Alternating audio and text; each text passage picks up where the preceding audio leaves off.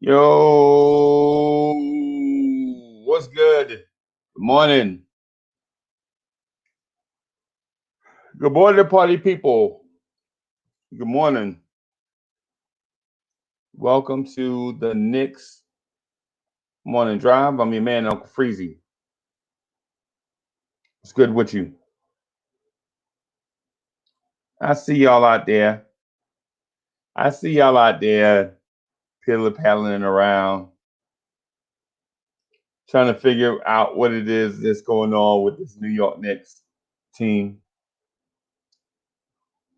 Danny Landis is in the building. Frederick, what's good? Hoodie Swish, what's good? I see y'all out there. I see y'all out there pillar-paddling around, trying to figure out, you know, what's good. I see y'all. I see y'all out here. Good morning. How y'all feeling this morning?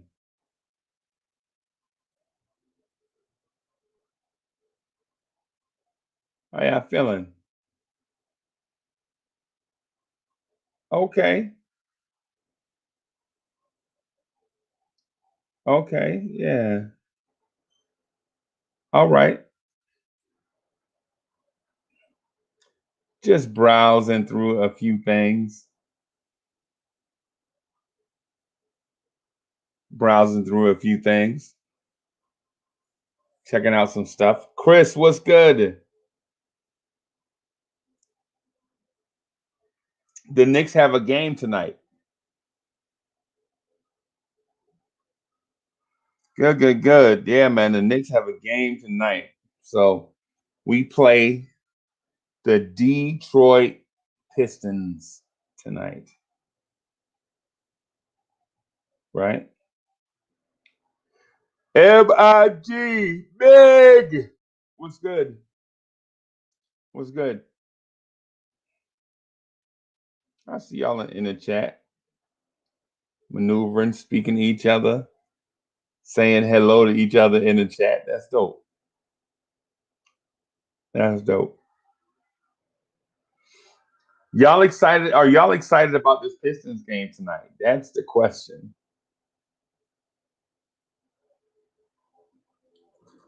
DSJ with impressive stat last night: 10 points, 11 rebounds. Get out of here! Get out of here! DSJ, no, DSJ ain't get no triple double last night. Don't make me look this up. DSJ did not get a triple double last night, because if DSJ got a triple double last night, that is going to be our topic. DSJ ain't getting no triple double last night.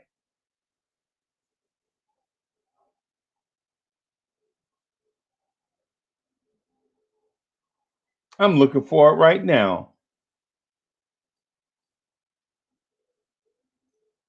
And the Pistons won? Get out of here.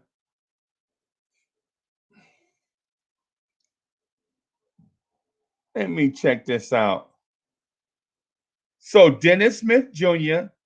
was 3 for 9 from the floor, 2 for 5 from 3, 2 for 2 from the free throw line, with 12 rebounds and 11 assists. Get out of here. Are you serious? Who led them in scoring last night? Let me see.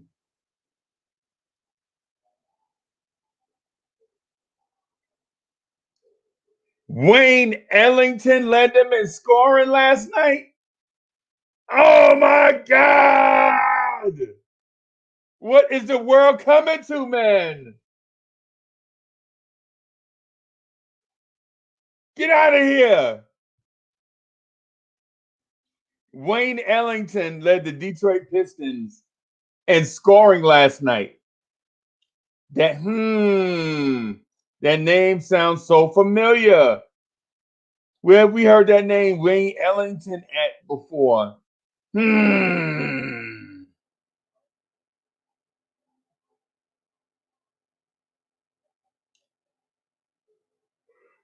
Let me see.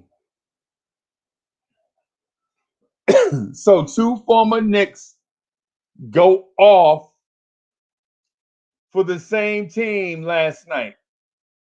Marion Davis was good. So Marion Davis, since you put me on the spot, I slept an hour and a half. I legit went to sleep about 7:45. Woke up about no, so it wasn't an hour and a half. So my punch drunk math is off.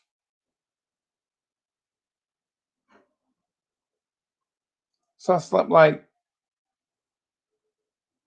45 minutes. I slept about 45 minutes, and here I am. But it was a hard sleep. It was REM. It was it was REM. I got to make something up. I gotta use a smart term, a buzzword, in order to seem smart. We like to do that on the Knicks at Night podcast. No, not even just the Knicks at Night podcast, just the Knicks universe in general have to use buzzwords in order to seem smarter instead of just being having creative thoughts.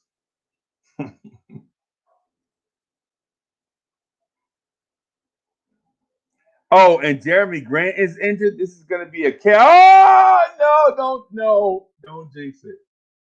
Don't jinx it. Because we went to San Antonio for a cakewalk, and we got walked on. Word to Ice Cube. What's good, y'all? What's good? What's good? Dennis Smith Jr. got a triple double, Tom Thibodeau, but we wouldn't play him because we played Alfred Payton. Oh, my head is throbbing. Hold on. Somebody's trying to bring me some coffee. Hold on. Hold on. Wait a minute. Wait a minute, y'all. Wait a minute. Y'all be patient. I see you. Be patient. Hold on. Wait.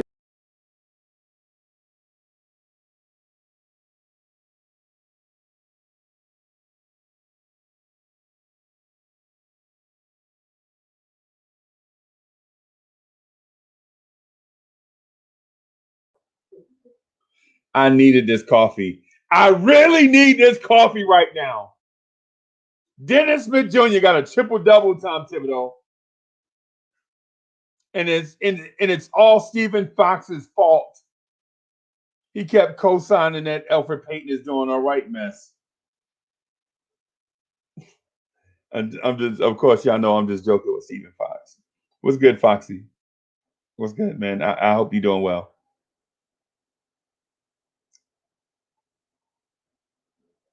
The Raptors and Heat lost, says Hoodie Swish. We are now the fifth seed, and we ain't did nothing. Only thing we did was we got 45 minutes of sleep, and we get up and we're the fifth seed. And yet, people are like, "Oh my God, the second half schedule is so tough. What are we gonna do? Let's go to one of those big box stores and buy up all the spam and bottled water because our schedule is so tough. It's the end of the world." Cue that end of the world song. Um um um that's always in those comedies. It's the end of the world and you know it, right? The Knicks did nothing last night and gained a spot in the standings. Yet, your doubters are like, "Oh, the schedule is so tough. I don't know how I'm gonna make it. Let's go to the big box store. Somebody name a big box store. Somebody name one of those box stores that you go buy stuff in bulk, like 50 can of spam and $200 worth of cigarettes, because you think the end of the world is coming, right? The sky is falling. Hey, bro, you don't get to 500 in the NBA. You don't get to 500 in the NBA if you're a weak team. Okay. You don't get to 500 in the NBA this late in the season if you're a weak team, if your organization is trash, right? In a smart organization would maybe, maybe do a minor move or two to reinforce what the coach wants to do. Like, smart move. Smart move number one, trade for Trevor Ariza. Bring Trevor Ariza home. And I know Trevor Ariza is washed, right? I think Trevor Ariza's been washed for 3 years. For 3 seasons, he's been washed, right? But you don't bring him here. You don't bring him here to be a starter or have a significant role. You bring him here to lighten up the role for others that you already have in those roles. You bring a Trevor Ariza in here to lighten up the load on weary legs. Hey, Anton Cates, thank you, man. Hey, so the detractors are gonna say, "Oh my God, Uncle Freezy, the sky is falling. The sky is the Clippers are on our schedule." Really? How many times do we play the Clippers? Oh, okay. All right, I got you. I got you. Oh my God, the Lakers. The Lakers are on our schedule. Okay, really? The Lakers on your schedule? Have how impressive have the Lakers looked lately? Let me go back to scores. Let me see. I just want to check the Lakers last game if they're here. Oh, okay. The Lakers just lost to the Sacramento Kings. Yet, yet, yet, Knicks fans, the detractors are saying, "Oh my God, the schedule is so tough, Uncle Freezy. What am I gonna do with myself?" And that's my whack, panicky, scary voice of somebody. Yo, hey, what's up, GI? Come on, do your thing. I'm shutting up. Do your thing. So we have this weird situation going on. Somebody is trying to tell me that I, as a Knicks fan, should be nervous, damn near scared of the second half schedule. They're telling me that I don't know what I'm looking at, right? They're telling me that this team that's at 500 through 36 games is a whack NBA team. Your coach is whack. Your organizational leadership is weak. Your roster is weak. You're only 18-18 through some weird twist of fate, right? But that twist will straighten itself out in the second half of the schedule, and you won't make the playoffs because of the names that are on the schedule. Yet, one of the names that you said, "Oh, the Lakers are on the schedule in the second half." I can't believe that I'm afraid of the Lakers. Yet, I checked out the last game the Lakers played. They lost to the Sacramento Kings. They gave up 123 points to the Sacramento Kings. And y'all are telling me that I should be scared. Y'all telling me I should be afraid. Be afraid, Uncle Freezy. Be afraid. I'm here to tell you, man. I come from a place where being nervous and afraid means you won't survive, right? So you can call me, yeah, they can call me ignorant or dumb tough because dumb tough is a real thing. Dumb tough is a real thing, and you know what? Maybe I am dumb tough. And get your whiz pushed back. But go ahead, go. I just wanted to Right, add a right, little bit. Talk. right. Hey. So dumb tough is a real thing, right? Because common sense sometimes tells us, human nature tells us like that fight or flight instinct is real, Yeah, you better right? run if you can. CP the artist is dumb tough.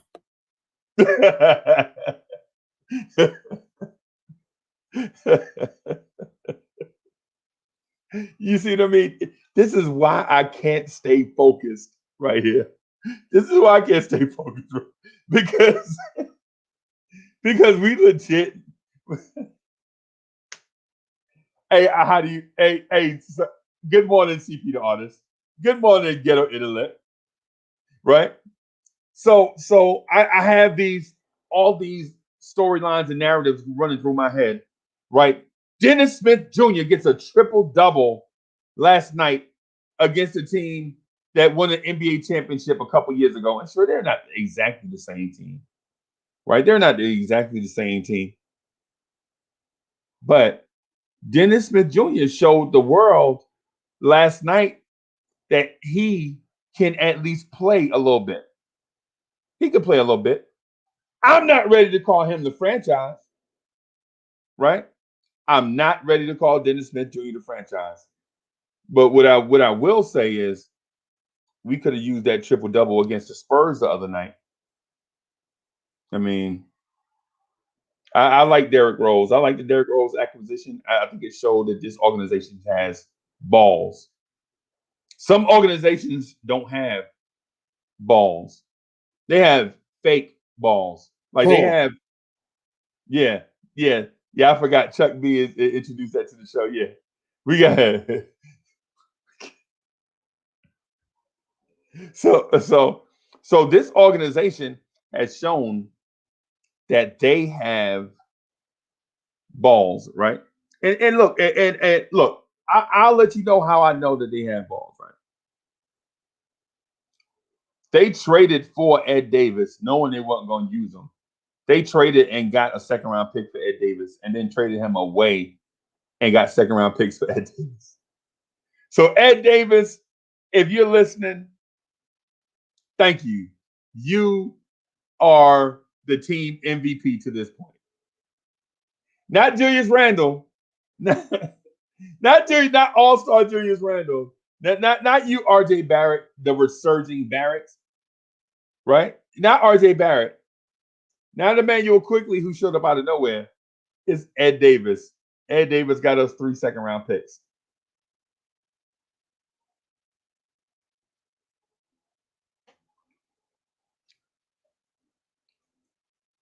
Sim Mears, I would say good morning, but I'm mad as hell at you, bro.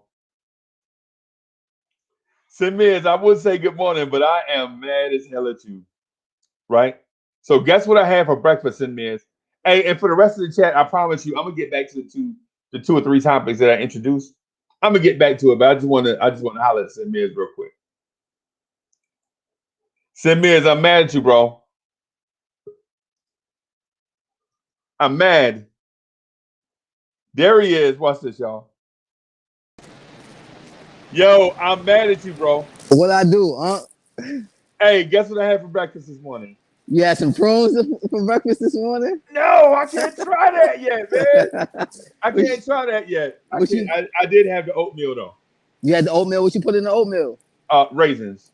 Okay. I can't do raisins. I can't do raisins for some reason. Yeah. So I did do the oatmeals with raisins, but man, and I had the. You ever had the oatmeal and raisin cookies? The oatmeal raisin cookies? Yeah. Of course. Of Yeah. course. So I hadn't had those in a long time. But to me, those two kind of Flavors go together amazing. yeah, Yeah, yeah, yeah. yeah, yeah. But I had that, and I had cinnamon toast with avocado spread on it. Ooh. And so it tasted weird to me. It was like two different flavors going on at the same time. I couldn't. So But when I you mean, do your avocado spread, you season it up a little bit, a little salt, pepper, a little lemon juice or lime juice. no, I buy it from the store pre-made. Oh, okay. In a small pie. And so the ingredients are just what you listed. Yeah, Avocado, a little salt and pepper, and lemon. yeah. Right. And they come in these little cups. Like I can use 1 cup throughout the day. Like the small, I think it's like maybe 2 ounces, like the little 2 ounce cups. Okay. And so I'll use it in the plate as a replacement for mayonnaise or ketchup or Or whatever. butter. Yeah, Or butter. yeah. Yeah. So, Okay. no, I'm mad at you right now though because my stomach is like you have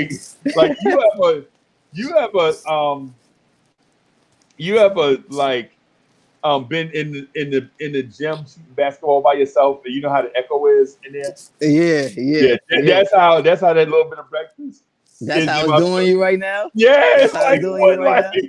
yeah. Listen, man, I'm my own sound system, man. So I don't really need the surround sound. When you do the breakfast like that, you don't need a surround sound. Huh? I just had to pull up on you. I see you calling me out, so I had to pull up real quick. I'm here at work right now, though, Yeah. tuning in. Hey, You and GI.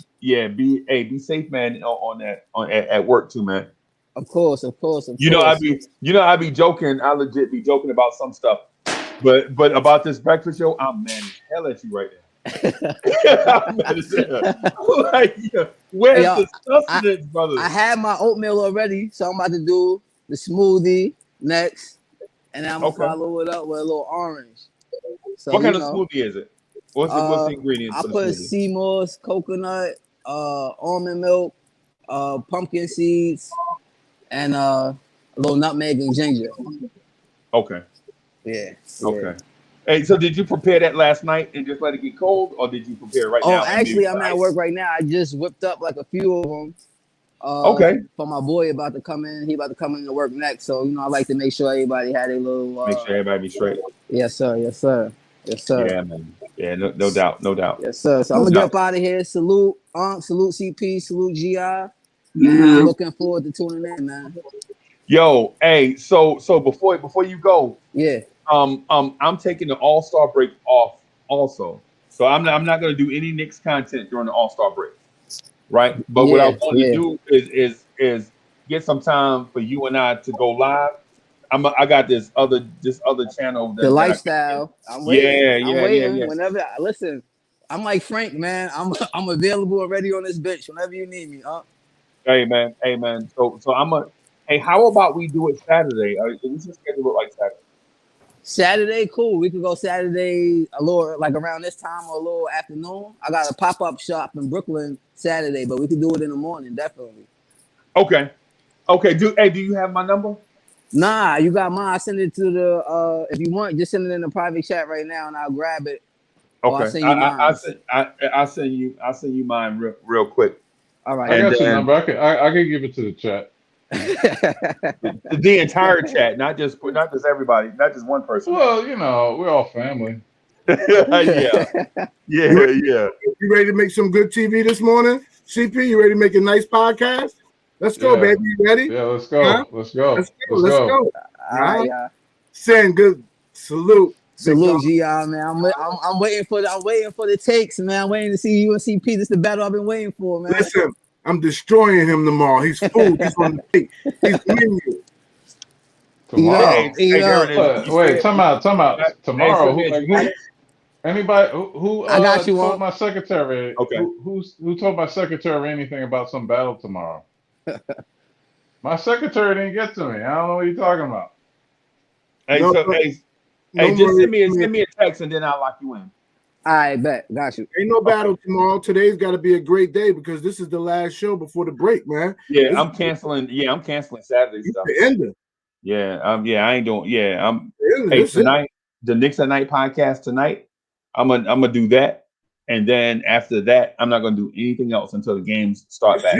If you That way. today, you don't eat today, you blew the whole first half of the season, son. You better be ready. Today's the day. See, you don't follow the show close enough. You're not a real fan. If you knew that, you would have known after Thursday it's over. You think I got little things to do with 4 hours of my day? I mean, I love y'all, but these little Uncle 4 hour, Freezy, that sound like a 5 hour personal things, you problem. know what I mean? That sounds like a personal problem, Uncle Freezy. Hey, so I want to say this thing to CP first, just to clear the air. CP the artist. Yo, for you to taunt somebody about branding them in public, it takes a certain type of Sick, psychotic individual. sicko mode, yeah. Yeah, Yeah.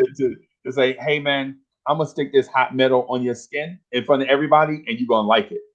No, not really. I don't know. I don't know. Well, yeah. Oh! Shout out to my chat. Hey, so shout out to my frats, man. Shout out to my Yeah, frats. yeah. Thank you, Brad. Yeah, so Yeah, like Wu Tang said, man. As the world turn, spread like germs. oh my goodness. Oh my goodness. Oh my goodness. Hey, shout out to the frats of all types. Shout out to the whole D9. Yep. So I don't know who D9 is. Who's D9? Who is D9? The D9 on the female side, that's the AKAs, the Deltas, the most wonderful sorority, Zeta Phi Beta. Shout out to Sigma Gamma Rho. And then, I like to follow protocol, so we're going to shout out to Alpha Phi Alpha, Kappa Alpha Psi, Omega Psi Phi. Even though there's only one fraternity, Phi Beta Sigma, the number one frat. And recently, Iota Phi Theta, who I got mad love for, was added. That's the 9 of them. Okay. So yeah, so shout out to all of those folks. I'm sure they do excellent work. I'm sure they've walked a certain path to get to where they are. I'll keep Yeah, because you set me up. Yeah, you set me up because then you can say, but before all of them was that was a nice setup. I walked right into it. I was hyped too. Alpha Phi Alpha, Theta Phi, Jada, and then you said, but guess what all your founders was before they were anything. Yeah. yes. Our founder speaks highly of masonry, how going to the meetings, that was a nice setup. No, Freezy, that was set me up nice. Yeah, so shout out to everybody and the frats and orders and organizations and such, man. I just want to show them some love. We don't always do that. Just want to make sure that it's not just about us that are fraternal, but just shout out to them, by the way, that walk that walk. So, but Dennis Smith Jr. had a triple double. Wayne Ellington scored 25 points last night. And the Sacramento Kings beat the Los Angeles Lakers. Right? I'm here to tell you, CP the artist. So CP, what I want to tell you first is I appreciate you offering to do the Brandon for me, man. I have no idea what I'm looking for or what to do, but I trust you. So at some point after this show, man, I'll probably send you some thoughts and ideas that I had, and just move my hands out the way, and then whatever. So We'll talk. Yeah. So, but also just want to touch on this. I'm not afraid of the second half schedule. Don't tell me about names on a piece of paper. Don't tell me about names on a piece of paper when I just looked. Who did the Lakers play last night? Just curious to see who the Lakers played last night. The Lakers lost to the Sacramento Kings. Ain't that something? Said Bron didn't play though, but whatever. I don't care. And Bron didn't play. Yeah, yeah. So what are they telling me? Right? And also I did see somewhere that the Detroit Pistons beat the Brooklyn Nets. Is that accurate? No, Brooklyn last night. No, not last night. Last night. I'm talking about last week. Oh. I didn't pay attention. Yeah, because they are unforgettable or forgettable. Yeah. I'm sorry, they are forgettable. Well, the Pistons beat the Raptors last night. They blew them out too. Right. And the Raptors are on that schedule. And guess what we did? No, the Pistons beat the Raptors. Yeah. What I didn't like, and I don't want to jump all over, but I do want to say we come out later, how some fans were actually cheering for James Harden, and he pried his way away from their organization and puts him. So maybe they were happy what they got back, but pry your way out of the New York Knicks and have to come back in the stadium, you're gonna need security. Yes. And not top flight security either. Not top flight security of the world, Craig. That ain't gonna do. That ain't gonna do. Wait a minute. Melo did pry his way out of New York. Not to Jackson disrespected him. Yeah, Jackson disrespected. Yeah. Okay. So this second half of the schedule thing, and I don't want to overstate it, but I don't want to understate it also. That's fair. Right? The national media, right? And I hear y'all, national media. I see you, Rob Parker. I see you, Chris Broussard, like you like to say. I guess your name is. I guess that's what we pronounce it Broussard. He pronounces Broussard, like the emphasis on the first part of it. But whatever. I see you. Right? Is that French for pancake batter? Because he reminds me of pancake batter. Maybe. I'm not for sure. I don't want to disrespect him and then have him, being outside of my house talking about I diss his daddy name. You know what I'm saying? Like I would do if he say something about the last name Free, I'd be like, Broussard, you say one more thing about the last name Free and see what happens. Question. I got a question. Did y'all ever talk about the CP versus Max Kellerman yesterday? Yes. We talked about it, and I probably said too much, so we don't want to do that again. Oh, all right. I gotta find it. That was a long video yesterday. I didn't know what y'all take was. Yeah. So my thoughts on it are Max Kellerman is a fraud. CP the artist stood up and represented for Knicks Nation. And not CP the artist. I'm sorry. CP the franchise.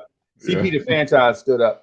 And you notice he's now the franchise after, before he was just CP. Now he's the fan. I don't know.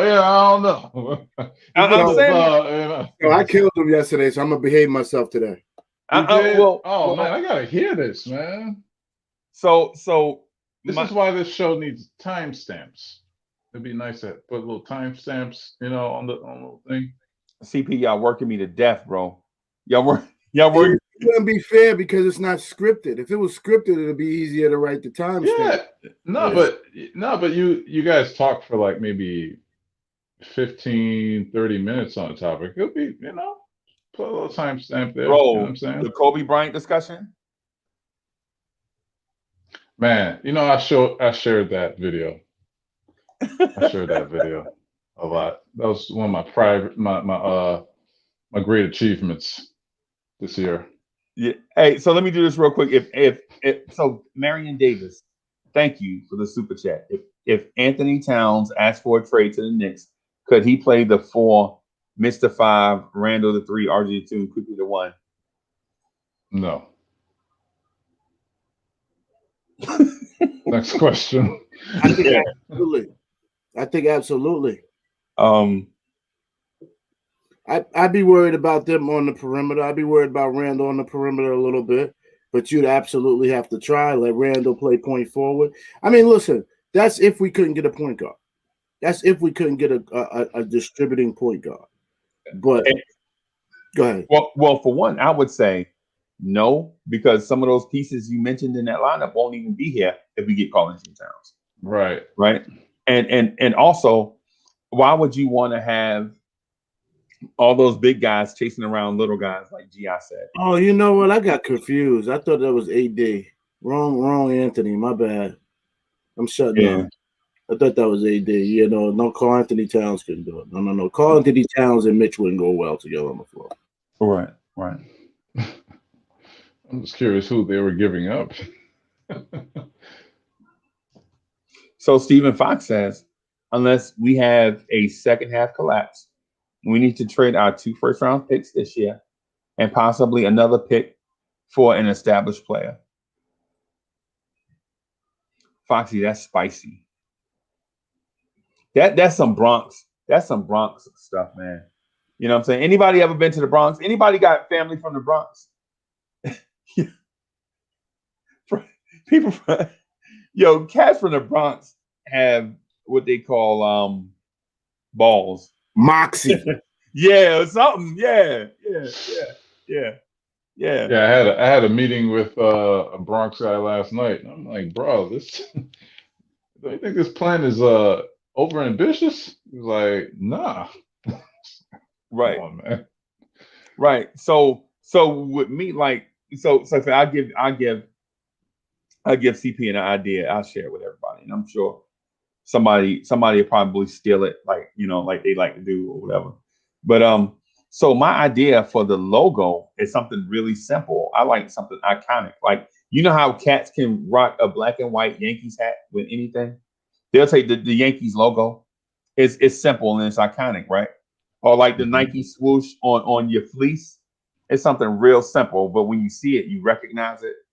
You know, or like the polo Ralph Lauren symbol on stuff. When you see it, it's like iconic. Like with me, I don't want to do a basketball with a crown on it, or like the city outline. You know what I'm saying, with the moon in the sky and the basketball. I don't want to do all of that because to me, that's kind of like YMCA. Cliche. Yeah. You know what I'm saying? Like everybody and their mama, got a basketball in their logo, including the Knicks. Right. Including the Knicks, right? What I was wanting is just something small, simple, like a teardrop, you know what I'm saying, hitting some surface. You know what I'm saying? And maybe it's like some type of ripple, something really plain and iconic, right? But that's me. But dudes from the Bronx, they'll be like, yo, I want a dude breakdancing, right? A DJ in the back scratching a record, and I want you to be able to see the record, Bronx be doing the most. My cousins from the Bronx are like that. Like they legit are like, yo, wouldn't a lineup of LeBron, AD, Devin Booker, all of them coming to the Knicks? I'm like, bro, really, man? Really? Is that what you want for the Knicks? But also, let me touch on this one thing real quick, because I know that was neither here nor there. But I watched Jay Will on ESPN say the dude that Brian Windhorst was talking about requesting a trade to the Knicks is Devin Booker. He said he put his pieces together. He put the pieces together, and basically in no uncertain terms, he said, New York Knicks fans, get ready for the arrival of Devin Booker. Right? And when he drew all the ties, it led to a smoking gun. Right? It didn't, the gun didn't have a body on it. The gun was actually still smoking. It's the smoking gun. Right? Because he drew all these connections. It was like 5 connections. It was like Worldwide West and Devin Booker are like father and son almost. He said something about some kind of Kentucky connection. Something about Is Devin he a Booker. CAA client or whatever that was? Yep. CAA. Yep.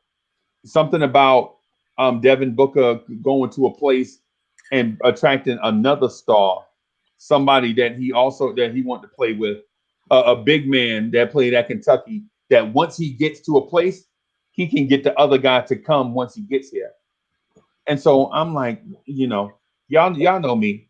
So my position is, it lets you know how great it is to be a Knicks fan.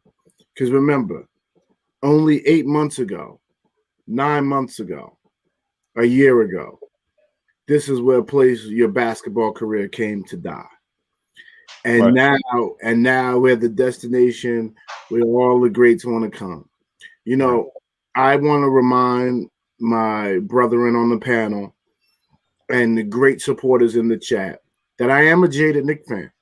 In 2010, I walked around with my Bible like an idiot and thought the Lord would answer my prayers for LeBron James. And I got Amari Stoudemire. And then to that, I got Melo, who didn't mesh. And then it took us so much to get Melo, and not in Melo's fault. I never blame Melo.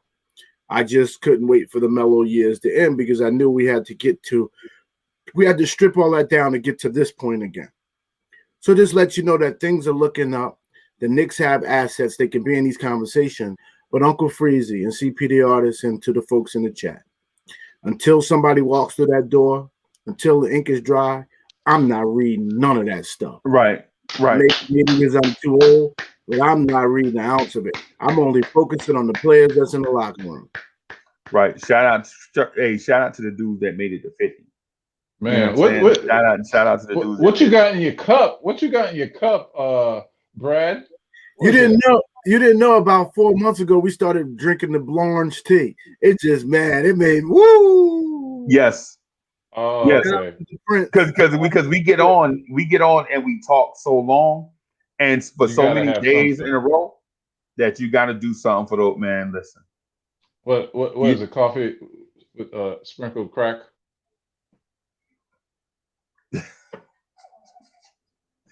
That's some Atlanta, Georgia humor. You know what I'm saying? I'm from Jersey. Jersey. Everybody is goofy. And everybody is probably put in your coffee a little bit. Did you forget the one of the greatest from Jersey said crack is whack? Crack is whack. And she was on crack. Yes. Rest in peace. R.I.P. Oh my gosh, man. You're an artist. You know better than that. R.I.P. Man. Yeah, man. You know, what happened to Jaheim? I don't know. Jaheim was a good singer. Let me tell you what happened. It kind of freaked him out. You know, the greatest thing you always want to do when you make it, you want to be able to go home, right? You always want to keep your hood card. Right. When Jaheim went to the hood to do a video, and boy, and then New Brunswick, people don't realize, man, there's some section in New Brunswick, man, it goes down. Yes. Yeah. So he went to home to try to do a video, and they chased him out. He lost all his street credibility. Right. I think he started messing with all these women, and you got to make it mainstream. Unfortunately, to really get it and get that stay, you got to make it mainstream. And he always just stayed R&B, and so he never got that mainstream. Or you take your talent, you take yourself away from everything that's going to bring you down. You know what I mean? Right. I wouldn't have had the marginal success I had until I came to Atlanta, where I was new, and I had to reinvent myself, get involved with people who, Atlanta's a transplant city. Other transplants, they're trying to find their niche too, and then you build, your brand, and you hopefully, you're away from your element that's always trying to bring you, back down to earth, because people never want to see you evolve more than them. You know what I mean? Unless they're with you. You know what I mean? They want to evolve with you. But some people don't want to do that. It's like, did y'all watch the Biggie documentary on Netflix? I did. Yeah, I'm probably gonna do it today. It's a new one out. It's good. Okay. It's good. And there was a lot of elements of that where his not to spoil anything, but it's probably common by now. But when he was still selling dope when he had songs on the radio, and even his boys was like, "Yo, you're gonna be a success. You don't need to be doing this no more." You know what I'm saying? But you know, he was still doing it, and he had friends that was encouraging that. Right. Well, man, so fast money is not just about fast money. There's a thrill element to it and lifestyle. But like with me, I don't envy it, right? Because when I was young, the dudes around me that was like when I was young, it was dudes way older than me. I was like 7, and these dudes was like 10, they were like, yo, this street life ain't for you, Uncle Freezy. You need to go in the house and you know what I'm saying, eat your cereals and watch your cartoons because this life out here in the street ain't for everybody. And I'm like, yo, who you talking to, son? You know what I'm saying? Such and such, I'm gonna be such and such and such. And they like, yo, if you don't go in the house, I'm gonna punch you in your eye. And then I was like, yo, when I come back outside, you better not be out here. You know, because these dudes was like way older than me, like 10 years old. You know what I'm saying? And then it was like the dudes, they was way older than them. They was driving, drinking beer, smoking cigarettes. These jokers was like 15, 16 years old. They was like, yo, this street life ain't for everybody. Right. And when I say it like tongue in cheek. I laugh about that stuff now, man. But street life ain't for everybody. It is for some. For some, it was like their mode of surviving, period. It wasn't even about being flashy. It was like they would go home, their moms and pops would be either, you know, maybe had some type of addiction, or they would be fighting all night, or it was just something that rocked the boat in terms of compromising their innocence. And the street life was the way that they gained sanity. You know what I'm saying? Like not knowing where your next meal is coming from is a legit problem. That's a problem. You know what I'm saying? Like you eating right now, but you don't know where your next meal is coming from. It's a problem. Or you don't, or at 12 o'clock in the daytime, you wondering where you gonna lay your head at that night. That's a problem, right? That's a problem. And people legit deal with and have dealt with those type of things, right?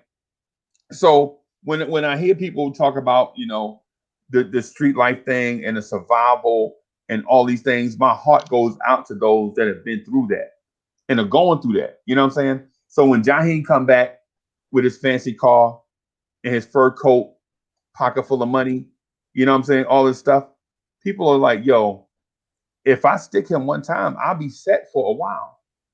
You know what I'm saying?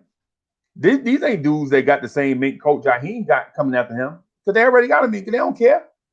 But I'm talking about the dudes that like legit, if I stick this dude, you know what I'm saying, I can live for about, you know, a month or two. I can have some peace of mind for a little bit. You know what I'm saying? So I mean, I don't side with those that you know do the thing with violence and all that stuff. I don't advocate for violence. You know what I'm saying? But what I'm saying is I can understand where people come from because I've seen it with my own eyes. I seen it. I saw it.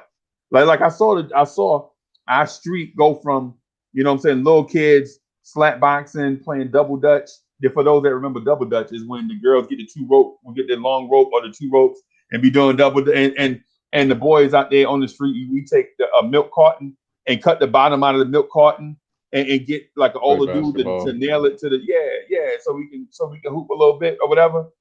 And so we go from that to people that had stuff, like had money and cars and all that stuff, looking like zombies on the street, like, you know, with drugs, you know, impacted our communities and all that stuff. In the late 70s, I saw these people go from good jobs and stuff in the 70s to by the time the mid 80s come around, they sleeping on the street.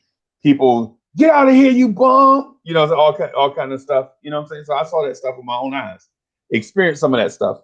So my heart kind of go out to them. So when I hear the thing about Jaheim, it ain't, you know what I'm saying? I'm like, you know, you gotta pick the hood is not the same, is basically what I'm getting at. You know what I'm saying? You know, if you don't have to be in a certain type setting and you have something to lose, I would say don't get in that type setting if you have something to lose. Is basically what I'm getting at. So, and I know G.I. gonna knock my head off because he's like, nah, man, Jersey City, the suburbs. Bro. Jersey City, those suburbs. Real good, man. I keep telling you, communal park. Once you go up on communal park, it gets different. That's why I used to get my hair cut at up on communal park. Go get me some Chinese food.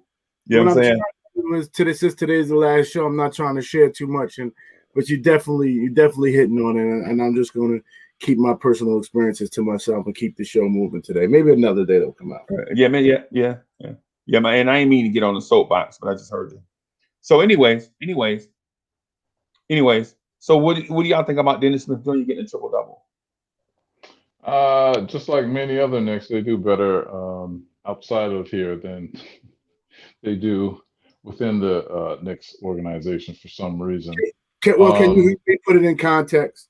Because who did he get it against? What was the scenario? Did they win? Was it garbage time? What was the story here?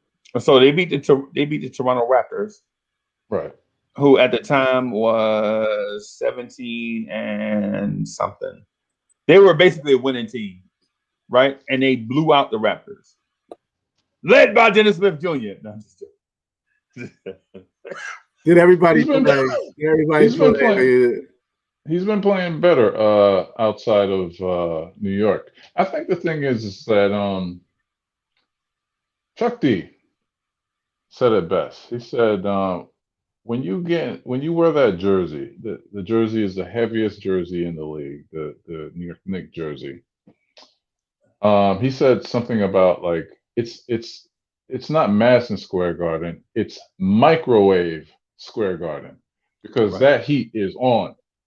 And I think you have to be a special type of player to come to New York, accept the criticisms, accept what is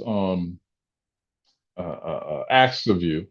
And the problem is that the expectation level is not allowing players to play freely, loosely, not afraid to make mistakes, and XYZ. And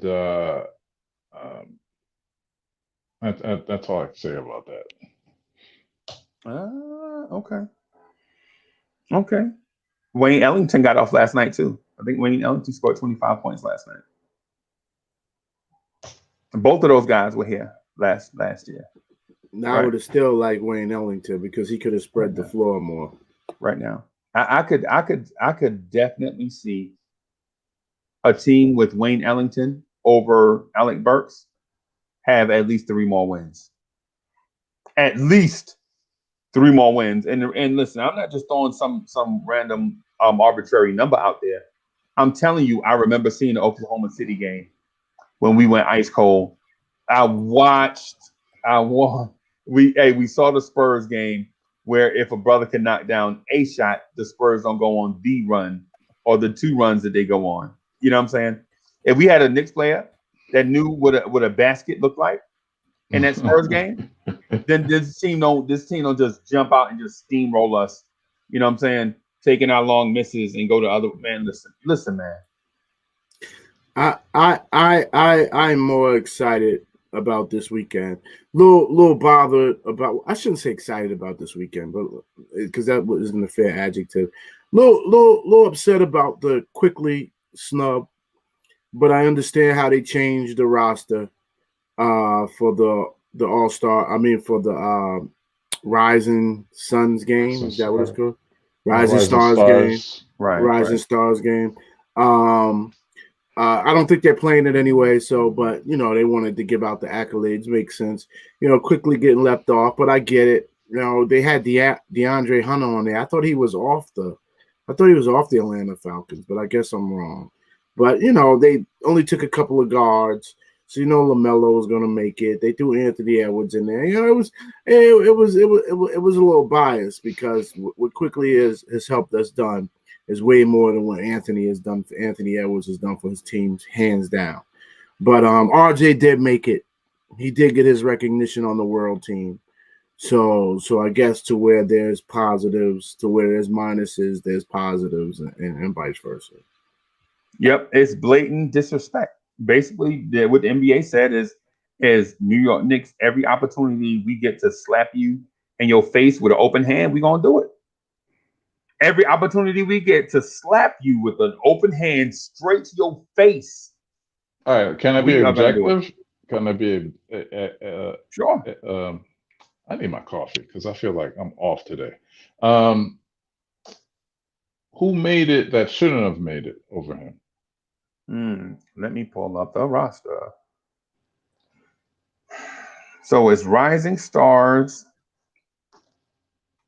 USA versus the world. And I just gave you one. I didn't think Anthony Edwards should make it over him, but he's a high flyer, and so. And he's the number one pick, so they're not going to. If they don't put him in there, they're saying he's a bust. So I think it's political. If you think about it, for marketing reasons, Ghetto, think about it. The number one pick is not in the rising. It's what I mean. They can't, for political reasons. They can't do that. I got it. Okay. So the roster is thick though. It's LaMelo, Anthony Edwards, Tyrese Halliburton, Tyler Hero, DeAndre Hunter, Keldon Johnson, John Morant, Michael Porter Jr., Zion Williamson, James Wiseman. That's the U.S. roster. The world roster is Precious Achua, Nickel Alexander Walker, Precious as a Nick, Denny Avdija, R.J. Barrett, Facundo Campazzo, Brandon Clark, Lou Dort, Rui Hachimura, Theo Maladon, and Michael Mulder. What? Okay. A dude named Michael Mulder made the Rising Stars game. A dude named Michael Mulder. Right? Every time I hear that name, I think X-Files. You remember that? But he's on the world team, right? He's on the world team, though. Right. So, they had to be, hey, who's Jamaican? Okay. Yeah. They're like, can we find somebody else that's not a Knick so that we can put on this team? No, but that's like Brad said, it's that's the world. So they had they were like, all right, let's get this dude. He ain't American. He got a green card. Right. Well, I'm here to tell you, I think every opportunity the NBA gets to slap the Knicks across the face, open-handed, they do it. You know what I'm saying? They do it, and they're bold with it too. They like, yo, I'm going to come over there and slap you in your face, and the Knicks be like, well, okay. Heck, RJ didn't make the world team last year though. Yeah, he made a world team last year. He did. He was a Rising Star game MVP. He was the MVP of that game. But he didn't make the All NBA rookie. Yeah. Right. He didn't make All NBA rookie. Yeah, he was, and I'm here to tell you, I think the two coexist in a weird, bizarro storyline. Like R.J. Barrett broke up the Zion Williamson lob, and so everybody wanted to see. I mean, John Morant and Zion are coming down on the break against R.J. Barrett. And instead of R.J. Barrett getting out of the way and let them showcase Zion's hops and John passing ability, R.J. Barrett broke up the play and went the other way and got a dunk. And they were like, oh, man, why did R.J. break up the thing? We wanted to see Zion dunk. And then he gets left off the all-rookie team. I mean, I'm sorry. To me, I think that the NBA just has an axe to grind against the Knicks. But in fairness, like I'm looking at this, I don't see a guard that I would take out over quickly. You can't take out John Morant. You can't take out Tyrese Halliburton, Tyler Hero, or LaMelo Ball. You can't. It just is what it is. It's what was it, 15 man, 12 man? I don't know. I'm not gonna count right now. 10. Right. Where do you put them? Like, who do you take out? You gotta take out one of those guards. No, I can't. Like I said, the only one I would argue with is Anthony Edwards, and like you said, that ain't gonna work because he's the number one pick. But quickly has done more for his team. But you know what we're gonna get him? We're gonna get him at the end of the year when the trophies get handed out. Not this. Hopefully he makes all rookie team. Okay. I know. So the NBA, I know, and y'all know what I'm going to tell y'all right now, right? CP, you know what I'm going to say to you right now, right? The media hates the Knicks. Oh, I'm sorry. Let me let him tell the story. Tell it, Freeze. You know, so G.I. said exactly what I'm about to tell you. The national media hates the Knicks, right? And so here's the thing. Here's the thing. Max Kellerman brought on a Knicks YouTuber to try to disgrace him about being a Knicks fan on his Right. platform. Oh, I'm on ESPN. I'm somebody. Wax Kellerman. Well, Max Kellerman make me so mad. I swear, Max Kellerman make me so. He is so phony, right? He is so phony that cats that are phony in real life are like, yo, I wish I could be as phony as that cat. You know what I'm saying? The dude is so phony and fraudulent with his takes. Sometimes he laughs to himself when he's about to say something he knows is phony. Like Right. he'll say something like, "The Knicks fans don't deserve a championship." Max Kellerman, come on, man. We know you don't even we know you don't even feel that way. Well, how You about when laugh. he said? How about when he said Kristaps Porzingis will be the best player in the NBA? Yeah. Yeah, man. The dude legit. The dude legit. And Stephen A. Smith gets like that sometimes too. But I think we've been on Stephen A. Smith so much that I think he's trying to self-correct. He's trying to self-correct, but the boss is Geppetto still controls Pinocchio, right? Geppetto still controls Pinocchio. Pinocchio thinks he's a boy, but guess what, Pinocchio? You're a puppet. You know what I'm saying? Stephen A. Smith is like, yeah, I do this for real. Hey, dog, no, man, no, you don't. No, you don't. You because if you said what you really wanted to say on there, somebody else will be doing your job, right? Geppetto pulls the strings. Stephen A. Smith. Stephen A. Smith, Max Kellerman, y'all are Pinocchio. Y'all think y'all are boys, but y'all I not boys. like I You're a like puppet. I like what you said about Geppetto and because it is very scripted. Like this is a scripted thing. It's like you take this one side, you take this other side, and I'm like, uh, you're being paid to have like a objective opinion and a good opinion. But the thing is that this is more Jerry Springer show than actual sports intellect and knowledge. So it's like ESPN. I don't even watch it anymore, to be honest with Yeah. you. I don't watch Sports Center. Uh, if I do watch an NBA game, it's on mute because I hate Doris Burke. Sorry, it's the truth. I can't stand Doris Burke. I just everything she says, it just annoys me. That Malika Andrews, though. Hello. I don't even know who she is. Yeah. Anyway, but continue. So my thing is, and so I've even been criticized about the Lawrence Kids Debate League. Like people will say, well, it's not fair. You should have a topic and make sure people have different opinions on. No, I'm not making sure people have no different opinions on nothing. Y'all stop it. Stop being ridiculous. Stop being so pre-programmed. You know what I'm saying? Y'all like, yo, but they should have a different opinion. That way they can go at each other. No, man, I don't do that fake take stuff. Right? How you gonna say Max Kellerman is whack and then be like, well, bring it to the debate league? No, dog. No, dog. No.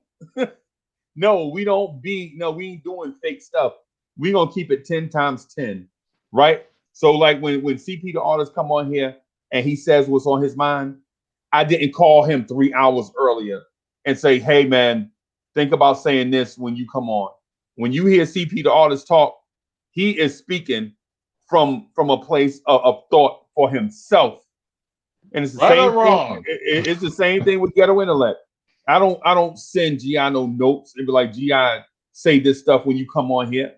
That's You whack. should. You should That's though. no. You could help him out a little bit. No, man.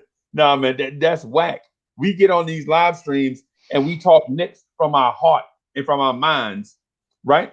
We let our heart drive us to a place of thought, right? Mm-hmm. How we see stuff. We let our hearts and soul drive us to a place of thought. That way, when you hear us speak to these Knicks topics, it's genuine. It's genuine. It ain't. We don't have no staff of 13 interns in the conference room thinking about what to talk about, and then we get on camera and read a teleprompter about what these college interns said. No, we don't do that. And we don't stand for that, right? We want y'all to keep it 10 times 10 every day, all day long, right? That's what we do here. So when you heard me say, when you hear me talk about Dennis Smith Jr. getting a triple double for another team, I'm like, why? How come we couldn't get that here in New York? You know what? That's how I really feel, right? Right? Wayne Ellington negating 26 points against the Raptors in a win. I'm like, hey, and Wayne Ellington, I know I talked trash about you last year, but I miss you though. I miss you because now we have 3-point shooters and we don't have 3-point makers. So and you are a 3-point maker and I miss you, Wayne Ellington. I ain't gonna lie, no cap. You know what I'm saying? So yes, but hold on, man. I used to murder Wayne Ellington too. Him and Reggie Bullock. And justifiably so, because he was, he'll shoot you in a game and then he'll shoot you out of a game. And my thing is like, after a breakup, we look at the past with rose-colored glasses. When we see our ex on the Instagram, she posted up, she got her breakup photo, there. She's all Photoshop, she probably lost 5 pounds, and got back in the gym. She in the gym. She looked like she's living her best life, you know what I mean? And we're like, dang, did I make a mistake? Where was that? Where was that 18 months ago? Right. But the thing is that it's just Instagram. Right. It's just a highlight. Right. We talk about Stephen A. Smith. I love his quote when he says, "A broke clock is right twice a day." There's 72 games. Let's see what they do. If they continue this, they're still the worst team in the league. The Detroit Pistons are the worst team in the league. And maybe, last night the Raptors caught them on a bad night. Maybe they were playing for their coach because their coach was fired from the Raptors, and they had a little extra edge to them. Normally a team will play for their coach. Have a little extra. Motivation. Them, you know what I mean? Motivation. Yeah. The Raptors fired another coach. No, we're talking about Casey. Was it Casey? He's on Detroit now. Yeah, he's on Detroit. He was their coach. He was their coach before Nick Nurse. Nick Nurse. Yeah. So so the chat is basically saying to me that like I guess the impression I'm getting is Wayne Ellington is trash and we don't miss him, but y'all be killing. Y'all been killing Knicks players this year. Excuse me, for not being able to shoot. And a dude that's shooting 41% from 3, y'all are saying y'all don't want him back. So which one is it? Which one is it? Or do you have your foot in the grave and the other one on a roller skate? Which one is it? Chat. Now Wayne Ellington would have worked great with Randall this year. He would have created even more space than Burks and Bullock could create, and he moves well without the ball. But listen, we don't cry over spilt milk, but in hindsight, and listen, do you know how good a GM we'd all be in hindsight? We get to go forward and go back, and we'd be GM of the year. So you on one, man. You are on it today, man. Yeah, and he's props, right, my brother. I was gonna say, do you know how good of a man I would be if I can look in the past and correct stuff in the past that I did? What? Yeah, I'll be a billionaire. Yeah, man. I'll be a billionaire. I'm like, what? Bitcoin? What? Yeah. Well, the first thing we do is pick them lottery numbers. That we probably take those $500, $800, $900 million lotteries, bring those forward, and say, "Oh yeah, I'm hitting the lottery tomorrow." Yeah, I already know what the number is. I've been here, done that. Yeah. Man, forget the lottery. The lottery ain't as much money as starting up Amazon. I mean, if you could go back in time and say, "Hey, I'm gonna ship goods straight to you," you know what I mean, and become a $1 trillion company. Oh, why can't we do both? Why can't we do both? We need something to fund it. So. Because right. If you can go, if I can go back in the past, first. But you know darn well you win the lottery, you ain't working. No, I'm saying That's the if I could change, I'm talking to GI. I would invest. But yeah, I would work. I would wake up and figure out what to invest, and I would invest in Amazon. I'd be one of the key shareholders of what I know is about to happen. Yep. The one thing I would do is I'm on one this morning, CP. Yeah. I'm on. Listen, CP, but in case I didn't remind you, I'm sorry, Freezy. Today is the last show for All-Star break. I want to leave a lasting impression heading into the the last Knicks morning drive. So we'll do the Knicks at Night podcast tonight. We're gonna get on there. It's gonna be so I'm gonna probably jump on about 2:00. I'll be in there probably in audio, but I'll be on about 2:00. And I'm going for heads in the first half. I'm legit coming for heads in the first half. And I'm talking about virtual chat, video chat, New York Knicks, NBA, everybody. You know what I'm saying? I'm legit coming for heads. And because there was some narratives from the first half of the season that now that we look back at it, maybe we should have been more patient, right? Like somebody told me, man, RJ Barrett can't shoot. The name of his position is shooting guard. Hey man. So since shout out to Free Key, my homeboy. Shout out to Free Key. So since February 1st, RJ Barrett has been shooting 45% from three. Since January 1st, he's been shooting 41% from three. Right? So wait a second. And Frank has been shooting 55% from three. Go Frank. Yeah. Go Frank. By the way, shout out to Julius Randle this morning. Good luck at the All-Star game this weekend, King. Thank you for coming in the chat. Yeah, RJ Barrett will be showing up soon. Yeah, he's in the skills challenge too. So that's a plus also. So Julius Randle can win the game, win the skills challenge. Obi Toppin can win the slam dunk contest, and RJ Barrett can win MVP. Well, no, he can't. But he's in the Rising Star game, even though they won't play.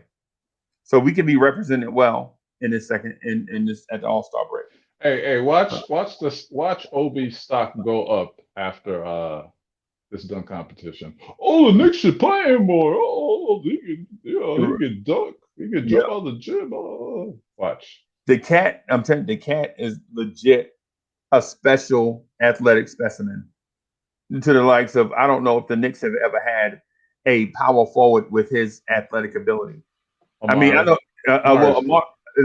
Amari had verticality, but did he have foot speed? Did he have agility? Yeah, I think so. Yeah, I think his height. I think he did. I think he did before he had the microfracture surgery. Yeah. But after that, he still had verticality and power. But when you're talking about a dude like Obi Toppin that legit might be one of the fastest guys on our roster at 6'9", jump out the gym, agile, you know what I'm saying? Obi's a different type of athlete right now. Yes. So yeah. And my thing is like, oh, what, Mitch. Before Obi, we had Mitch. Yeah. I will say this. Obi, and I'm glad somebody just said it. Obi got some big shoes to fill as a Knick in this All-Star. Kenny Skywalker, one of the first. Don't forget we had Nate Robinson. Yep. You know, even DSJ. I think was DSJ a Knick when he did it, or was he with? Yeah, he was a Knick. He just got traded. He just got traded to us. Oh, that's what it was. Yeah. DSJ was okay, but I think he did like 2 years in a row, right? The first year he had only played like 5 games with us, and he was averaging like 17 points a game. So we thought we had something. And James White, we had James White, Flight White, yeah. Yo, why y'all keep disrespecting my man? Can my man get some love? Who? Can my man get some love? Who? I'm missing one. I'm asking you if my man can get some love. Freezy got me because I can't. He gonna tell us in a second. He giving us a chance, and I can't remember. I'm asking y'all the question if he can get some love, and if y'all say yes, I'll say his name. If y'all don't say nothing, I'm just. Of course, we were just trying to get it before you say yes, but yes. So we had this dude. We had Dominique Wilkins' brother, Gerald Wilkins. Oh yeah, you know that dude could jump over the Twin Towers. You know what I'm saying? And guess what? So we picked Pat Ewing in the first round of the '85 draft to close the envelope. and then we drafted Gerald Wilkins in the second round. So we legit came out of that draft with something.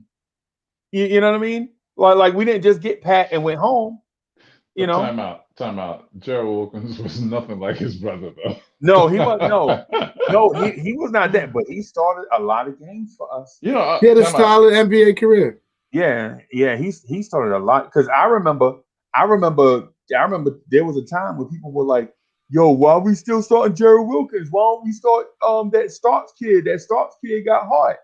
You know what I'm saying? I remember those narratives. So for the and Gerald Wilkins used to go hard at Jordan. Pause. Yeah, he used to try to play him hard, man. He did. Yeah, man. I met Dominique at the Target over here, and boy, he put on some weight. Let me get. Did you meet him or did you run into him? I met him. Okay, so I'm tall. I know some of the tall people. And dude was in the line with his wife or something, and he had the mask on. And I said to him, even with the mask on, I could tell who you are. Right. And he says, "Oh man, thank you, my brother. This and that." We had a little small talk, whatever. I have to interject a pause before I say this. I've never seen a human being that looked like him, ever. Really? Like 6'8" and hands huge. I mean, my hands are huge, but the dude, when I was looking at him, I was like, I can't believe that guy fly through the air like he did. Right.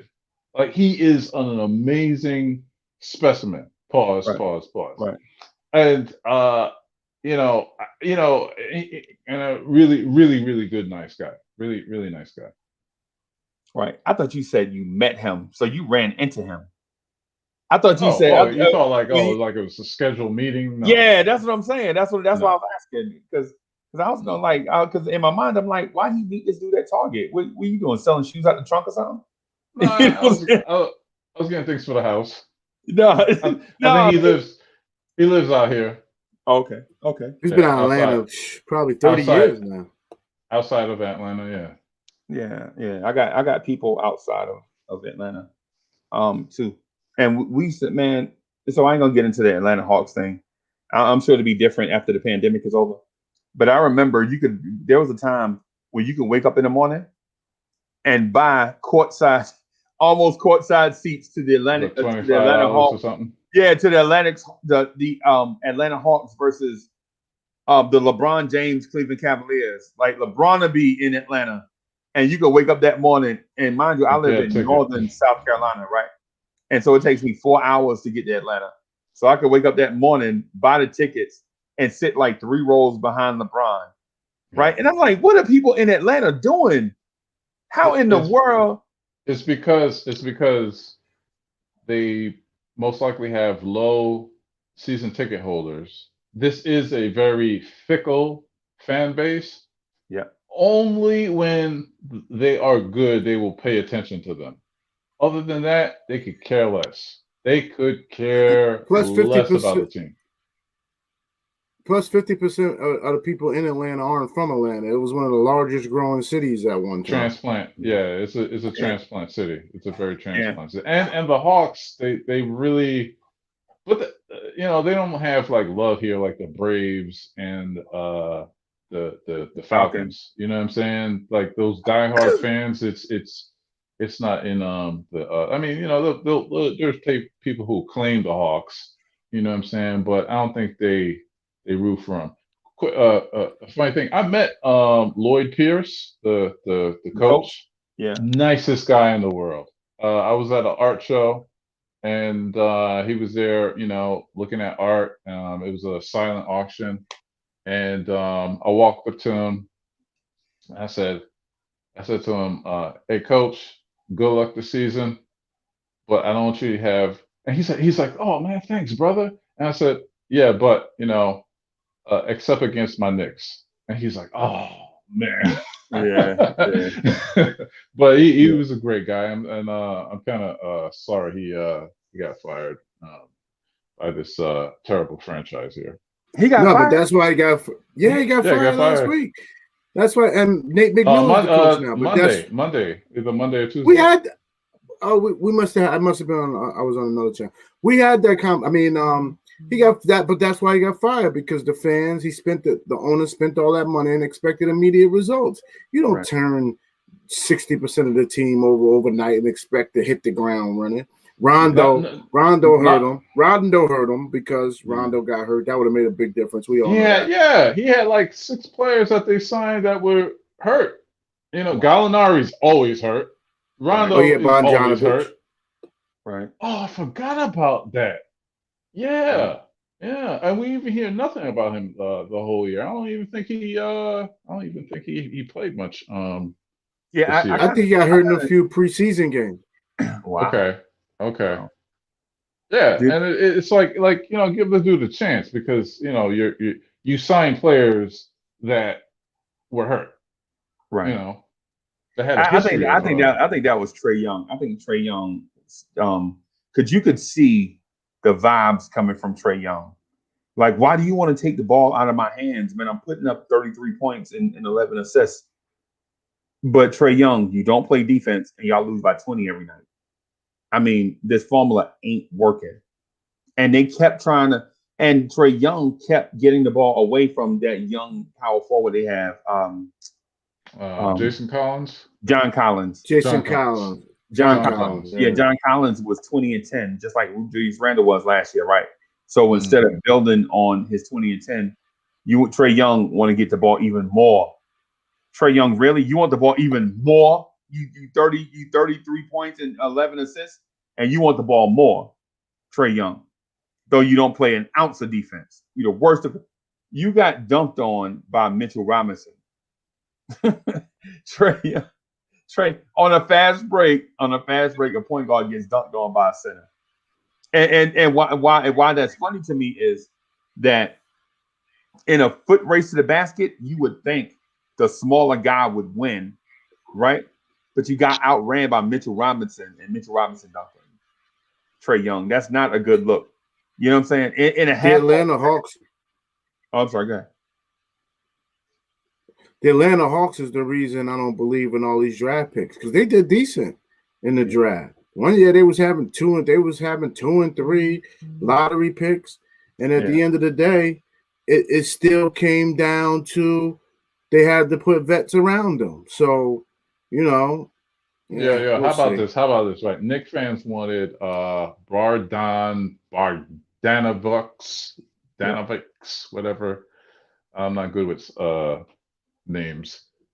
He only played 11 games this whole year. Yep. Yeah. Knicks were like, we gotta trade for him. We gotta get him. Yeah. Who else did we get away with? We wanted that got hurt. It was somebody else who got hurt this year. And I was like, if we would have got them, give him the bag. Was it somebody else that got hurt? I'm not for sure who that person is. Was somebody else we wanted? I'll think of it in a sec. I know Hood went down for a while. Christian Wood went down for a while. Yeah, Christian Wood. Yeah, that's right. Yeah. I mean, he's a good player. But he only played 11 games this year, man, for the Hawks. And that's what the Knicks would do. The Knicks would.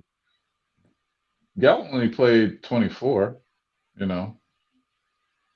I'm telling you, that's what the Knicks would do. I don't think Rondo's played all year. He's playing now. He only played 20 games. Rondo? 20 games. Okay. Yeah. He played 20 games. Yeah, I mean, and you're gonna fire the coach? What is he supposed to do? Yeah, and so Lloyd Pierce, man, I ain't gonna lie to you. If you want a coach that can get a player an easy bucket, Lloyd calls your man. Because I remember watching the game. Lloyd Pierce. Lloyd Pierce. I'm sorry. Yeah, thank you for that too, man. If you want to see a coach get a player a good look, man, Lloyd Pierce. I remember watching the game, and John Collins ain't did nothing the whole game. But then when you look at the box score, it's like the dude got 20 points and 10 rebounds. And he like, what? And then I thought back to all the dead ball out of bounds plays. The dude kept drawing up lobs for John Collins at the rim. So out of the timeout, they run the play, cycle through, and John Collins would catch a lob. And I'm like, what? Why couldn't Fizdale do that? If Fizdale could have did just that alone, well, no, he still wouldn't be here. He trash. Fizdale was trash. How about this? Fizdale still doesn't have a job. Yeah. He was like the number 2 coaching candidate of the league behind Budenholzer. Bro, 3. Don't forget Fizdale. Derek Fisher never got another job. Jeff Hornacek never got another job. Oh no. Hornacek is working. He was he's a assistant somewhere. Because remember we played a team, and he was on the coaching staff. I'll find it for him. You're right. And Fisher started dating reality stars, so reality TV stars. So Fisher is crazy, man. That dude's really immature. He was our coach, and he left to go hang out with another player's wife. Not on our team, but come on, man. Yeah. So Hornacek was out of the league. He said Fisher went to the WNBA. Yeah. Speaking of WNBA, so Hornacek coaches for the Houston Rockets. He's an assistant coach for the Houston Rockets. Yeah, no, we just played him. Speaking of the WNBA, I think Norins Noel is like a WNBA player. That was random. That was the worst take this morning. Yeah, I think he does. You know how many blocks he gets? What, WNBA players don't block? Yeah, that WNBA player was stop at the rim and stop at NBA. He just stopped up. Somebody came down the middle ready to flush. You see how weak and lanky he is. He can't catch a lob. He can't catch at all. Right. He said he got rock hands. Maybe it's the hair. I don't know. Well, maybe it's the hair and the skinny legs. Yeah. Well. He gets steals. He hustles. He's just small. He's weak. Pause. He's weak. So, what do y'all think about Frank Ntilikina scoring 13 points in limited minutes? Although the first half was very rocky. I was like, people didn't notice this, but it was like he was ready to bring that ball up the court and start that offense. Julius was like, "Give it here." He was like, "Okay." Sometimes you gotta man up and be like, "Yo, get your ass." Right, bro. The first play of the game, get in formation, and it was like, bro, we won the. Go ahead. I'm sorry. We won the what? The tip. We won the tip, and he handed the ball right to RJ. Right. Yeah, I thought they were gonna run it through RJ. Right. Yeah, I was like, ooh, okay, let's see what RJ's gonna do at point. Yeah. You know what I mean? And then it was like, okay, this is what I want to see tonight. I want to see if with practice or really talking with Tibbs, because I think Frank was thrown in to that situation last minute, right? Right. Then ever. And not to make any excuses, but he was thrown into that. They were like, "Hey, you got to start because Derek is out." He hasn't played in 2 months, and he probably hasn't played, practiced with the first team because obviously you're gonna put Alfred Payton before he got hurt was practicing, and then behind that was either Quickly or Rose, and so he never was put in a position to start with these guys. But I think that he should have been a little bit more maybe like authoritative and be like, "Yo, we running this, whatever." I was very upset that I didn't even see a pick and roll. Right. Frank, I have no idea. I need maybe you could have a coach on this program to explain why they didn't bring a pick and roll to help Frank. Well, they didn't run the pick and roll, but in Tibbs' defense, I will say they didn't run it. But they did clear the floor with Frank and Randall on one side of the floor, and Randall would come and Frank would act like he was going the other way, and he would use his long arms to turn around and dump it to Randall. He would then double back around and head to the corner, making Randall's guy make a decision whether to double team Randall, and if he double team Randall, Randall kick it to Frank. That's how Frank hit the few shots that he hit. I didn't. You're right. I would have rather seen it. Go ahead. And we gotta stop that narrative that Frank can't shoot, because the dude is knocking those threes down. And Elfrid Payton can't shoot. Oh but that was a knock on Frank, that he had no offense too. We knew about his defense, but he had no offense. I think the biggest knock CP was he was timid on offense. He's been less timid, but the other day he's still dribbling too high, man. He's got to remember, when he gets to that guy, he's got to either hesitate. He tried to dribble through two guys and got picked again. We got lucky. I mean, he's got to get lower. He's just got that one speed downhill. He's got to, change some things up. So he still has shortcomings. And that's why I was wondering, give him a pick and roll. You know what I mean? Give him a, help him out, because even how tall is guards. How tall is Frank? 6'5", 6'6". But don't forget, he's got that 7-foot wingspan. Yeah. Got them long arms. Yeah, I mean, look, I'm not the one that's going to say he is a point guard. I think he's a basketball player. Even though I'm a Frank stan, to me, he's a basketball player. Someone that, you could do something with, that's like special. You know what I'm saying? Like, if he plays with a really good point guard, you could probably see him shine. Put him at the, maybe at the 2 for defensive purposes. Put him at the 3 for defensive purposes. And now that he can hit down those threes, you know what I'm saying? Right. He's a I hate to say weapon, because weapon and Frank don't go in the same. He's got to be used properly. A glue guy. But let me tell you something. I was watching last night, man.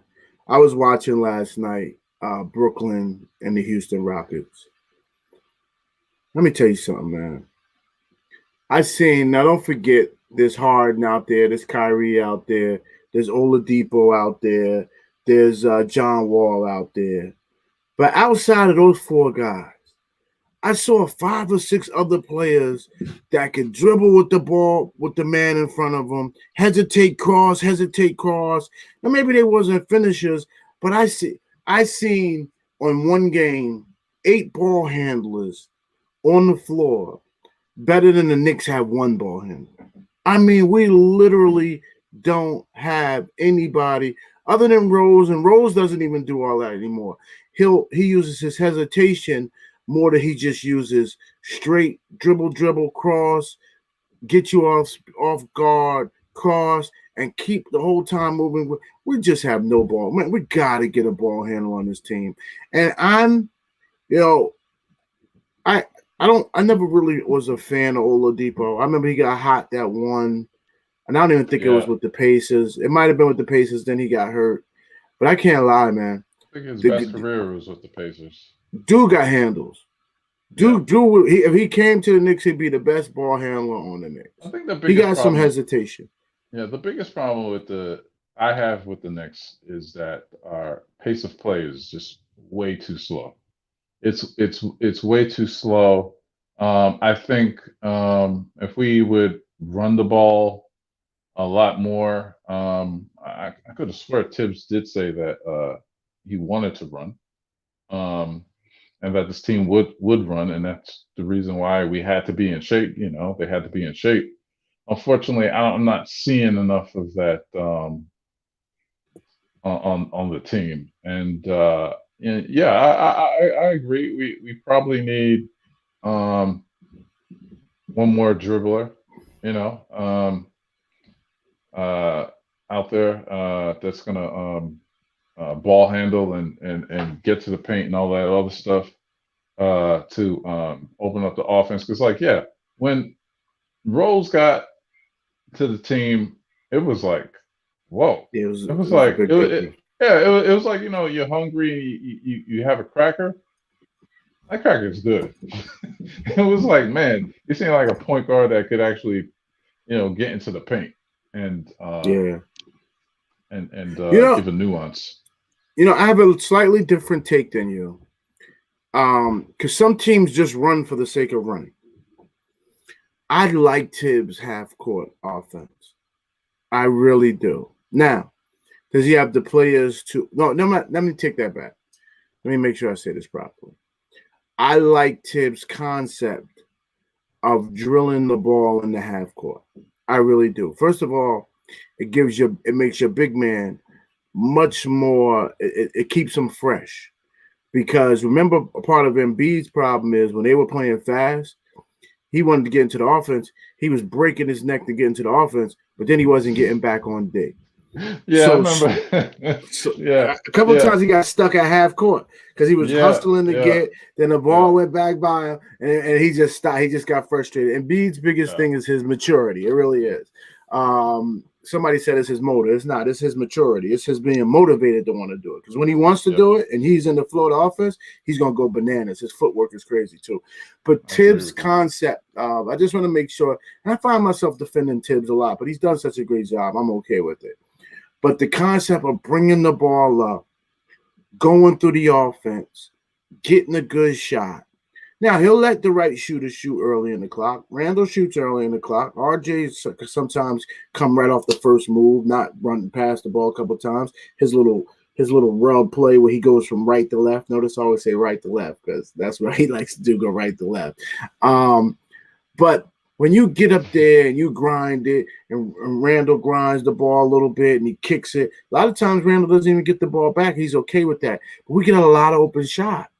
It's just Bullock doesn't hit him all the time. Burks doesn't hit him. Yeah, so if we were to score efficiently, first thing that does, it frustrates the other team. Yeah. Especially if you get a 10-point lead, they know they're not going to get a lot of opportunities to come back. Yeah. So I like the efficient scoring and the high efficient defense. Because then if they want to start taking threes, our rebounding and increases our rebounding. Our offense isn't great. It's not pretty. But the other things that come off it, the rebound, the defense, the slowing down the possessions for the other team, I think that's the biggest impact on why this team could overachieve. So that's why that style of play I'm okay with. You make a great argument because Phoenix and Houston never won anything playing the style of quick style, offense and so forth and so on. I think Golden State, they do it very efficiently. They keep you guessing on offense. What's this? But they have the players to do it. You give Curry the ball and he'll hit that three. Like what you're saying, Randall giving it to Burks or Bullock, whatever. It's like you don't know what you're getting. You don't know what you're getting from them. They'll score you 20 points or 15 to 20 points, whatever, and they'll give you nothing. And that's probably a problem of having older players. I think that. The San Antonio game, I think that was a microcosm of they had tired legs. This is the halfway point, and I think mentally they were probably tired, and because they saw All-Star break coming up, and they were like, "Oh man, All-Star break, man! Like, can I go to Miami real quick? Can I? I gotta be honest and everything like that." I think my homeboy Randall took his first night off. I really do. Yeah, I agree too. I think he mentally took his first night off. I agree too. I think it was just that mental game. The second half is time. I think you're gonna see a different team tonight. I think they know they got to win this game tonight. They don't want the bad press heading into. Your boy Tibbs got in their behinds. He got their behinds. I bet you in that locker room after the game, on the plane, in the Uber ride, wherever they, wherever they took, you know what I'm saying? He got their behind, so I think yeah, they're gonna come for it.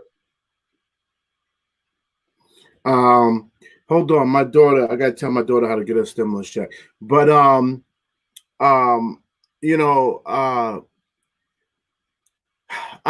happy for the break. Couldn't come at a better time, I don't think. I still don't think much is gonna happen before the All-Star break before the trade deadline as it relates to trades. But I think the media is trying to drum something up. But it's still happy. Good times to be a Knicks fan, CP. It really is. It really is. Yeah. We're not talking too much about the draft picks or anything like that. So yeah, it's been cool, and I'm praying for a peaceful weekend here in Atlanta. Everybody's gonna be coming down to party and have the festivities going on. Where are you going to be watching the game at? CP, I'm a basketball traditionalist, so I'm not a big fan of the All-Star game. It's really trash basketball. I'm not a big sneakerhead, but I do like to be hip. So I more or less pay attention to the sneakers, see how guys are gelling. I do want to see Julius play, so I got to pay a little bit more attention. We generally don't have Knicks in the game. So I want to see what Julius play. I want to see how many minutes he gets.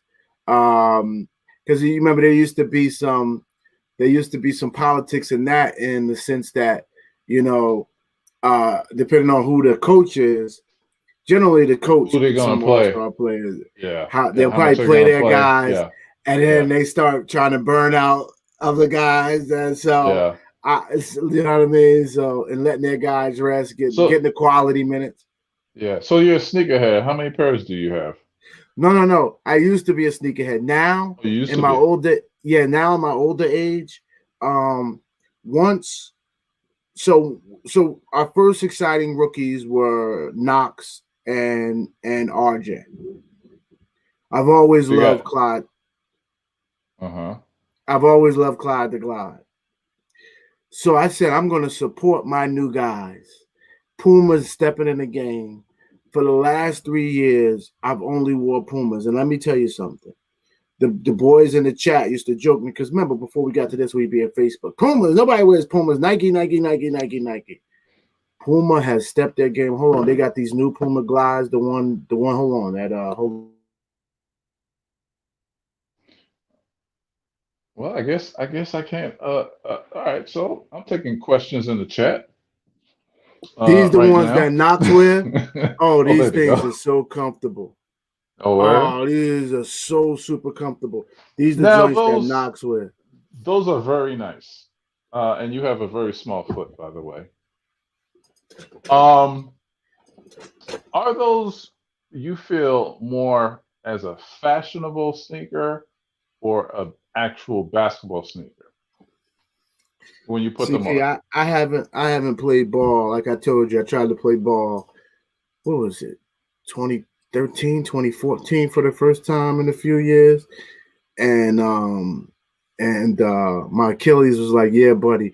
So I would have to play in them. When I played, I couldn't play in low tops. I used to twist my ankle all the time because I'm a guard type. I'm 5'10". So I'm a speedy guy. I'm a speedy guy. So I'm cutting, I'm moving. Yeah, I'm cutting. I'm moving. That explains the small foot. I knew you couldn't wait. I give you a pass. I give you a pass. If I get one of my sneakers, man, it's gonna take up the whole screen. Listen, let me tell you something. Yeah, but you probably got that Kevin Knox jaw. Are they proportionate? You know what I mean? I know you're tall, but they are ugly. They are ugly. You're supposed to be out there. Look, listen. speed kills, brother, and especially on the basketball court. I could do a lot of things getting around the court at a different type of pace. But anyway, I play a lot of. Go ahead. Yeah, what I was gonna say was like, yeah, like there'll be like a sneaker I really like, and I'm like, yo, I'm gonna go out and get it, whatever. So I'm like, hey, you got the size 13s? And I'm like, where did all this rubber and leather come from? It's like, this doesn't look like the same shoe that I wanted, of course, because it's a size 8. You know what I mean? They display whatever. But I'd be like, oh, them things is like in my size. All shoes are ugly, man. Like they're just ugly. And Pudge Nice is killing, of course, what Kanye said. He has taken sneakers and put them on another level. Get out of here, Kanye. My daughter, man, let me tell you something. After buying 4 pairs of Yeezys, I could punch Kanye in the face, man. Then we got a bid on them. One time we had to wait online. Another time, we had to literally go to the store and wait online for hours. I'm like, what am I doing? Like, this is ridiculous. You know what I mean? Another time we were online bidding. Then I had to. Then I found there's something called StockX, where you go out and oh my goodness, it's pretty big here in Atlanta. Quick story.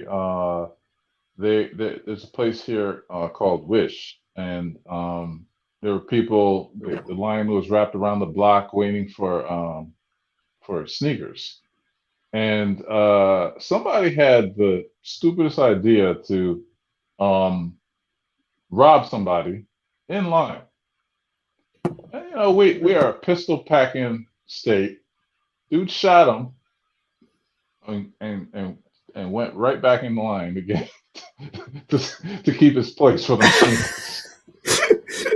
Yeah, he wasn't charged. He wasn't charged because he had the right to defend himself. But yeah. Yeah, and I like old school sneakers. I'm more of an old school guy. I wear Stan Smiths, Chucks.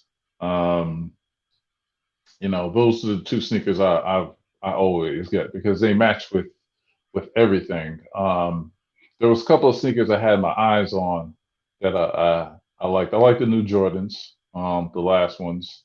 I like them a lot. I liked the white, red, and black pair. My favorite Jordans of all time were the 9s. I had the 9s. And the red Jordan 11s. The red. Oh, I'm sorry. I thought you were talking to me. My bad.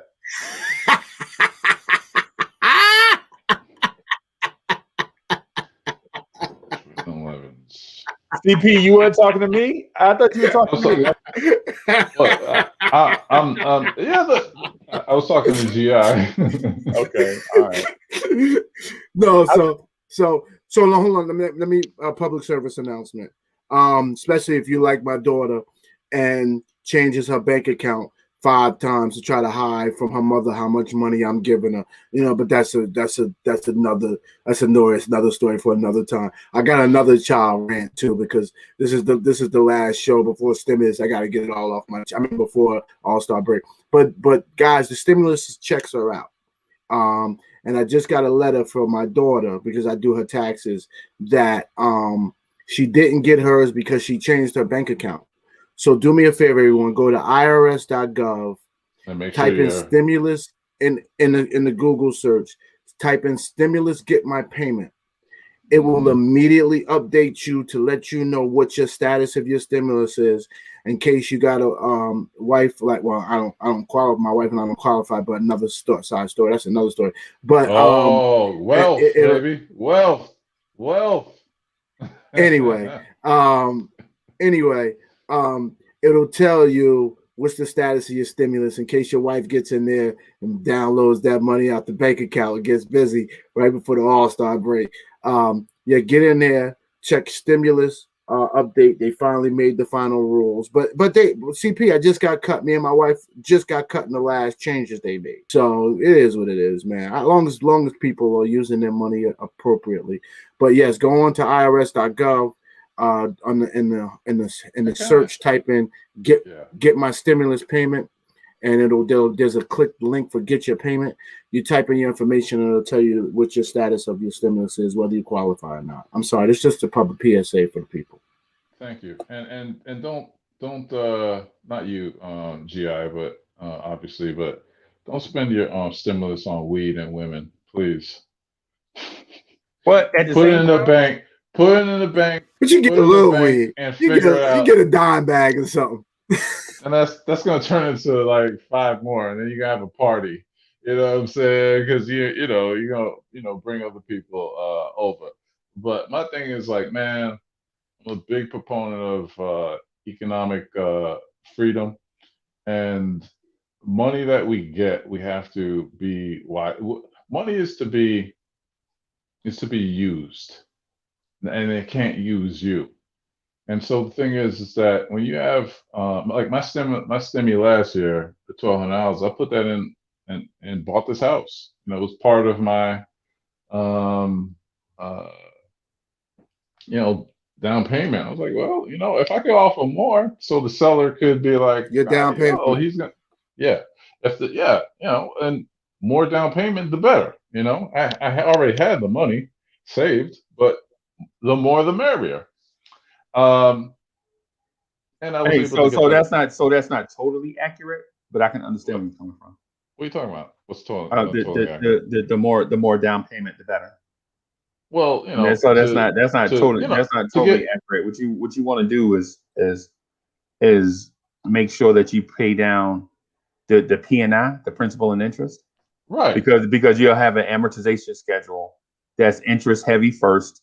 Right. That pays towards interest first, and then it'll pay towards the principal later on. So you want to make sure that you pay down that P&I, and right. But I'm just saying that when you purchase a house, and you really don't like they give you like a rough estimate of what your closing costs will be, and so but you have to also put in at least a high or a low, a little bit more, because they do the taxes, and then you realize, boom, oh, the taxes were up, and then you have to come out more out of your pocket. So that's what I'm saying. Like, if you came up with your let's say 3.55%, and it's just a rough number. But you got other things that you have no control of, like your taxes that you you have to pay. Right, like inspection costs for people that come out and inspect the property. Don't step on my point. Don't step on my point about money. My money point is that if someone gives you $5, try to multiply that and make it $100. You know what I'm saying? I think that's the trap that we get with when it comes to having free money and so forth and so on, or money that even we work for. I mean, we can't take it in one hand and hand it to another. You know what I mean? We have to start building our wealth. Right. Chop, yeah, man. For Chop, you must have jumped in late. Yeah, please go online. Just one more PSA repeat for those that came in late, like Chop. I don't know where you've been, Chop. Yes, go on irs.gov. Under the help bar, type in "Get my stimulus payment." There's going to be a blue link. Click on that link. You'll be able to go in and type your information and see the status of your stimulus check. You may have to update your bank account if you did it that way, or they'll tell you your check is in the mail. However you do your business, but stimulus checks out. And then please listen to CP the artist. CP the artist advice on, don't go spend it all on weed and women. Everything in moderation. So, Yeah. At the same time, TP, you can't do it at the same time? Do what at the same time? Weed and women. No? I don't smoke weed. And I have one and I have one woman. Hey, so yeah, man. Hey, so y'all are a beautiful couple, man. Thank you. Y'all are a beautiful couple. Don't mess this up. I can't, man. She's a great one. And she loves the show. You know, we had an argument about you. You know, I was like, I About can't GI? believe Freeze you brother. And Talking about with the teddy bears over my shoulder? no, she's about your opinions. You know, she said she watched the show that we were arguing about Kobe, and she says to me, you know, you should respect other people's opinions, babe. She says, Uncle Freezy, and she called another man uncle. That was like disgusting. And she says, you know, Uncle Freezy has some valid points. And I said, babe, you were hypnotized by that man, and you should not be watching this show. And you know, we got a little, you know, argument. It got a little heated, A little you know, testy. and so forth. So a little, you know, whatever. You know what I'm saying? And I was like, you know, you know, she likes GI and she loves Kev. You know what I'm saying? She's a big fan of the show, and she's really um trying to learn how to be a Knicks fan. You know, and Uncle and Freezy sounds like somebody's the jealous type. Uncle Freezy. Yeah, and so CP, the thing is, look at him though, GI. I don't know if people are He's hypnotized with me. cuddly. He's cuddly. He looks just like those teddy bears in the back. Come on I was now. Dog, probably say she's probably focused on the bears in the back. Like, why you didn't buy me dog. none? CP. CP, you know what that is? You know what you know what those teddy bears represent, right? When a man does something wrong, he got to make up for what he did. And so every time I do something wrong, I buy one of those teddy bears, and there's so many in here that I'm tripping over them. I don't have enough places in here for them no more. You know what I'm saying? You know they've gone from like the bedroom to in here on this table. We have a little small mini fridge. The bear on the I mean I don't have enough room in here, so now they've invaded the live stream.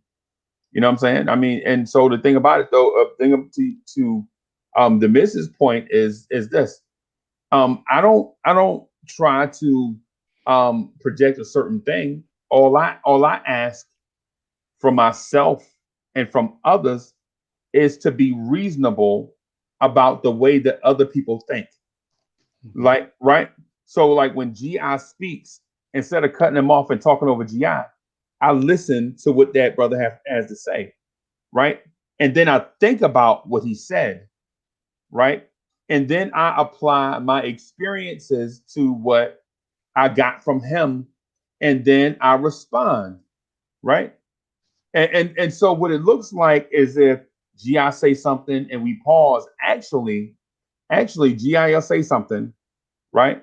And then out of respect for what he said, I'm thinking like, okay, I can dig what he's saying there, or you know what, I don't necessarily see it that way. You know, this is how I feel about it. You know what I'm saying? Either way. But it's like with a lot of y'all, with whoever comes on, I listen, I process, you know what I'm saying? And then I speak to what it was. Because I feel like nobody, if you have an opinion that's set in stone, then you have an opinion that's set in stone. You know what I'm saying? That's not a good thing, right? So the thing about it is I listen, you know what I'm saying? Listen really carefully to what people say, and then I take it in, and then if it's reasonable, I may move the meter in that direction, right? And then if I can't determine whether it's reasonable or not, I'll ask a question like, Gian, what you mean? Yeah. And then he'll expound on it. And then so all I'm saying is I just want to be reasonable. That's why a lot of times when I say stuff like I think Kobe Bryant is overrated, people think I'm just flat out trolling, right? But I'm not trolling. What I'm doing is adding additional pieces to that argument to see if what I'm thinking is accurate, right? Like when like okay, so when we say Kobe Bryant is overrated, the first thing people are saying is, "Man, you hating on Kobe, man? God bless the dead," and blah blah. And I'm like, listen, I'm not disrespecting Kobe. What I'm saying is, Dwayne Wade played in that era, and he is accomplished also, right? So before we say one person is this and the other person is that, why don't we compare these two? You know what I'm saying? We can just talk about it. It kind of reminds me of that. Remember yesterday, Brandon Tierney said that Julius Randle had a better career than Chris Bosh, and I forgot Chris Bosh era. I literally did. I forgot about the Chris Bosh era. But I do remember he, from a rookie, he was averaging like 20 points per game straight until he got to Miami. Miami, yeah, he was a 20-point scorer, and like Jeff Van Gundy, he says like comparison is a killer. But getting back to your communication thing, and like I remember me and Gi got into it, and me and my girl, we talk, and she's literally like my piece, and she said to me, maybe you guys weren't listening to each other, and I said, babe, you're right, because I never clarified his position by asking him a question. I just went in and whatever. And so Gi, I apologize for that that one time. But yeah, sometimes what we do only is, GI had to apologize. You don't think you owed an apology either? I like how you picked up on that. What? You said only GI apologized. GI apologized. No, I apologize to you. That was my apology to you. That's the last one you're gonna get. Yeah, at least for a while, right? Like, hey, I don't pass these things out every day, man. So, and I gotta apologize to Zach for one thing. He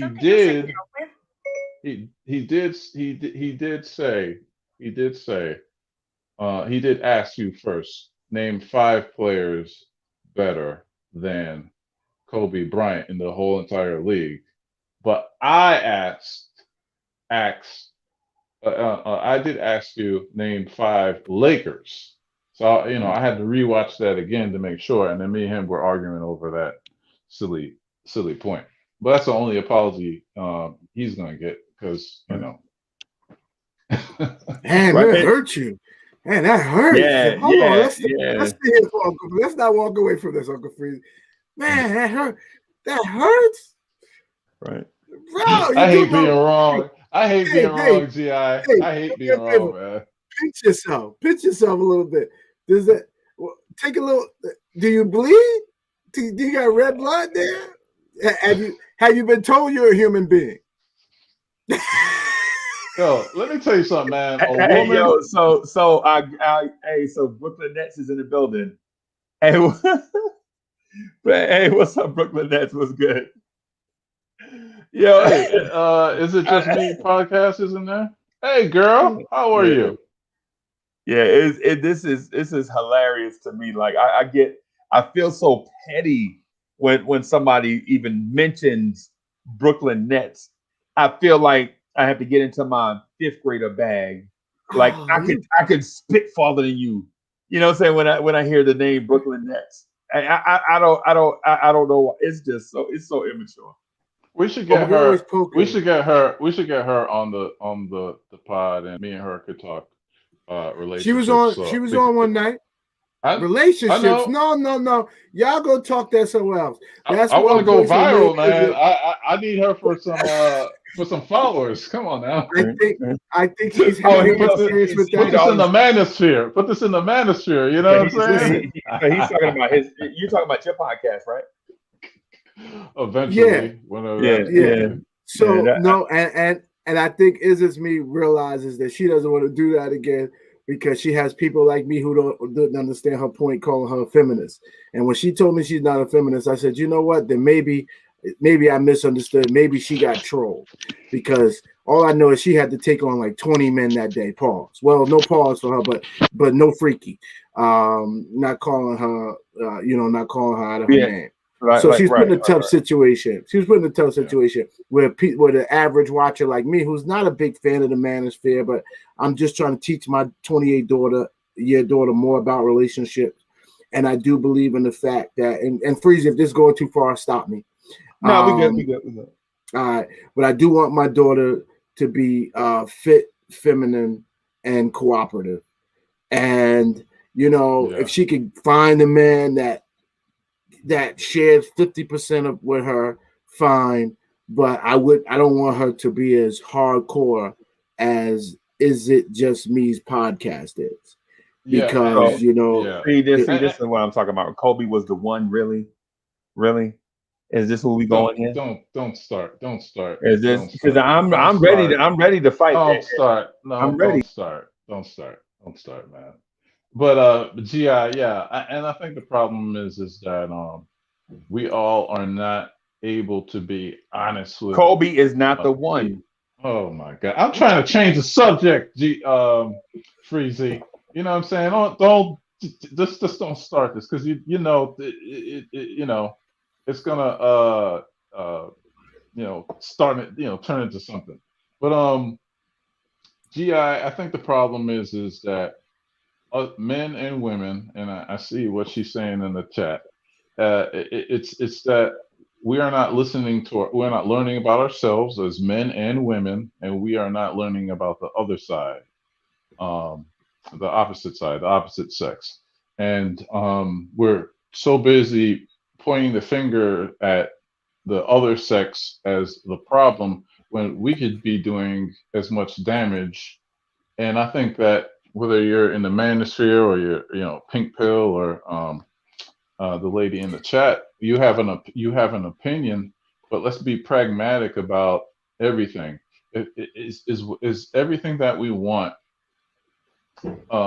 copacetic and leading to a productive and happy relationship with both parties? Me and my girl, she has her needs, I have mine, and we have hard conversations on what is expected. I realized that I had to become the man that she needed, and she's the one, and she's becoming the woman I need. And it's a partnership, and every partnership, and that is the right way to look at it, CP. I don't deny it, but the problem is in our younger men and women, our women, because of their ability to provide sex at a young age, they're powerful in the relationships. But what they want long term, I mean, they're powerful in the situation, but what they want long term is a relationship. And the man is the key to the relationship, because if he does not want to be in a relationship with you outside of sex, there's nothing. And that's where the give or take is. And that's what I'm trying to teach my daughter. How do you use your sexuality in a way that it gets you a relationship, and random guys aren't just using you for sex? And she has to understand what to look for and what to be able to compromise with. And 9 times out of 10, unfortunately, she has to do, if she finds the right man that she wants, she has to do more compromising than the man has to do. And that's just until he matures. And we know men mature at a slower rate than women. But initially, I always, if I had a daughter, hopefully I will, whatever, I'll tell my daughter, like I tell all my my female friends, is to date men older, because a man typically doesn't really know what he wants and doesn't have what he wants or who until he hits 40. And so, like, maybe like 40. 40. You I know. are living. I know. You living your best life at 40. You know what I'm saying? Your best life is at 40. But you don't know that when you're 30. No, you don't. And You you don't don't know know what that. you want. You don't know what you want as a man. So I tell my female friends, like, look, and me and my girl, we have a 17-year age difference. But she's a very mature, fun-loving woman. We match each other. You know what I'm saying? We learn from each other, and I don't play any games. Everything that I want, everything that I am, is straight on the table. It's honest, because I have no time to play around or waste her time. So I think ideal is because women, they want security, and security as in they want to know where they're going. And if a man doesn't know where he's going with himself, how can he tell a woman where she's going? Where we are going as a couple. And he has to have a plan. So I don't want to get myself in trouble. You wouldn't fit well in the manosphere. manosphere. Yeah, I was about to say you wouldn't fit well. I know. In the manosphere. Because I'm not polarized.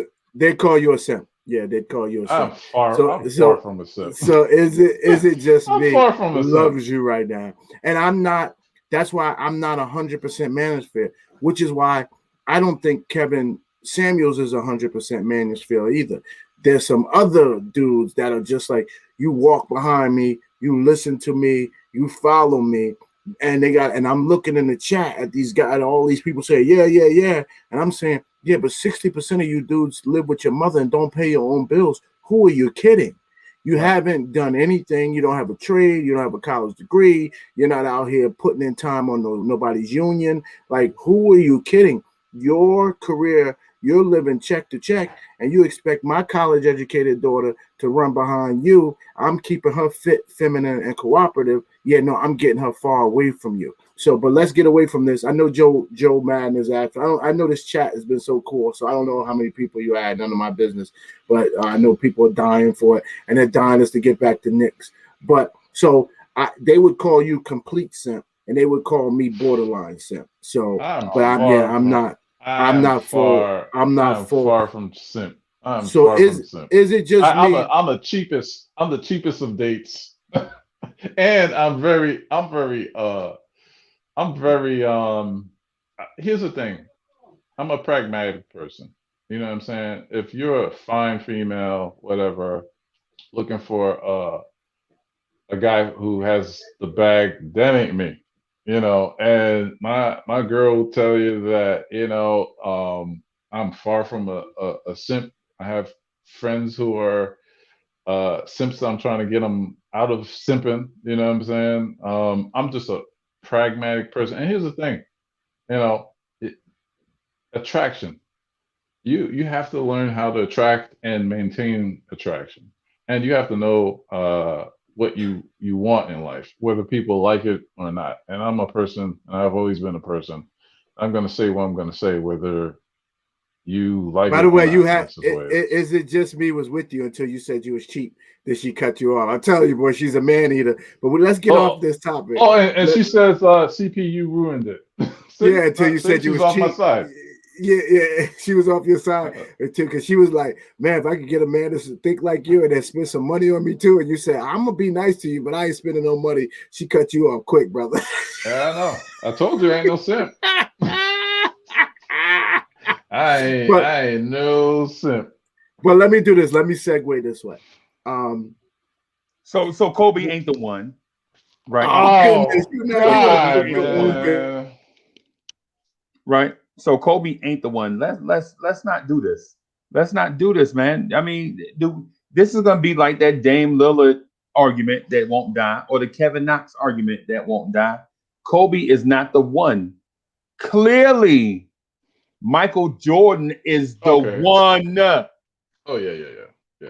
Right? Come on. Even Kobe would say that. Come on. What are we doing? Would say, see what I mean? By how we come on, man. Kobe was trying to be the one, and that's what I love him for. You know what I mean? I mean, he plays. That's why I got personal with Zach. It's like, let me tell you about this art thing about me and art and Breezy and Freezy. I'm sure you're that type of guy, and I could tell Brad, you're this type of guy. It's that when we start something. What's so funny? No, good. Chuck just popped in out of nowhere. He's all perky today. Usually he comes in like this. Today he's like this.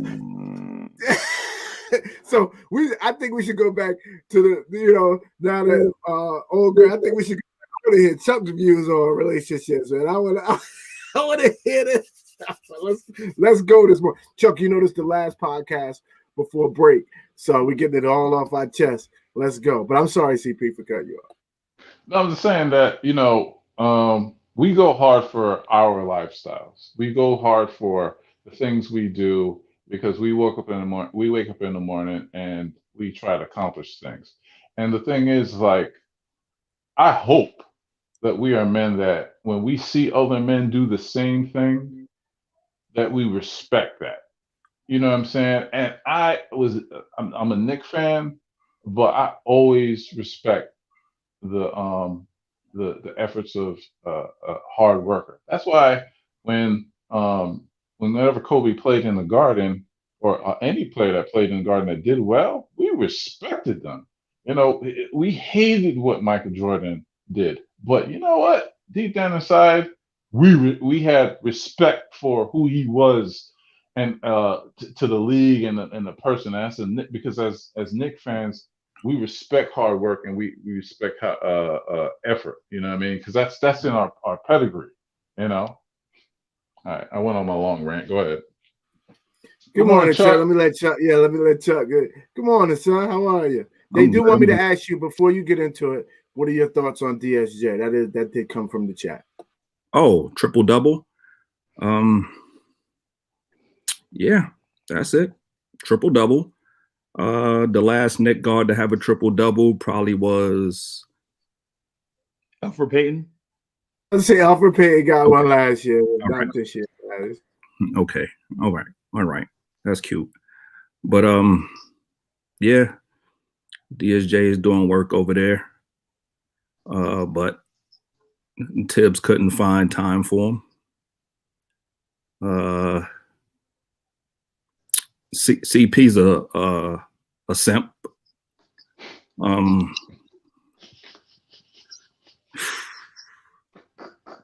Yes, so it basically falls on Tibbs. It falls on Tibbs. That's all. How in the world, in the middle of a DSJ talk, I am a simp? I'm far from a simp. I didn't want to forget it. I contain a lot of knowledge in here, and sometimes I got to push out the stuff before I forget it. I am a playeristic man. I'm not playing anymore because I have a girlfriend, but I am far from the simp. Nah, you a simp, 100%. What's the definition of a simp? You explain. Explain yourself. Whatever you. Well, if you call me a simp, then that means that you had a definition of a simp that I applied to. So you have to give me the definition of a simp and apply. Welcome to the Knicks Morning Drive, ladies and gentlemen. Okay. Yep. Okay. All right. Here's the thing. Right. If somebody asks you, what's your taste in a female, right? Mm-hmm. You're going to point to the female that makes you happy. So whatever she is, that's your taste. No, that's not true. Yes. That's not true. That's not true. Because here, let me explain myself. I didn't finish. Okay. I didn't finish. Matter of fact, let me write this down. So write it down because you don't know this yet. So you're about to respond wrongly. So I'm trying to teach you something, right? Get your pen, pencil, whatever you're going to use. Yeah. You ready? Yeah, I'm ready. Mm-hmm. Okay, Chuck. Yes. Simp lessons. Chuck B's simp lessons. Yep. Okay, I'm ready. Right now. Simp 101. No. I'm not going to go into the simp thing yet, but I'm trying to let them know. I'm trying to teach them something. Right? CP, you don't know your taste.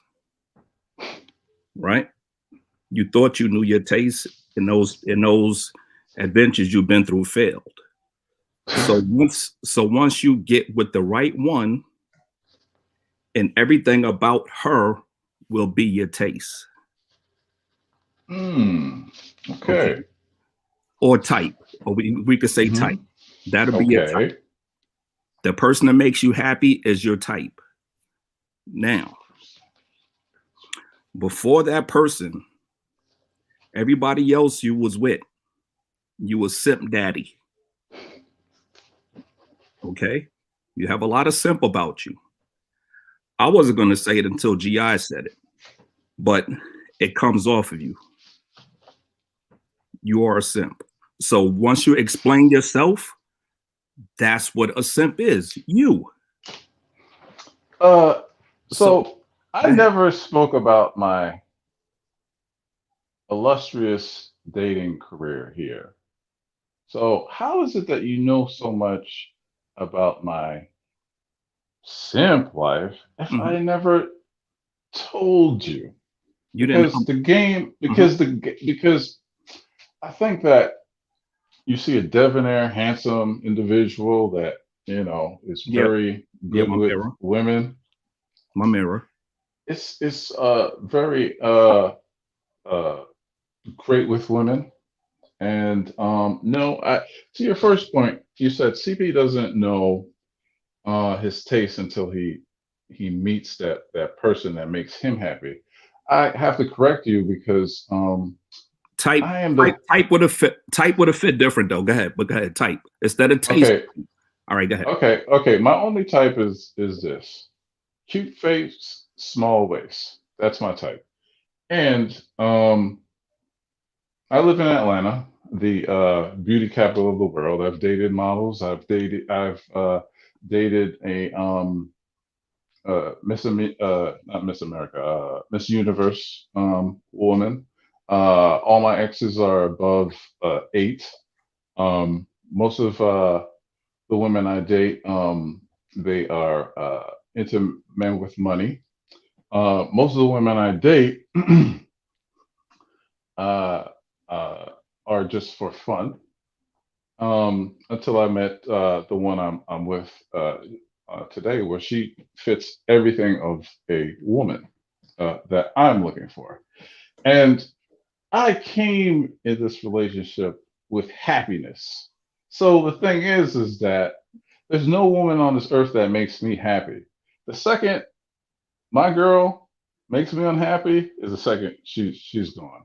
So, and that's far from a simp. A simp would beg and not know his value of a man. I know my value of a man.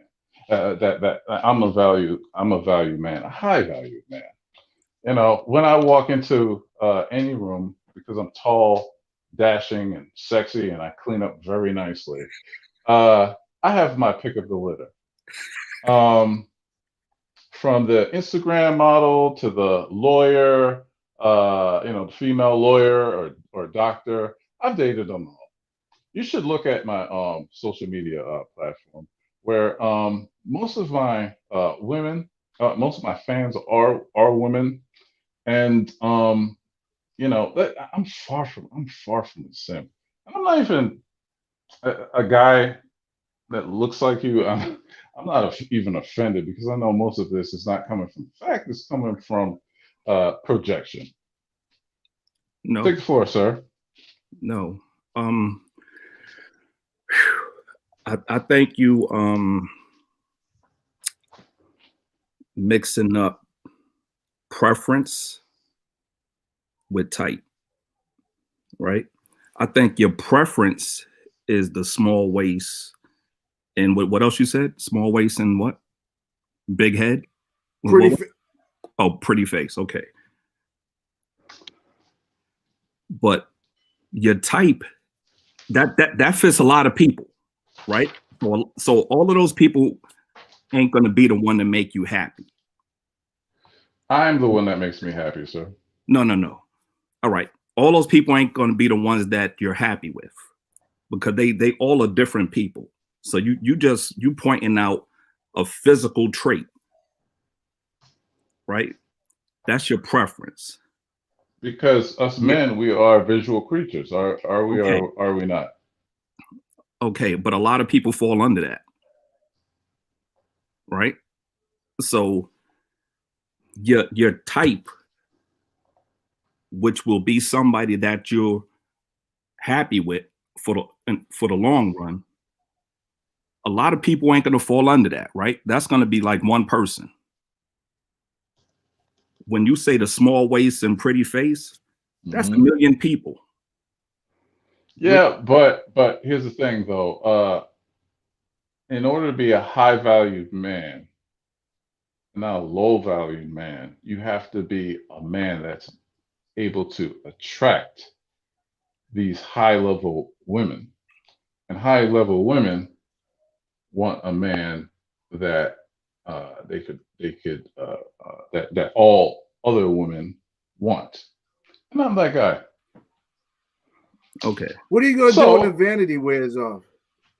Vanity, look, I'm just speaking the truth, my brother.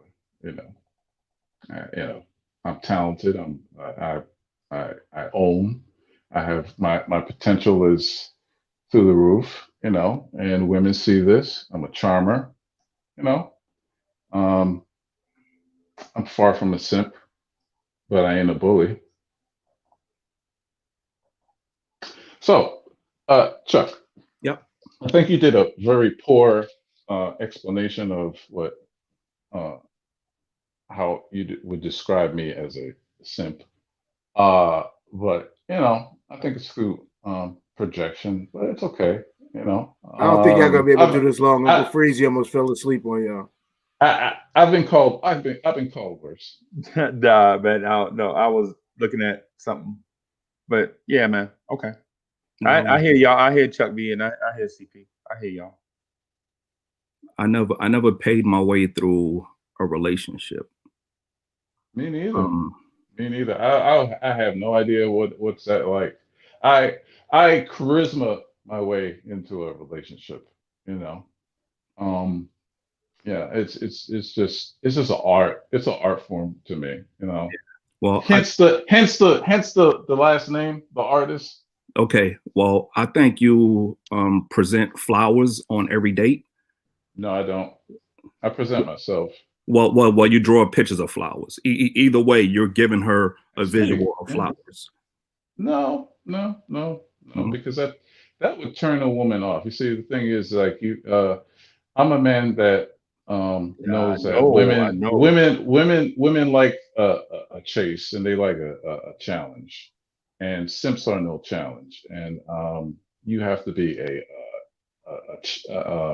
challenge if you want a woman like the head football player or whatever. Like women wanted the cheerleaders because he was the head of things. I'm the head of things. Like I'm the alpha male. I'm the apex predator. You know, I'm that whale shark. You know, the whale shark. I'm that type of like person. Okay. Well, I myself. Chuck, I gotta say this though before you talk about yourself. His ego. I wasn't gonna say I just said I'm a poet, but go ahead.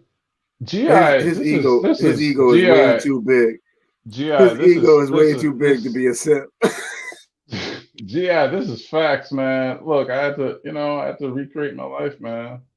You know, that's what it is about being a man. You define things. You define your life. A man with age and experience, we're like wine. We just get better with age. But some of us, we stay like milk. I think some men just stay like milk, you know, after some time. I think is it me once in on this conversation? I'm tapping out. I think we going viral. We going viral. I think you don't want it, Ann. But look, Chuck, you lost this one. No. I think your exes hate you, like all of them. Actually, I hate to spread my business on the thing, but even the married ones are still texting me in my DMs, and you know, it's because you were bad. It's because they are with simps and they forgot they realized what a real man was. Unfortunately. Let me borrow something. That's what they text, and let me hold something. No, they have no. That's not my pedigree. Like no, I have so much value of myself. So you are a man scorned. CP, throw in the towel, brother. Please throw it in. How? Why? Hey, what y'all? I think I won this one. Nah, you're scorned. But hey, How am I what do you mean scoring? how? Well, what you've been through? I'm happy. You happy now because you've been Another through. train. You out of the fire now. As they say, another train a coming. Okay. Like You know, women, women in trains. There's always another one coming, my brother. There's one every 15 minutes, and I that's been my lifestyle. I gotta thank Uncle Freezy, because when my first day on, I guess I was on about a week, and it was only me and Uncle Freezy for a while, and then finally people started jumping in, and I thought they were like me. They found the show and they hit the link. I didn't know everybody came from the MBK fam and off the Twitter sphere. So Chuck B started in on me to test my gangster, my virtual chat and Nick gangster. Right. And Uncle Freezy jumped to the front. He said, yo, don't fall for this guy, yo. He said, don't fall. He sets what Uncle Freezy calls the Venus fly trap. And he'll troll you. Be careful, GI. He'll pull you into a conversation and it'll go. And thank you, Uncle Freezy, because CP, what you just talked about, CP had with nothing. Right. Right. He asked me a question. He called me a simp. So he couldn't define the term simp and apply it to me, because he really no one applies that to me. It just is what it is. I'm far from a simp, but I ain't a bully. Right. So what happened was what we like to call the okie doke, right? So the first part of this was, how do you feel about DSJ? You know what I'm saying? And so Chuck B is like, yo, I'm not about to play myself talking about DSJ. I answered that. So CP, you a simp. And so CP took. No, I answered the DSJ part. Chuck B, we were legit about to put you on this DSJ grill. We didn't want you to answer nothing. He had a triple double. Nah, we didn't want you to answer nothing. We want you to sit right there and be quiet so that we can grill you about DSJ for like 30 minutes. But instead of taking the heat, and you did good. You pulled the okie doke. You was like, I ain't about to take this heat over something that I said that I had to retract 3 times and that I can't control. So what I'll do is I'll apply the heat to somebody else. And CP, the artist, was like, yo, I'll take that heat about nothing. You know, so like we ain't never questioned since CP, the artist, been on this joint. We ain't never questioned his decision making, his masculinity, or nothing. You know what I'm saying? But Chuck B just like switched the tables on him. And so CP was like, no, man, I'm good. I'm a good man. I dated such and such. And I had fun with it. It was funny. I enjoyed it. So, well, I mean, but the thing is, though, we wanted to put, especially me, I wanted to put Chuck on his DSJ grill, right? I wanted to put, because I wanted Chuck B to kind of pound his chest a little bit so that we can put him on the, you know what I'm saying? The DSJ triple double thing was to get Chuck to own up the thing his take about DSJ so that we can grill him about how trash DSJ really is. One game out the blue. But anyway, so CP, you ruined it for me. Thank you. Well, I got to do this every day with Whack 100. Well, I mean, it was my opportunity to get Chuck beat out. So I was going to say, so Chuck, do you think DSJ on another team can get back to that 16-6 that you said? And I couldn't even get there because I wanted to, oh, wait, man, you ruined my Christmas. CP, you ruined my Christmas, man. Thank you. By saying that he's the ebony man of the month.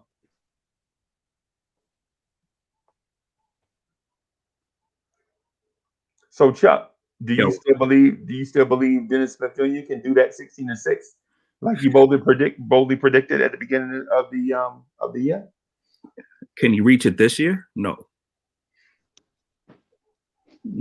I don't know what he averaging, but it ain't close to he ain't in double figures yet, so that'll take a lot of 20-point games, and that's not going to happen. So no. No, what I'm asking you is do you think DSJ is 16-6 with the Pistons? This year?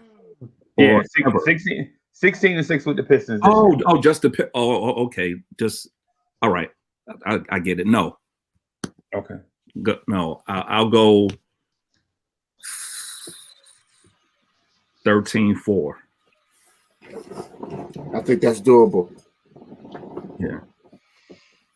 Let me say this. Oh, you want us to keep him on it? You want to keep him on it? You want to keep him on? I just heard G.I. co-sign 13-4. I don't know what to say to that. He might. It's doable for the rest of the season. He'll have a second half. He's gonna play a lot of minutes. Now, when is what you call us out for the season, right? Is Killian Hayes out for the season? I don't think so. Yeah. Is he? Okay. Yeah. So he's gonna get a lot of minutes, Uncle Freeze. A lot of minutes. A lot of garbage time minutes. That whole team is trash, though. That's an empty stat, though, Uncle Freeze. What you taught me, it's an empty 13-4. It's not a like they probably lose 90% of their games in the second half. What we used to say last year, what I learned from the guy, I learned a lot of stuff online, and they used to say that Alfred Payton was the tank master. DSJ is so he's the 13-4 tank master. So all right. So what y'all are saying is they were bad before he got there. But then they went and got him to make sure they stayed back. So are y'all They started winning when he first got there. Are y'all thinking that? Let's see, what is this? Okay. So what you thinking is DSJ with Jeremy Grant out, with Blake Griffin out, with Killian Hayes out, can only put up 13-4. Grant's out. Grant is out. I give it 13-4. Getting 20 shots a game, yes, sir. Nah, he ain't taking 20 shots. Yeah, who else is going to shoot for them? Did you see? So Sadiq Bey is playing a little bit. He's bringing something to the table. But what other guard do they have that they can depend on to get them buckets? Well, it don't have to be a guard. You spread it around. Pause. To who? Whoever's out there. DSJ is not going to take all them shots. That's not his mindset. Wait a minute. So DSJ is a pass first point guard? Some people find joy in passing as well as scoring. Didn't he have a triple double? Yeah, that was him. Triple double means 10 I think Sadiq Bey could take him off the hook for a couple. I think Sadiq Bey could get him 2 assists a game, and then he just has to find 2 others somewhere, 3 others somewhere, and he's gonna get a lot of shots. Like Wayne Ellington. I think DSJ is going to get a chance to showcase himself in front of the NBA, and I think that Chuck B's boy, who he's sleeping on, because to be honest with you, I don't think Chuck B has faith in DSJ. I think the thought that he had before was just a shock value thought to shake up the room at the time, just to kind of throw people off. Like, yeah, man, DSJ can play. Why y'all always pounding up on DSJ? And so that's what I thought Chuck was doing at the time. And right now, I feel like he might be, you know what I'm saying, realizing that that's what he was doing and not giving DSJ, not faith backing his previous statement. Well, 13-4 is faith in him. You got to look where he's coming from. All right, hold on. He just put us on hold. Y'all remember when you used to have 2-way on your house phone? And he'd be like, "Hey, hold on, I heard it click." Oh no! He clicked over. He clicked over on your phone. No, I'm gonna look up. I'm gonna look up his stats. Just all right. He averaging 8 right now. Right. With the Pistons or overall? This might be. Oh, it say 11 games, so it's the Pistons. Okay. So he averaging 8. Okay. How many shots is he taking a game? 13 is a. All right, hold on. That's a whole different. Like 13 is going to be tough. Huh? How many shots is he taking to get those? Going from 8 to 13. But he's got what 30. He taking. He's got like 35 games left. And the Knicks starting point guard is out tonight. Elfrid Payton is not there. So he's going to be playing. He's going up against the Knicks backup point guard. He taking 8 shots a game. Frank is going to lock him down.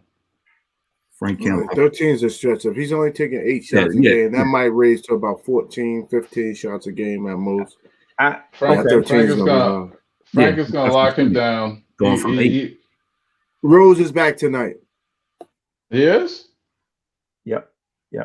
Oh, wow. Yeah. I think tonight Emmanuel quickly may go for 40. 40 what minutes? For against DSJ. And Wayne Ellington. Who's going to guard Emmanuel quickly? Wayne Ellington or DSJ? I mean, if I'm a Knicks fan, I love just the thought of Wayne Ellington guarding Emmanuel quickly on the perimeter. just the thought of it. Just the thought of it makes me think like, yeah, he's going for 40. And then DSJ, I mean. All right, so you saying he's going to take over 30 shots? No, I'm saying he'll take probably about 20 shots. He's not getting 40. And get 40. First of all, his floater is off, so he got to hit a bunch of threes. Okay, but the Pistons is a get-right team. You know what I'm saying? The Pistons are a get-right team. No, but his floaters be undefended anyway. Like he shoots his floater without defense on him. So it's not like, oh, he playing a bad defensive team. Now his floater going to start going in. They undefended anyway. 40, right? That's what I'm thinking. So him and be together 40. No, I'm saying Dennis Smith Jr. will probably because he got a triple-double last night, right? Yeah, him and Plumlee. So he'll probably come out and score 4 tonight on like 1 of 9 shooting, right? And we'll probably have this conversation again after the All-Star break about how DSJ is really, really trash, right? Really, because dudes backup point guards off the bench. They don't put up 2 or 3 consecutive great games in a row. They have a game, and then they revert back to the mean. Okay. And then they have a game, and then they revert back to the mean. I see. It's what numbers. It's the law of numbers. Like if his average is 8, and he scored 10 last night, that means he'll score 6 tonight. Because he'll have a great game, and then he'll revert back to the mean. I see what's going on. Being that the last time I wasn't on since the Knicks got blown out by the Spurs. Right. So I think you're deflecting because Quickly was terrible, even though he had 26. He was terrible. He was terrible. I agree with that. Obi and he was stat padding in blowout minutes. So I thought that was disgusting. Continue. Obi shot his customary air ball from 3. He shot 2 of them, right? He always did an air ball. He's all the night. Who was it? So for the record, man, I'm not. I feel like I'm a macho dude, right? But I don't feel like I have to overcompensate in conversation. In conversation, we just chopping it up. I don't have nothing to prove. Yeah. So I don't have an axe to grind or anything like that. You know what I'm saying? What I'm saying is that DSJ had his one game to remind people that he was a first round pick, but that is all. Nothing else follows. Okay, is what I'm getting at. Because they all do it. Even Frank did it. Frank scored 13 the other night, but we don't expect Frank to be a 13 point per game scorer. I do.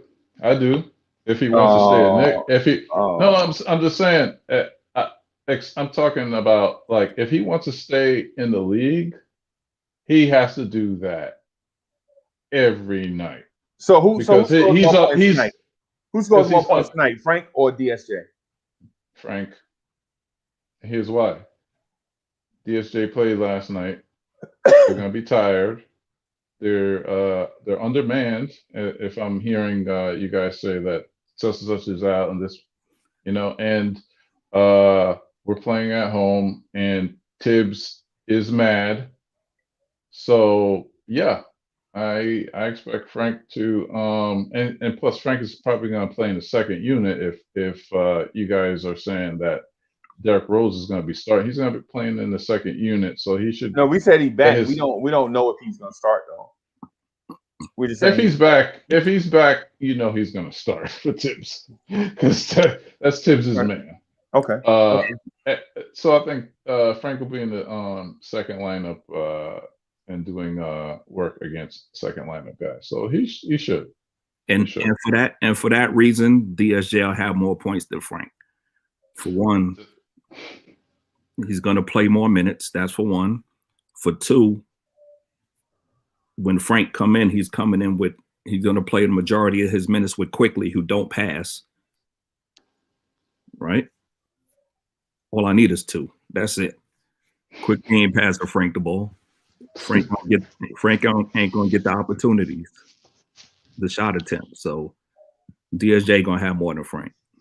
But I think that the backup point guard on the Knicks usually staggers minutes with the starters. So I think they'll be on the court together a lot. Mm-hmm.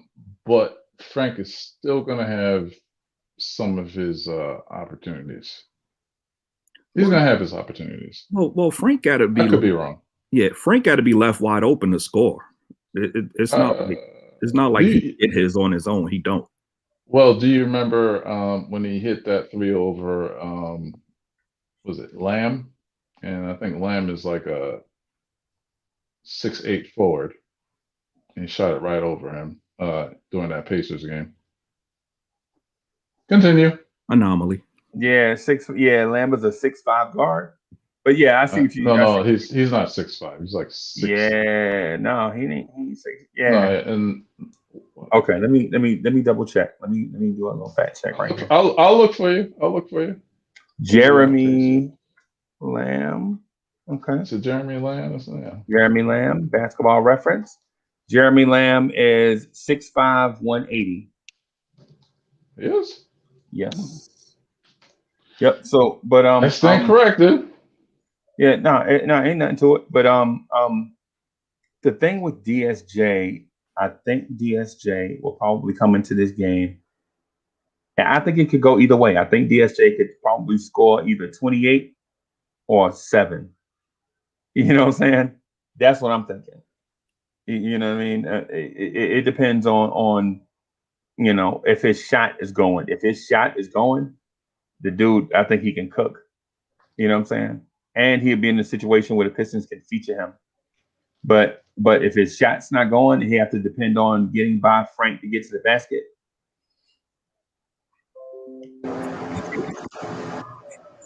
Frank can't contain him. I'll say DSJ will either have 17 or 9, and I'll say Frank will have under 9.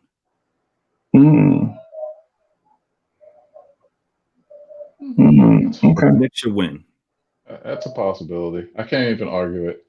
The Knicks should win. Enjoy this win because this is going to be like one of the last ones of the season. Because after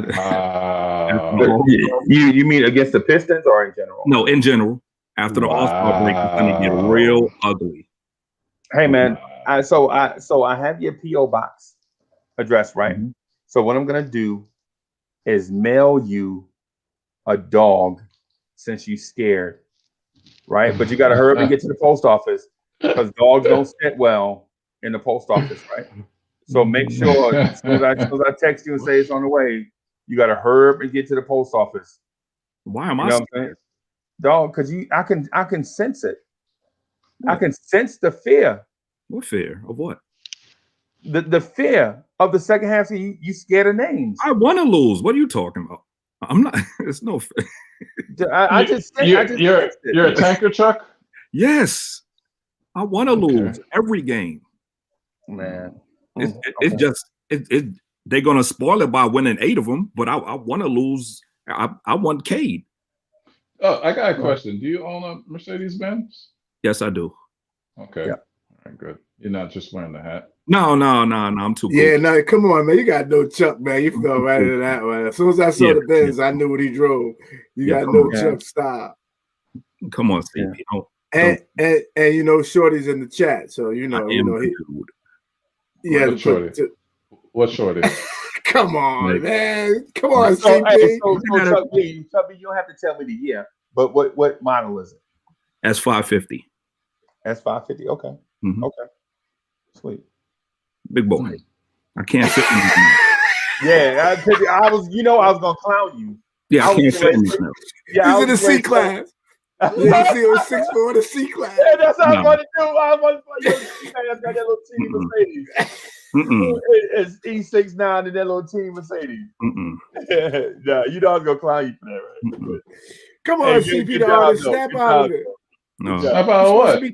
You're supposed to be carrying this podcast. You ain't put two and two together. I don't judge a man by his car. I was about to judge somebody about their car because I drive a Honda Accord and I love it. Yeah, man. Yeah, I'm an American. Yeah, listen, I have a daughter at UConn and a daughter at DePaul. DePaul, she tells me. I say DePaul, she gets mad. You know, because we used to say DePaul University. Right. And so, I'm driving American. I'm good with that. My day is coming. My better day is in front of me.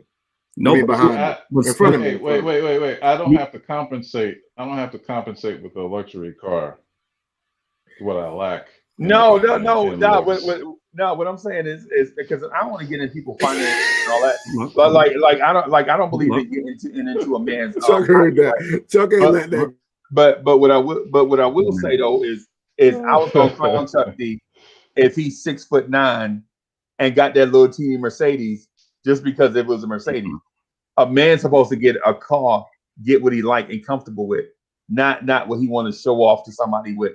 It's 6'9", unfolding out of the smallest car you ever seen in your life. You know what I'm saying? That's a simp. Now that's a simp. Yeah, that's what I'm saying. That's what I'm saying. And I wasn't even gonna, you know what I'm saying? So, but I respect Chuck B though, because I ain't want to get into and all kind of stuff, because I don't want to get into nobody's pocket. I believe that's a lame move for one man to be like, I make more money than you. You know what I'm saying? That to me, that's a fried. That's a fried, way. I just think it's funny, like when people wear luxury brands that they don't own, like people who get a Lexus tattooed on their arm and they never owned a Lexus. Well, they dream of it. Like, this is my dream. Well, I just have to ask. We're wearing Knicks hats. We don't own the Knicks, but that's different. I understand what you're saying, though. Yeah. But I support them though. I don't support, a big car. Yeah. I mean, like with me. I mean, I have, it don't matter, because we got vehicles right here. We don't even drive. They just sitting, right? But that don't mean nothing. You know what I'm saying? What does that mean? Really, nothing. You know what I'm saying? I get pleasure. The most pleasure I get out of life is fellowship, kicking it with the homies. You know what I'm saying? Sitting around people and listening to them talk, and they tell a bad joke and I laugh, and I tell a bad joke, and if it's funny enough, they'll laugh.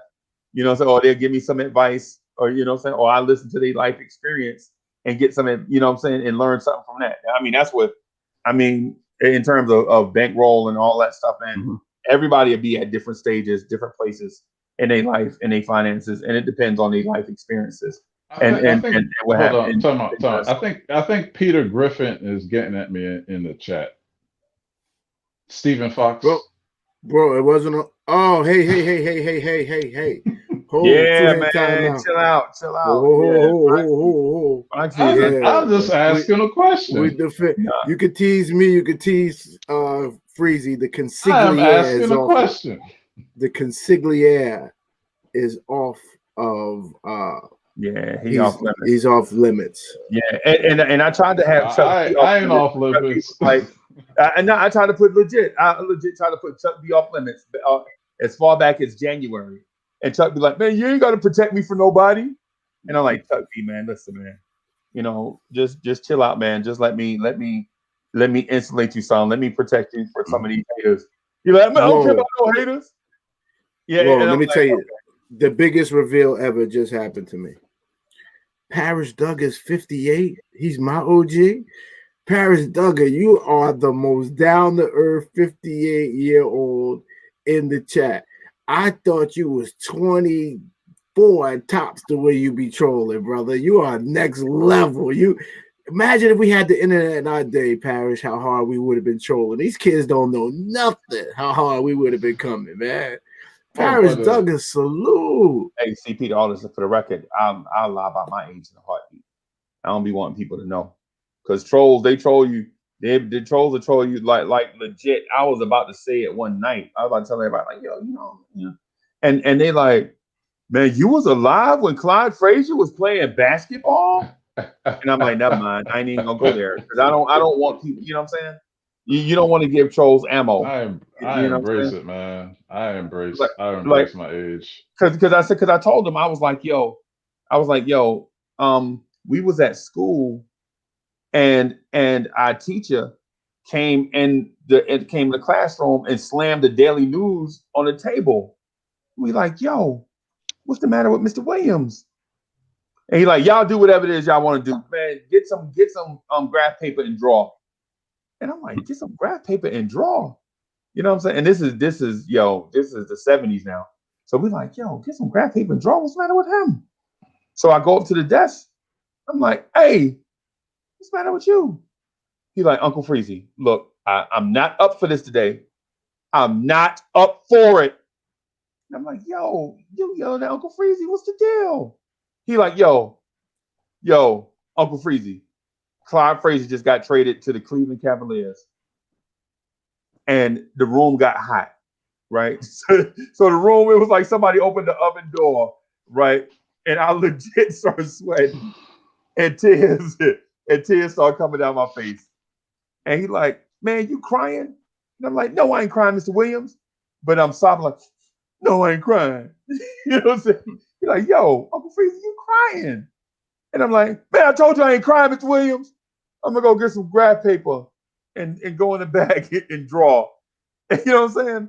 And he's like, yo, we going to be all right, man. And I'm like, no, man, we ain't going to be all right, man. They always do stupid stuff like this. Right? And so I was telling this story and people are like, dang, you was in school when Clyde Frazier got traded? You don't look that old. That's the thing. So CP, don't judge me, man. I don't judge nobody else. All we do is chop it up. When you was talking about you dating Miss America, I ain't said a word. I ain't said a word. I just she was Miss Universe. Miss Universe. One of the Miss Universes. Dog, but even so, I ain't said a word. I chilled out the whole time. I ain't judged nobody. You know what I'm saying?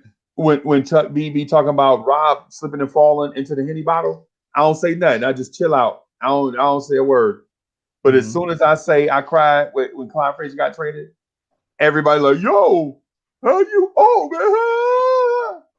That ain't funny. We can't help when we born, B. You can't have, like the 21-year-olds is in the chat, like every time G.I. say he 50, the 21-year-old's like, he an old man. Hey, man, he blessed. Because a lot of people that we came up with didn't make it to 50. Yeah. You know what I'm saying? I just got a question. What were they calling you Uncle Freezy in middle school? Yeah, they were, of course. Chuck B, why you always gotta take stuff to the extreme, man? I asked the same question. You said it earlier. Chuck B legit gotta take everything to the damn extreme. Yo, why you gotta take everything to the max, man? You see, P, did you see this? You're like, yo, Uncle Freezy, your teacher called you Uncle Freezy. Yo, you do that all the time, Freezy. You do that all the time. I'm gonna find out your real name, man. It's probably Bartholomew or something like that. Nah, man. Whatever is whatever is what I'm saying is we shouldn't judge each other based off of like little facts and stuff. Like Chuck B can legit say, I drive a Mercedes, right? And the first thing, or I wear this hat or whatever, because the hat don't represent who Chuck B is. You know what I'm saying? No. We know who Chuck B is. The hat is just a hat. You know what I'm saying? It does. But the judge him on that joint is like, you know, to me, had a tinge of pettiness, but I did want to if it was like one of them deals where Chuck B was driving like a teeny old Mercedes just for status, and he's 6'9.5", I was gonna clown him on that alone. You know what I'm saying? But not just because of the whip. You know what I'm saying? I had to find out, like, dog, if you playing yourself like that, dog, I don't know who the real Chuck B is. You know what I'm saying? That's the reason why I asked. The only reason why I Chuck asked. deserves like a truck driver hat or something like that because he looks like a truck driver. Oh no, I don't. Yes, you do. You look like a truck driver. I got plenty of them too, man. I got, matter of fact, No. You look like you or a butcher too. You look like you cut meat. You cut meat with butter knives. Pause. That's how tough you look. I love the Polaroid hat. The Polaroid hat is fly. Thank you, kind sir. That wasn't. Oh, Breezy, you need a Gillette, man. Woo. Yo, man, you gotta get that cut, man. You gotta keep it clean. You gotta keep that ball head clean, man. dog. So CP. So I'll tell you this.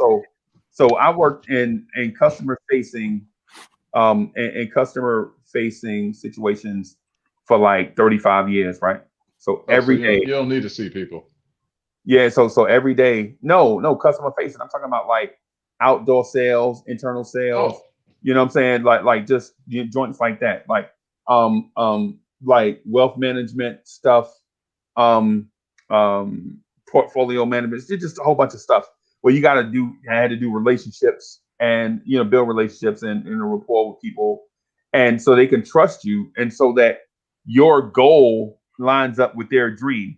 Like your goal for the assets that they gave you to manage lines up with the dream that they have for those assets that they set aside in order to reach a certain thing by a certain age. Like for instance, guys would be like, yo, what I want to do, say in the next 5 years, Uncle Freezy, is make enough money in order to invest in such and such, right? But I want it to be a shadow investment and not a like long-term thing where I have to manage this thing every day, whatever. All I want to do is set it aside, and then have it grow by making prudent and smart investments. Like this one guy told me, no lie, and I'm gonna tell a short story real quick. So no, you're not. Yeah, so my man was like, yo, my man came zero short stories, none of them. Right. Exactly. Let me get a pillow. So CP, you ever heard of Atlanta Bread? Bread? Yeah. Atlanta Bread. Remember Atlanta Bread? Okay. Yeah. So I meet this guy at Atlanta Bread, and he walk in with like this briefcase full of nothing, right? But he looked important walking in. He had a suit on that was off the rack. I knew it was off the rack because it didn't fit. Taylor. Right. But for people that don't know, they saw a dude walk in a suit with a suit on and a briefcase. I knew that was a Kmart tie that he had on, right? Because JCPenney and other places like Joseph A. Bank don't sell weird patterns like that, right? So I knew the dude was phony baloney when I saw him, right? But he was. You ever heard that saying, "Fake it till you make it"? Yes. So that's what he was trying to do, right? I'm not knocking that because you have to think like a certain thing before you actually become that certain thing sometimes, right? So he walk in, he telling me, yeah, I have such and such money stored up and I want to do such and such, and I own such and such properties. And so I had the computer pulled up, and he owned some properties, but it was a trailer park, right? So he owned a trailer park, right? And hey, listen, I don't knock that because listen, business is business, right? Business is business. Investments are investments. So he was like, this is what I want to do. And such years. I want to take these properties and turn them into a condo like setting. Just imagine like a bunch of condos in a place with fences and all that stuff. So I told him, like, listen, man, right now, what you are looking to purchase costs this much right now. And this is like 15 years ago. This is how much that costs right now. He's like, what? Are you serious? I'm like, man, calm down, drink your coffee. calm down, man. You want a treat from the thing? We can go. Atlanta Bread makes good sandwiches, right? So he was like, how much are the sandwiches? Dog, don't worry about how much. I'll pay for the sandwiches, right? I'll pay for the sandwiches because you're making me nervous. You know what I'm saying? You barking, you scoffing at this thing, how much that costs, and you asking me how much the sandwiches cost, make me think you don't have no money, right? So I'm talking to him, and so we fast forward to this point where I'm like, hey, listen, man, I tell you what we'll do is put $15,000 in an escrow account, right? And every time I need to use some bread out of there, I'll let you know, right? Every time we get ready to make an investment, I'll be like, hey, man, listen, this is what I'm thinking about doing at the first of the month. It'll give you 2 weeks to think about what it is. And then I'm going to do it anyway. But I just want to make you aware of what I'm going to do. So the dude was like, what do you mean? I'm like, dude, I'm going to take your money, right, from you. I'm going to put it in a neutral place. And then I'm going to invest that joint in such and such and such. Just whatever. And so my man is like, well, who's going to watch it? I'm like, fool, listen, do you know what escrow is? So he's like, so I'm like, man, look, okay. All right, just chill out. You said you came to me. You called me and you walked in here, and this is me now being real. Chuck B, this is who I am all the time. You walked in here with that cheap ass suit on, trying to impress, portraying a such and such and such and such thing. Be real with me. If $15,000 is too much money for you, then say it. Don't waste my time. Don't waste your time. Right? He was like, man, what kind of person would give $15,000? Hey, dog, a lot of people, a lot more than what you think. And they wear better suits, by the way. And they would be paying for my sandwiches. You know what I'm saying? And so my man is like, but. And I'm like, dog, look, listen, so here's the thing.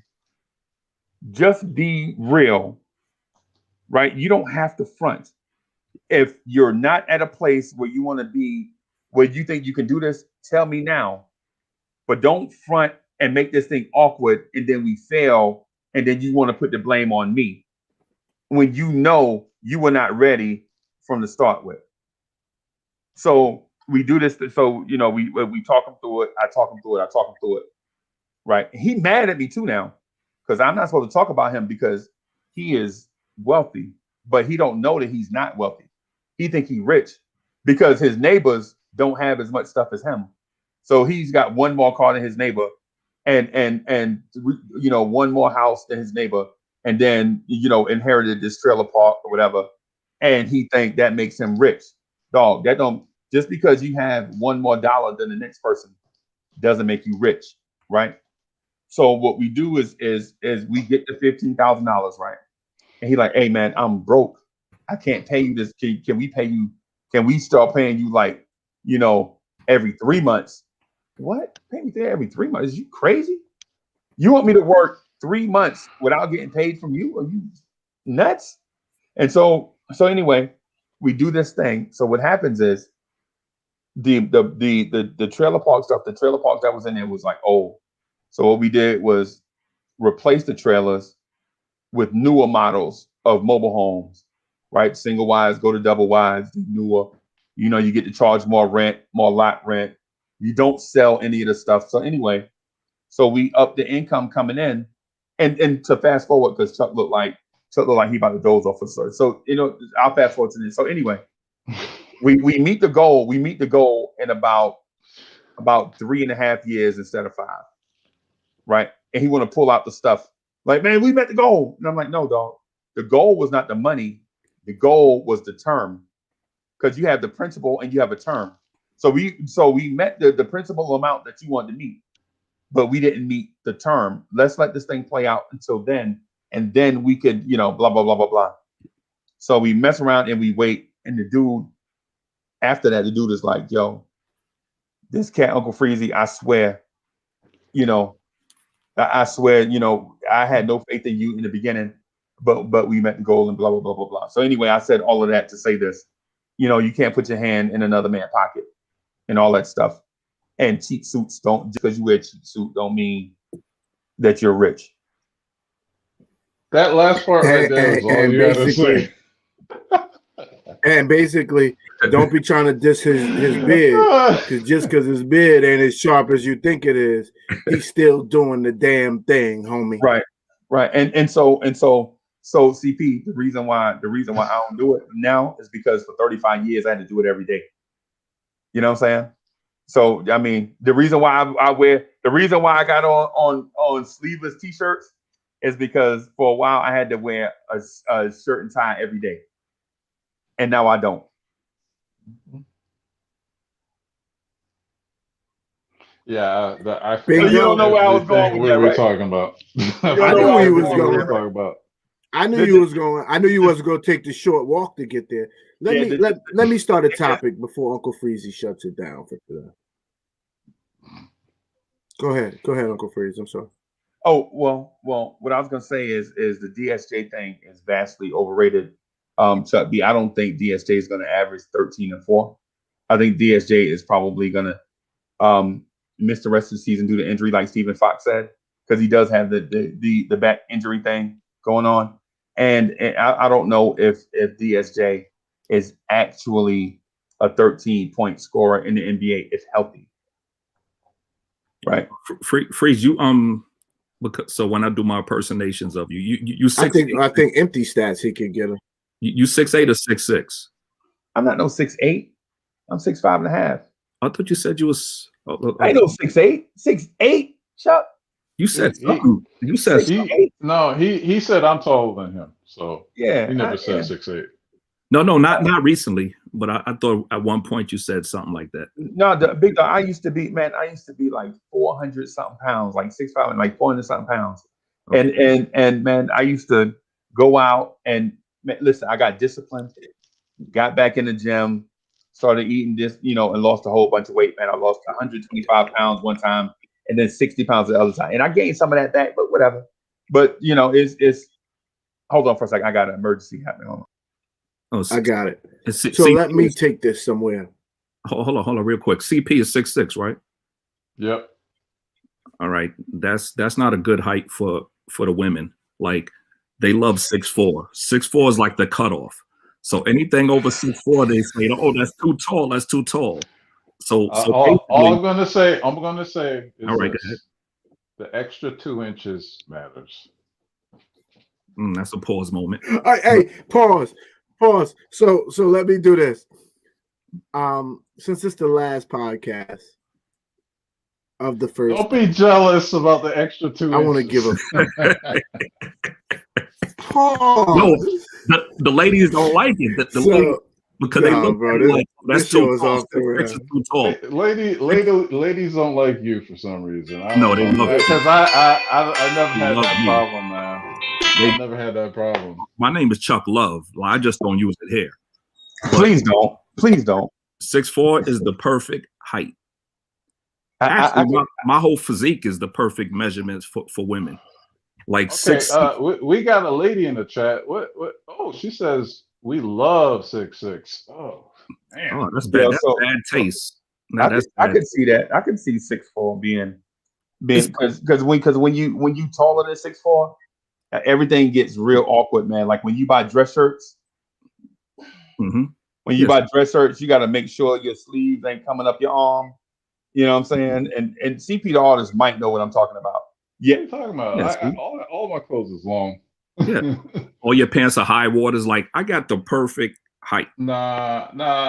It's a 30, maybe 34, 36. I could wear for my sleeve length. Yeah. No. I'm talking about pants. For sleeves it's a 38. I'm talking about the inseam, the leg. Oh, okay. See, for me, 6'4", I could go women that's 5'4" all the way up to 6. You got to start at like 5'8", 5'8", and go to 6'2". So you probably had a bunch of transvestites. So you say So for the record, slim waist, with the slim waist and big face. Go ahead. So That's for a the pretty record, face. when I was in Louisiana, I dated this Creole chick. She was 6'5". She was 6'5". She was looking me eyeball to eyeball. You know what I'm saying? No shoes on. No, we barefoot. She looked at me dead in the eyes. Like what's the name I'm thinking about? Like the light skinned chick. They look white, but they black. You know what I'm talking about? Albino? No, not albino. No, they from Louisiana. They from the Creole. Creole, yeah. Yeah, where they like gray eyes and blonde hair, and they talk more hood than me. You know what I'm saying? What? You know. They speak that Geechee, that French and hood mix. Yeah. So yeah, I mean, but it is what I don't judge nobody. So anyway. So can I try something because since you guys have had such a great time? Can I try one thing before Uncle Freezy shuts it down today? You know, I'm gonna take you back to November around Thanksgiving, and they finally figured out this weird NBA season and when it would begin. You know, a lot of the veteran teams that just came out of the bubble, the Black Lives Matter bubble, which you don't see Black Lives Matter anywhere in any stadiums anymore. But moving on from that, you know, it was a real tough to start the season for a lot of the better teams. But the Knicks was one of those teams that rested for 9 months. Although we didn't get to put our new coach in with our new players, we didn't know we was going with point guard. I think we were out here. And then we cut Alfred Payton and re-signed him for $5 million. I think we read up Reggie Bullock. We drafted Obi Toppin and Emmanuel quickly. And we saw something in preseason. We said, wow, this team looks better than we thought. But then we tempered it because we played the Detroit Pistons and the Cleveland Cavaliers, two teams we would hope we'd be better than. And then we proceeded on to beat the Bucks on opening night. And it's been some up and down scenarios, but one thing we knew and what we love as New Yorkers, when our team takes the field, takes the court, we play hard every night.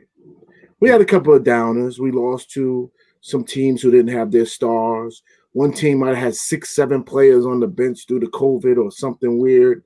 We lost to them. But all in all, we put up a great first half of the season. And here we sit in the 4 or 5 spot. I think we win the night. We might have a chance to creep back in the 4 spot. But here we are deep in a playoff position. We're afraid of the second half. Well, no, we're not. Uncle Freezy fixed that. We recognize that we have a serious second half. We have to start worrying about injuries. We have an all-star in Julius Randle. RJ Barrett has got his respect back, even though, you know, we had a week where we doubted what he was. But all in all, the first half of the season has been one of the best that I've participated in as a fan because of not knowing what the expectation were, then having the expectations set up. There's not all of these commentators now who are talking about the resurgence of the Knicks. We can pull a podcast from them because everybody talks about the Knicks, whether we're good and bad, where they all said this is one of the worst Knicks teams. Michael Kay said this is one of the worst Knicks teams ever assembled. And Tibbs can't coach us into a miracle. Quote, I don't listen to a show as much as I used to, but I want to call in so bad. They're going to shut me down. I know it. I have to lie and just, you know, about to the screener and then get on there and go rogue. That's how sometimes you got to do it to get just your call moved up. Yeah. I'm happy. Which I'm glad you don't make us do, Uncle Freezy. You take all of our takers as they come. Like you said, you don't screen us. And you don't send us any, you know. Yeah, we don't do that prefab stuff, man. We just keep it real. Man. I mean, like when we come up, like one time we was talking about one thing, and Chuck B just came and bum rushed the show and changed the topic. And we're like, Chuck B, you've been here 10 seconds. Oh, like today? All like today. All like today. Nah. Yeah. No, he ran into a buzzsaw though. Nah, it was good.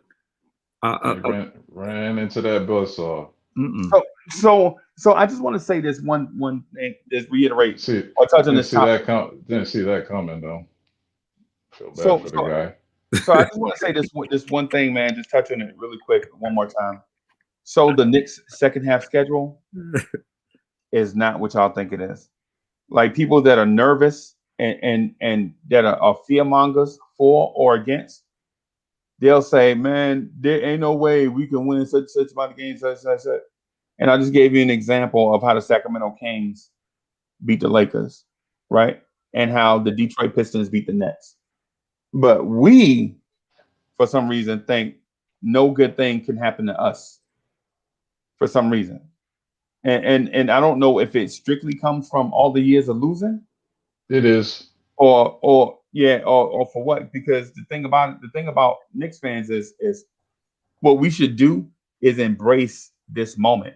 Like Yep. not think about what happened when Stephon Marbury was here.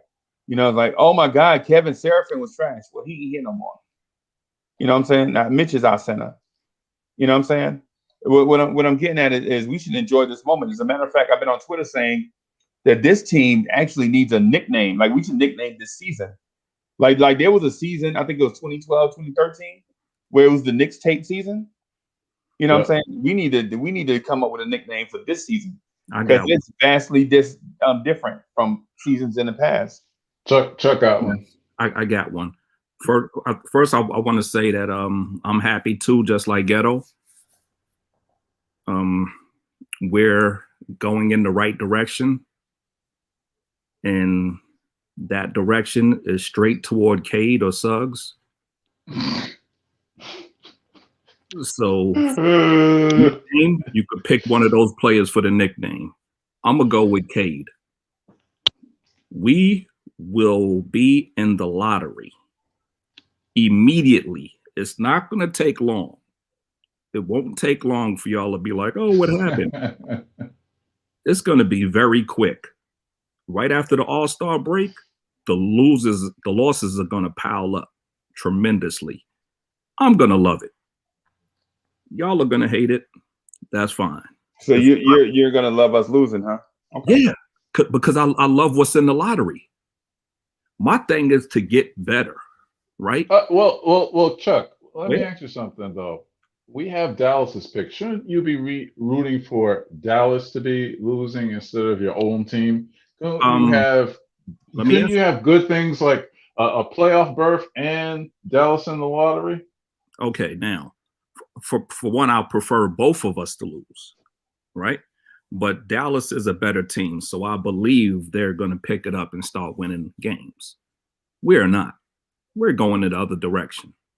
What about this option, though? Go ahead. We trade up to get. Let's say we wait, CP dollars. That's too much forward thinking. Don't say anything smart. We will just nod our head and be like, "Yeah, we might lose." Okay, don't say I can't help myself. All right. We end up with 14. Don't let Chuck mess with your head. Sorry.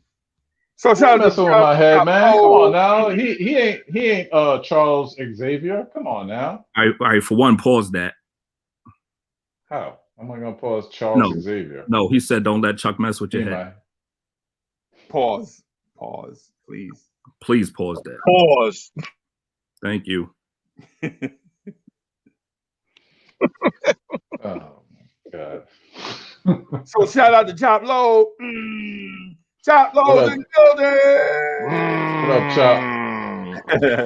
Go ahead, Chuck. Finish your, Yes, thank you. Because what you was about to say was a trade up scenario, but this draft is gonna be top heavy. So I don't see a team landing in those positions, giving up the pick.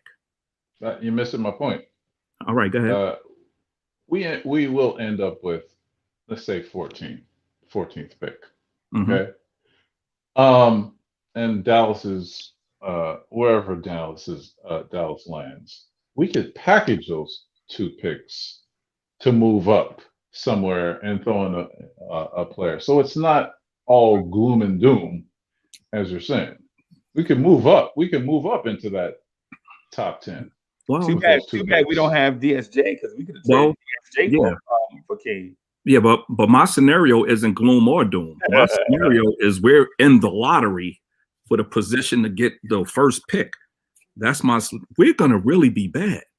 You can't control that though. We can't. I said in position to get to be around that range.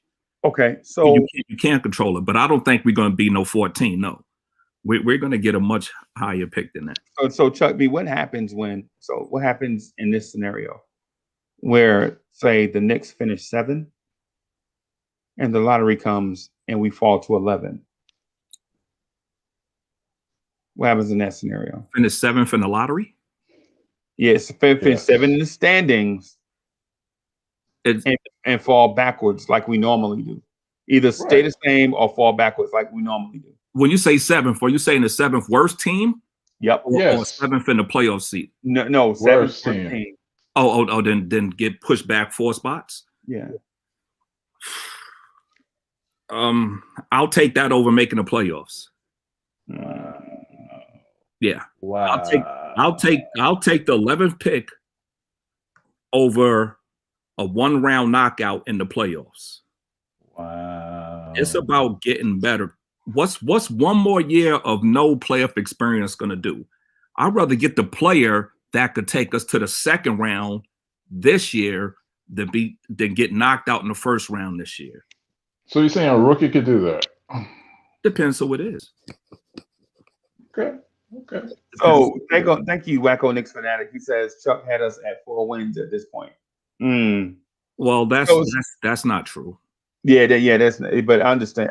There was some sarcasm there. But yeah, a lot of it. Right. But what I'm saying is this. So there are 2 things that you can't repair, right?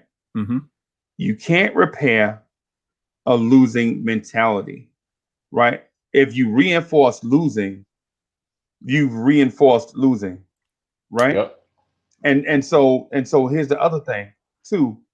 You want to get these kids in high leverage games where it's do or die, where it's something on the line, because then they actually get to grow in that moment, right? It's sink or swim. Like when somebody threw you in the swimming pool when you couldn't swim, and you made your way to the side of the pool. You don't know if you floated there, you swam there, or how you got there, but you survived, right? I walked there. Yeah, I know, on top of the water.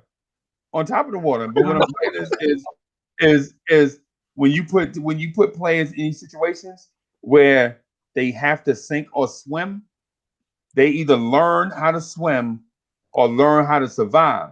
Right? The ones that don't make it, the ones that don't swim or float, they sink. You're like, hey kid, listen, you have some serious deficiencies that we need to either work on, or the front office is gonna be like, yo, we can't go to battle with this guy. Right? We can't go to battle with this guy because when the pressure was on, he choked. Right? And y'all seen it.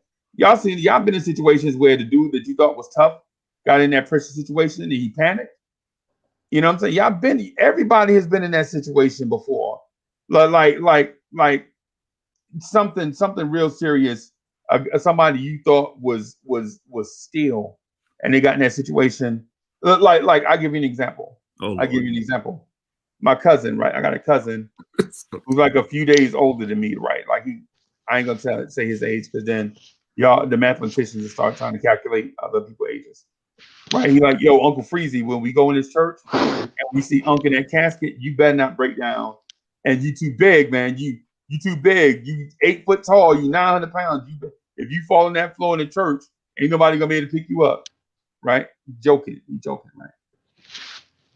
So we get in the church and the service start, and I can hear it. I can hear him sniffing like, I'm like, oh boy, not this dude. So they asked, he was like, oh, before, yo, I want to get set up and say some words, man. That dude meant something to me.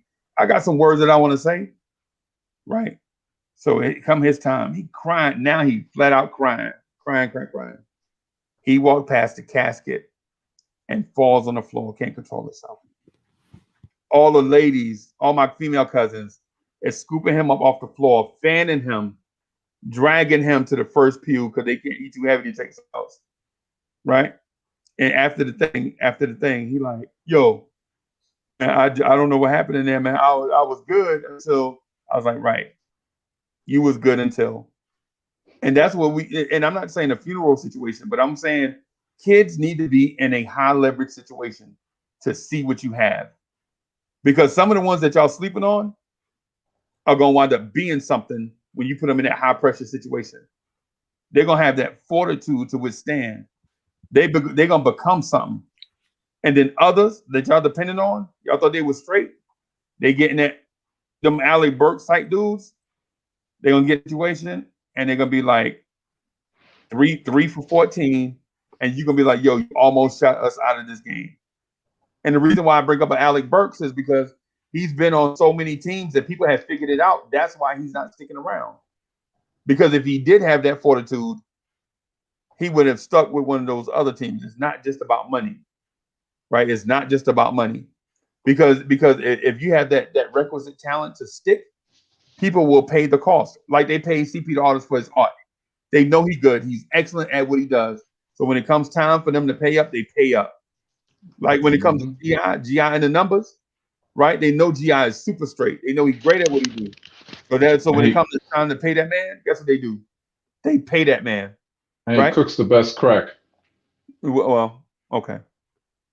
But what I'm saying is, but if you take the kids, but if you never give the kids the opportunity to be in those high leverage situations, you never know what you have. All you've done is reinforce losing.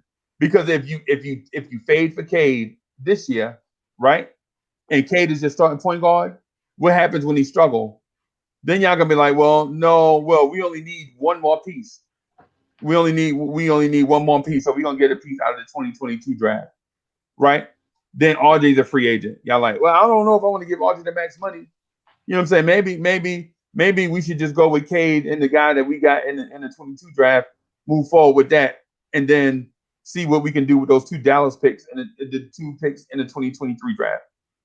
And the whole time you've been reinforcing losing and not realizing it, because you saying you want to take 2 steps, you want to take 1 step backwards to take 2 steps forward. Step forward. Right. That's the analogy. But what people don't realize is what happens to you when you take that 1 step back. What happens to you when you take that 1 step back? You're not promised to take 2 steps forward. Right. So that's what I'm saying. And so when you took that, and think about it, and all you've done was +1. You took 1 step back to take 2 forward. All you've done is +1. Look at Philly. Philly been doing that for how many years? And when they finally got Ben Simmons and Embiid, they're planning on doing this all over again because Ben Simmons is not the answer. Right. And look how long it took them to get Ben Simmons and Joel Embiid. Right? Look how long it took them to get Ben Simmons and Joel Embiid. They legit went from the Iguodala, Vucevic, Lou Williams, Mo Hawkins era to tanking. Right? What if they would have just kept that team together? Iguodala, Lou Williams, Nikola Vucevic, and Mo Hawkins. Why not keep that team together and just add? Or they could have had other pieces if they would have won in the later rounds of the draft that could have been with them still to this day, because they did have draft busts like Nerlens Noel. Yeah. When like Jahlil Okafor. You take all year for Nerlens Noel. How'd that work out? Not making the playoffs for this team is not a failure. They already had a somewhat successful year based on projection, right? So being bad and getting a lottery pick can only help. A wise man once told Ron Cleveland that Quickly wasn't a point guard. And I was listening to Ron yesterday, and Ron echoed those words from a wise man, which he once disagreed with. So I just want to welcome Ron. Get him, Ron. Take care of my light work. All right, what's up, fellas? What's going on, Chuck? Boy, you real funny, you know. You gonna make you make the Geechee come out of me just now. When you hear me say certain words, man, you gonna hear the Geechee come out. You know what I mean? Boy, I tell you real funny. Yeah, he ain't a point guard, and the phrase you gotta complete the whole phrase. I said currently right now, he's not a point guard. He's not that. He's a shooting guard. He wants to shoot. Yeah, he definitely wants to shoot. And my concerns were quickly, and you know this, anybody that played basketball, man, when you played basketball for so long one way, it's hard to change. Julius Randle right now is really an outlier. That generally doesn't happen. You know what I mean? But I give you your credit, Chuck. You did say it. You did say it first. You said it first. You know what I mean? The man ain't a point. He's not going to be our point guard of the future. I don't want to hurt nobody's feelings because I love quickly. I'm not going there where I say I don't like the guy. I like the guy, but he got a lot to work on still. You know what I mean? He got a lot to work on with this team right now.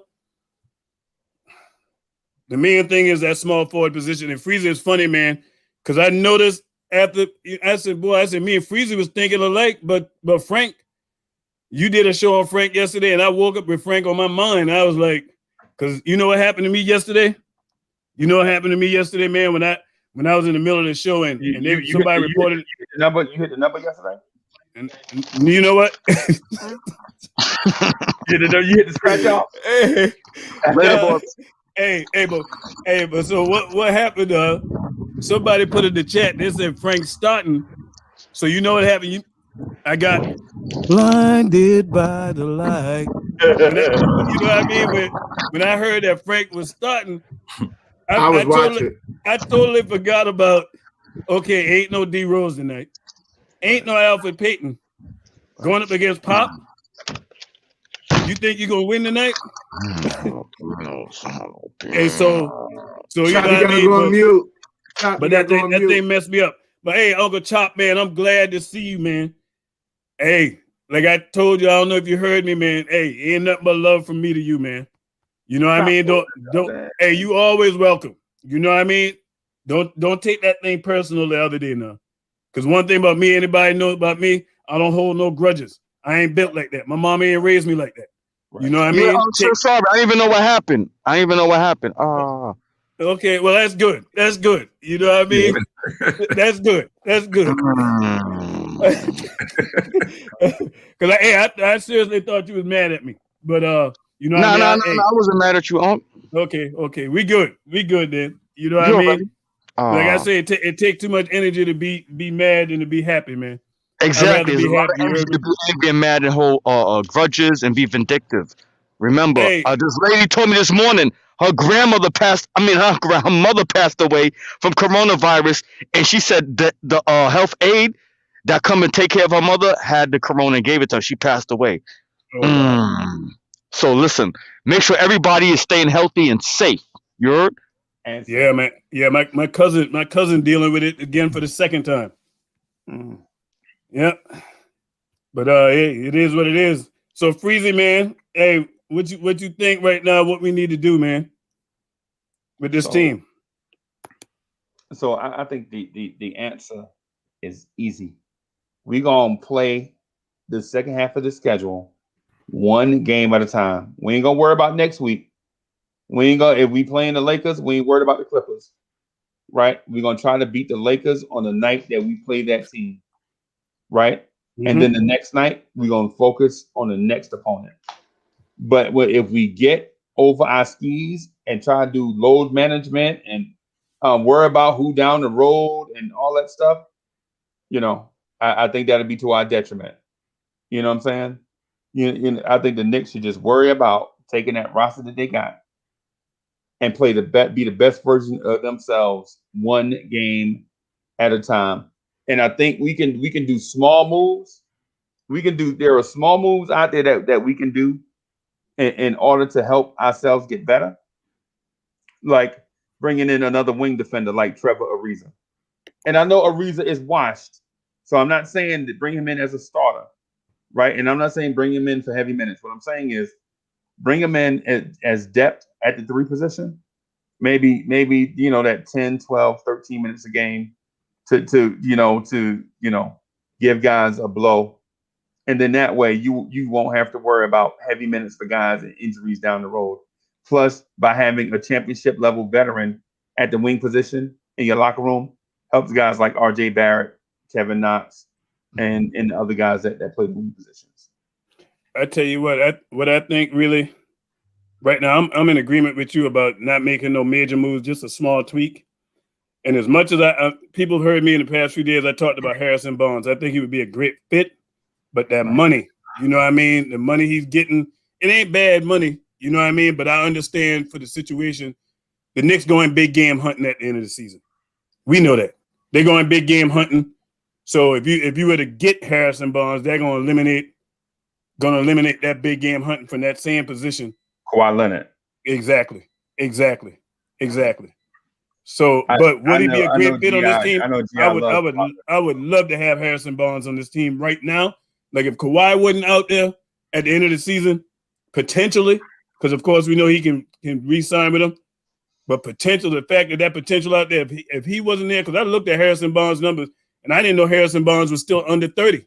He's 28 years old. I don't think Kawhi is leaving anywhere. I think he's going to be waiting until LeBron retires so he could officially take over LA, and that's going to end up happening. No time soon. That's a good topic. When will LeBron retire? Yeah, that is a good one.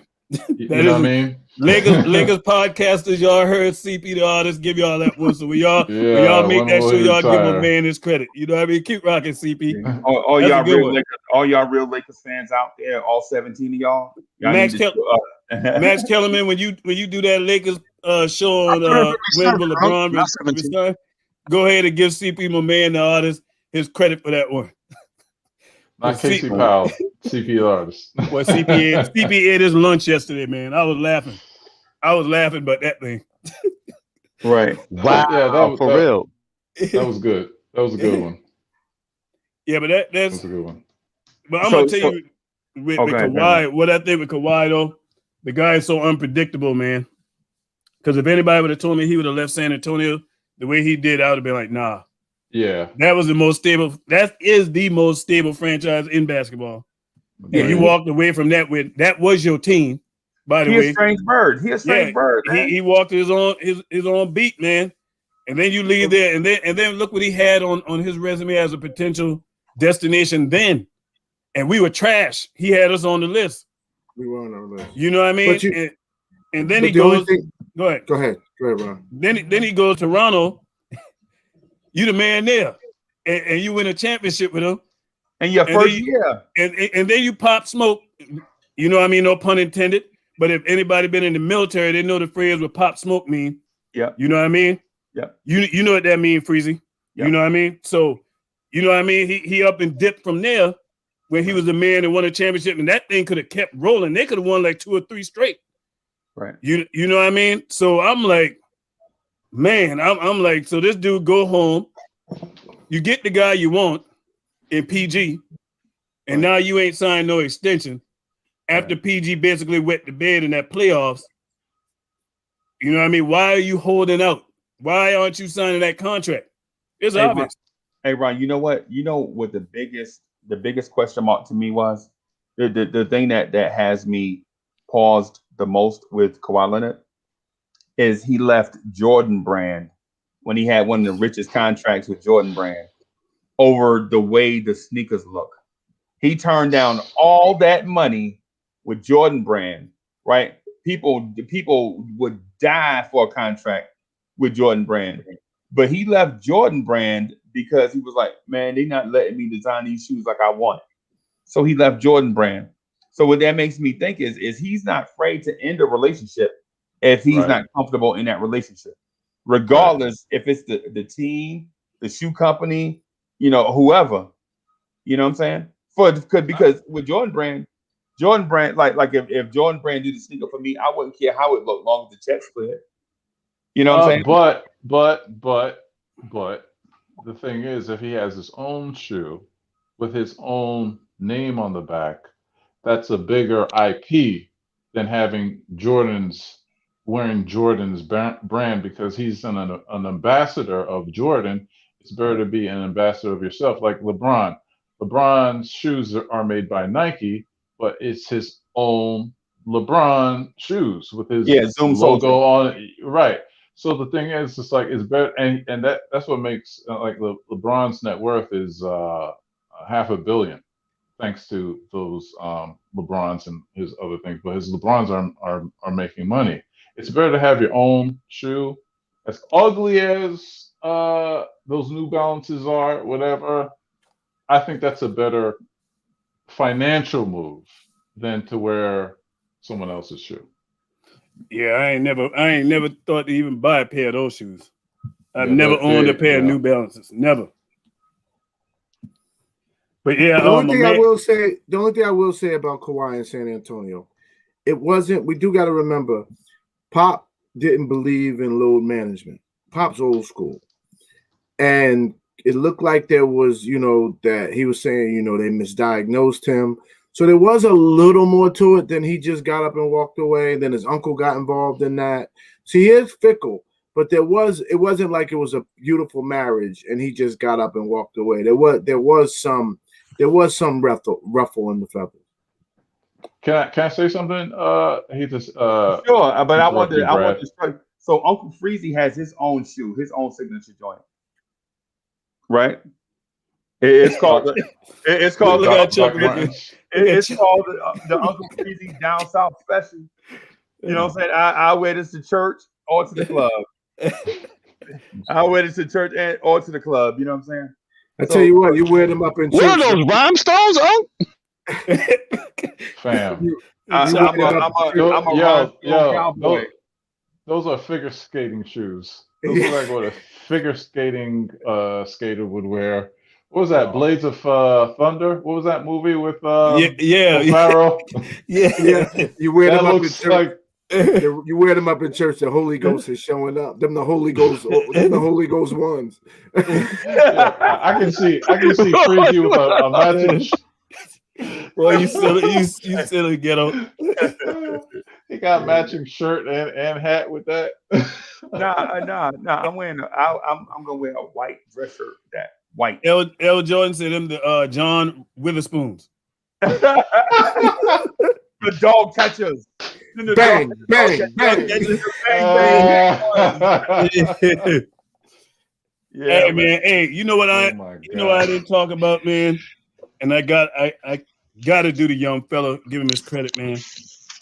We talked about him briefly just now, but in this concept, in this aspect, what in the world is going on with the NBA? You mean to tell me Emmanuel Quickly? Y'all know where I'm going at.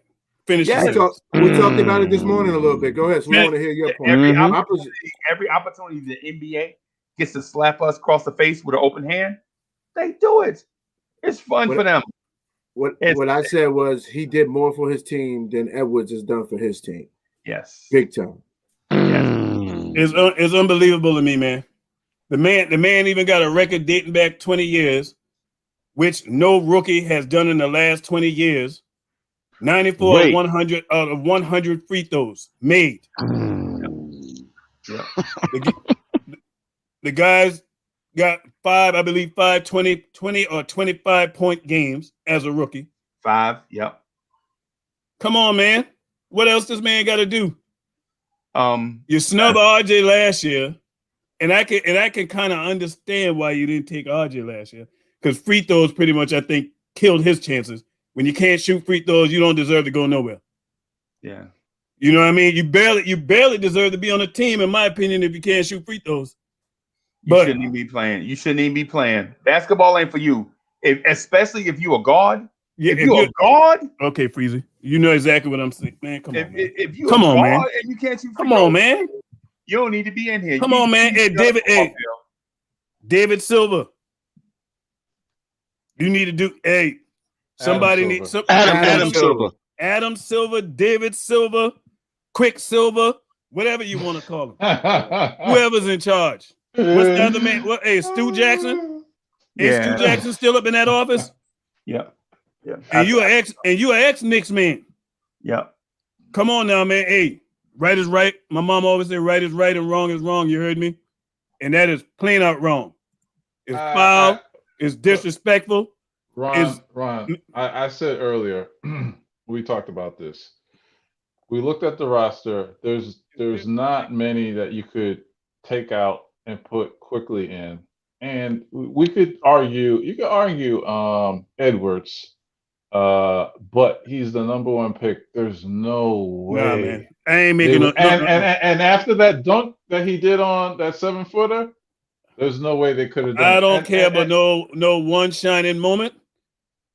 I understand, but that's one. Hey, this ain't March Madness, one shining moment. You on a team that's trash.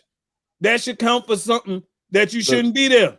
Right. You know what I mean? Look at Quickly. Quickly is a huge part of the New York Knicks' success, especially in that second unit. Yep. Come on, man. They don't care. It's for entertainment. It's for entertainment. Man, bump all that, man. They lost credibility with me with that. Hey, we get Rodney Dangerfield. No respect. Yep. So get them likes up, man. We got 62 likes. All the more reason why I don't watch the trash. Make sure y'all subscribe to the channel. Join the virtual chat. Join the video chat. Y'all know what to do. And I'm gonna tell y'all this: the only reason why I'm watching the All-Star game this year is because my man Julius is on it. Other than that, I wouldn't be watching it neither. The only thing I normally watch from All-Star Weekend is a slam dunk competition and the 3-point shootout. That's it. Right. Same. That's it. I don't watch that All-Star game. It's a joke. But that's straight up foul that they left my man off of that thing, man. So tell me all the names on that thing, and I can tell you who I would take off and put Quickly on there because I don't know who's all on there, and I don't care. But I can tell you this quick. Ja Morant. Tyler Hansbrough. Ja Morant, he's in his hero, but he's a sophomore. I'm talking about all them rookies. The rookies, right?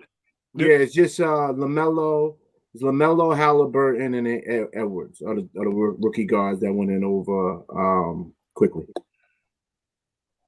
You can't take them out, Ron. Two dudes on losing situations.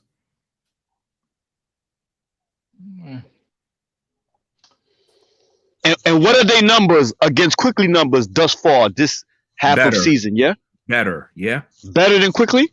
Yeah. Yeah. They play much more minutes, Chop. It's still better. Much more. I know. I'm just saying. Hey, Chuck, I know you don't like Quickly, man, but right is right and wrong is wrong, man. Come on now. Come on, don't do that. Don't do that, man. Don't do that. That's because don't do that. He's not better than Halliburton or LaMelo. Don't do that. But you didn't argue that he does more for his team than Edwards. Wait. And so, I hate disagreeing with Chuck. And you know what? And you might have a point. So for the production, they are getting LaMelo, which was the #3 pick. You would expect that. So for the production, they're getting that Halliburton at wherever they picked him at. 13? You can kind of almost expect that since he's a lottery pick. But Emmanuel Quickly is giving you just about the same production as a late first-round pick. So now we have to look at the value ratio, like how much you're paying versus how much you're getting, right? And so what the Knicks are getting versus what they paid is more impressive than what Charlotte is getting from LaMelo Ball. Lottery pick production is what the Knicks is getting from the 27 slot. LaMelo is. I'm not. But CP, listen to what I said. Yeah, he didn't say LaMelo. I said value ratio, right?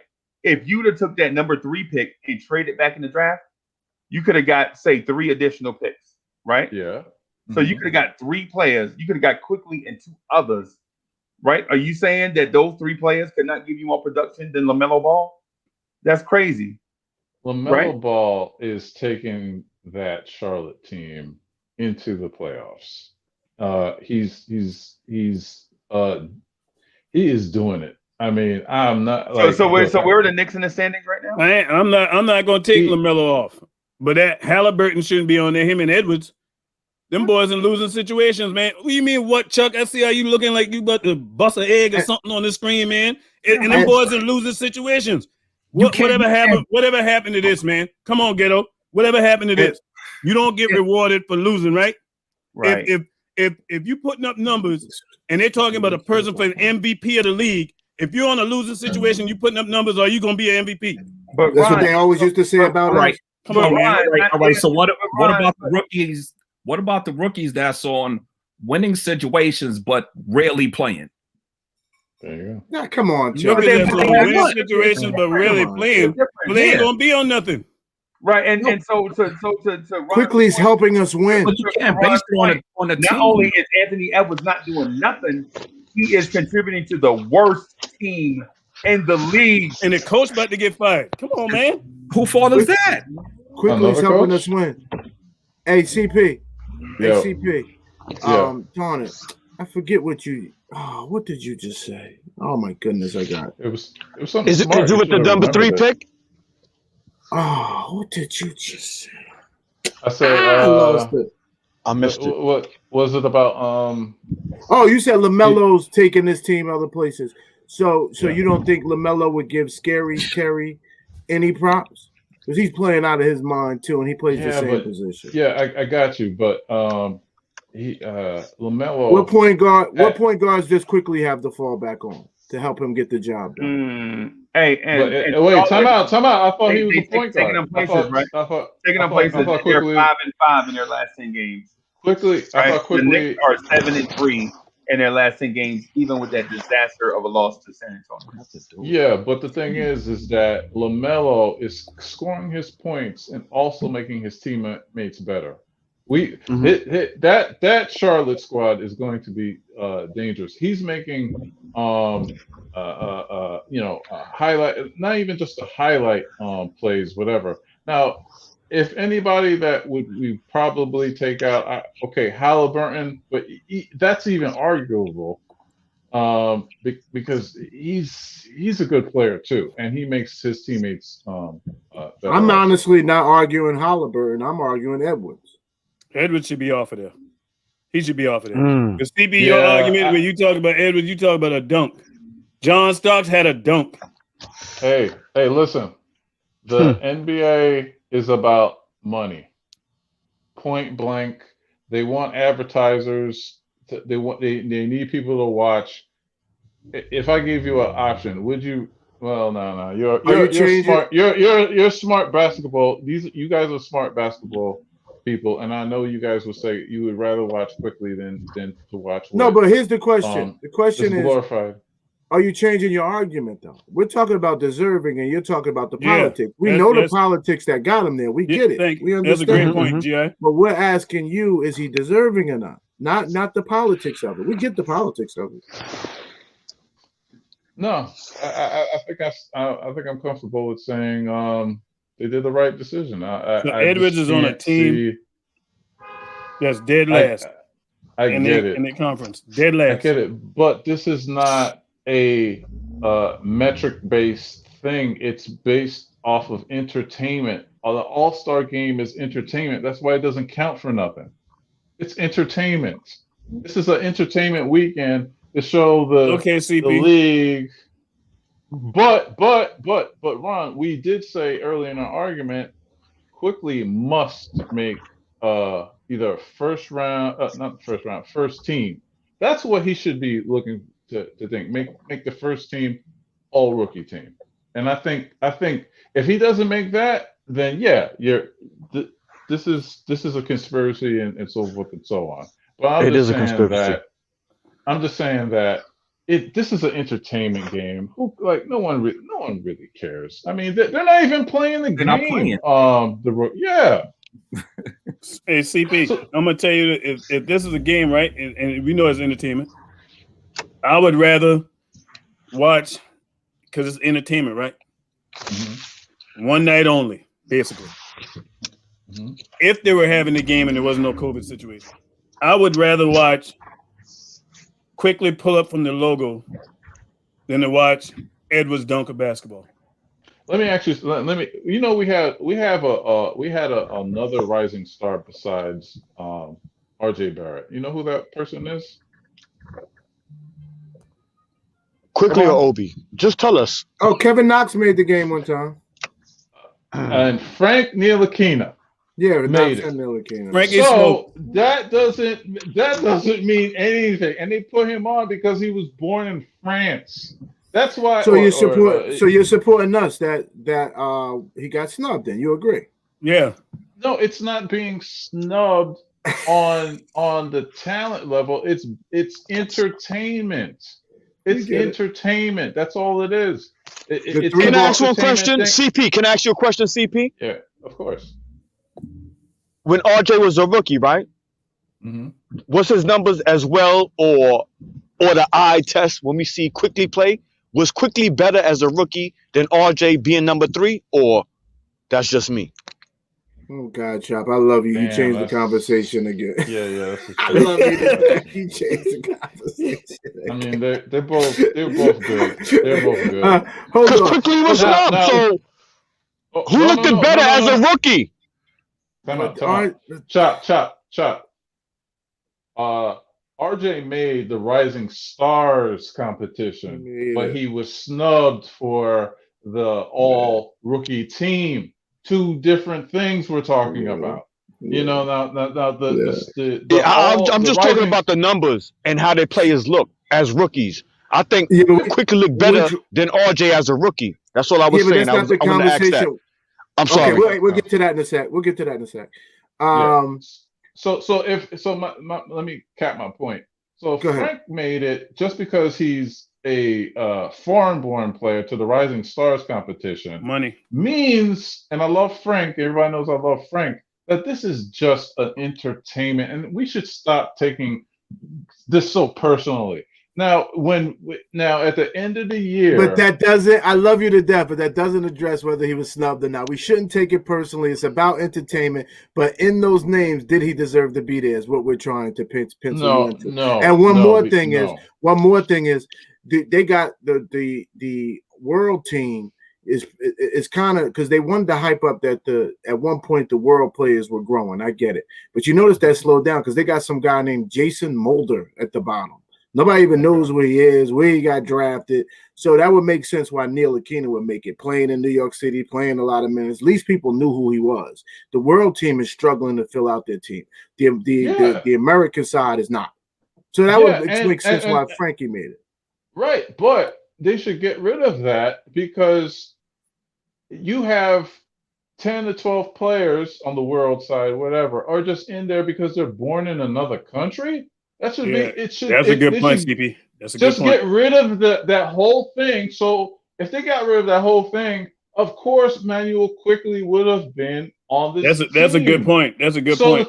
So we are arguing off of entertainment. This is not a merit based. Quickly has to be in team number 1 or at least 2 of the top 10 rookies at the end of the year. That's what we should. This is just a pageant. Oh yeah, he better be in that. He better have a good second half. He's got to have a good second half. Man, I won another argument today. It's like, that's not an argument. Where's my crown at, man? There ain't no argument, but Amani the Great might have redeemed the whole situation. He says, man, Edwards should stay because he puts people in the seats because of the excitement they want to watch what he will do next. But the one who should not have been chosen is Wiseman. The problem is they do it by position. They got to be They take 4 guards and a big man. So, but I would definitely agree with Mr. Amani on that one because Wiseman ain't doing nothing like that. Unless these games are high scoring. You watch that All-Star game. All those boys, if they ain't dunking, they shooting threes. And one thing Quickly would have did, he would have ran to the 3-point line and hit like 10 of them things. He gave like 10 of them things. He would have shot about 4 feet behind the line. He would have let that thing go nothing but cotton. And Chuck would have been looking mad like he's looking right now. Nah, he would have flopped and hurt about 3. Boy, Chuck, hey Chuck, you hard on Quickly, boy. Hey, the Warden pardon people quicker than Chuck do, boy. You get a Chuck doghouse. Oh yeah, Chuck. Mr. Frank Ntilikina. How you feel about the player Frank, man? Since he came back. Don't come in no mess neither, because I know how you do. Don't do it. Come on now, Chuck. Yeah, he had 2 games with no assists. Oh God. Well, I did talk about that on the show. I didn't like that last game. Okay, but other than that, come on now. Quickly also first of all, time out. We ain't talking about quickly. We talking about Frank. Wait a minute about the assists, right? Don't sleepy. In order to complete an assist, doesn't the other player have to score the ball?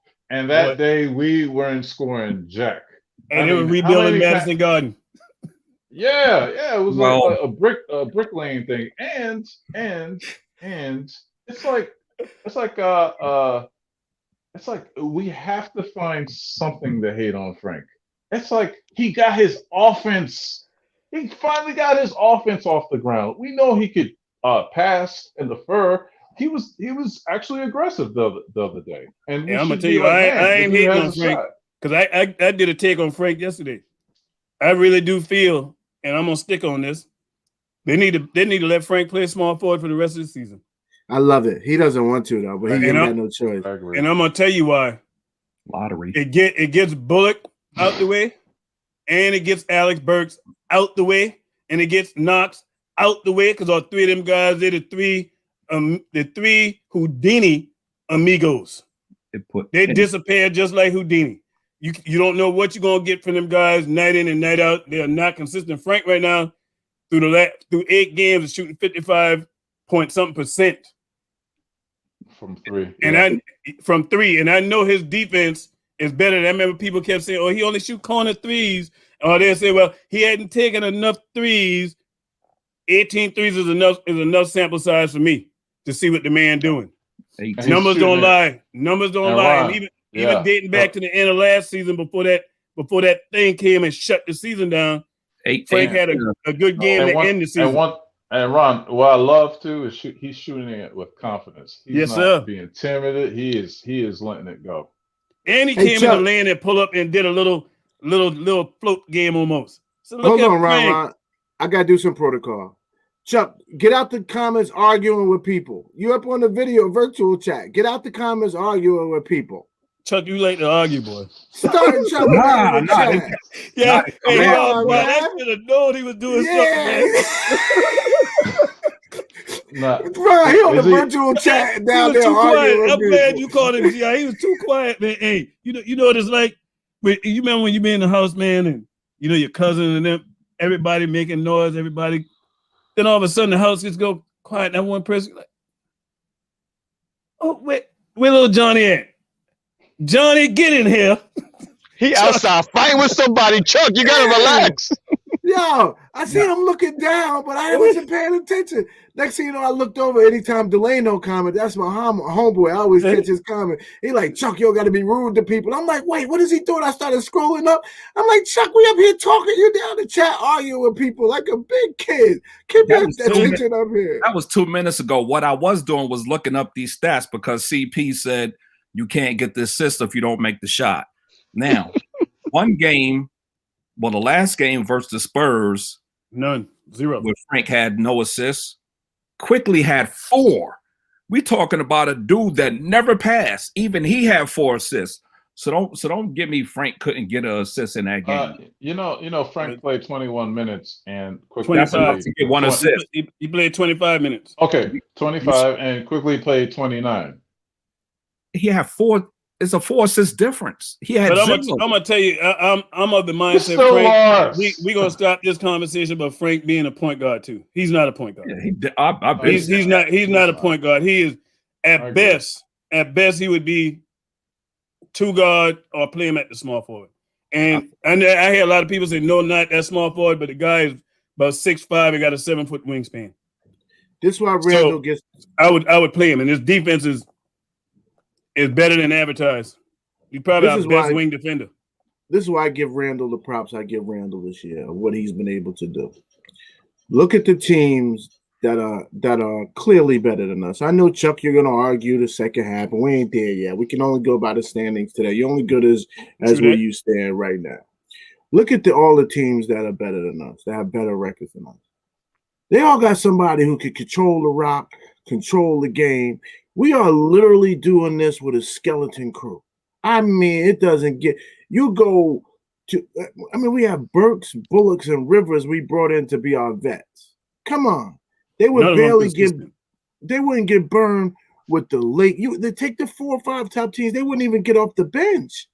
We relying on them night in, night out to get wins. Then we got to go to our young guys.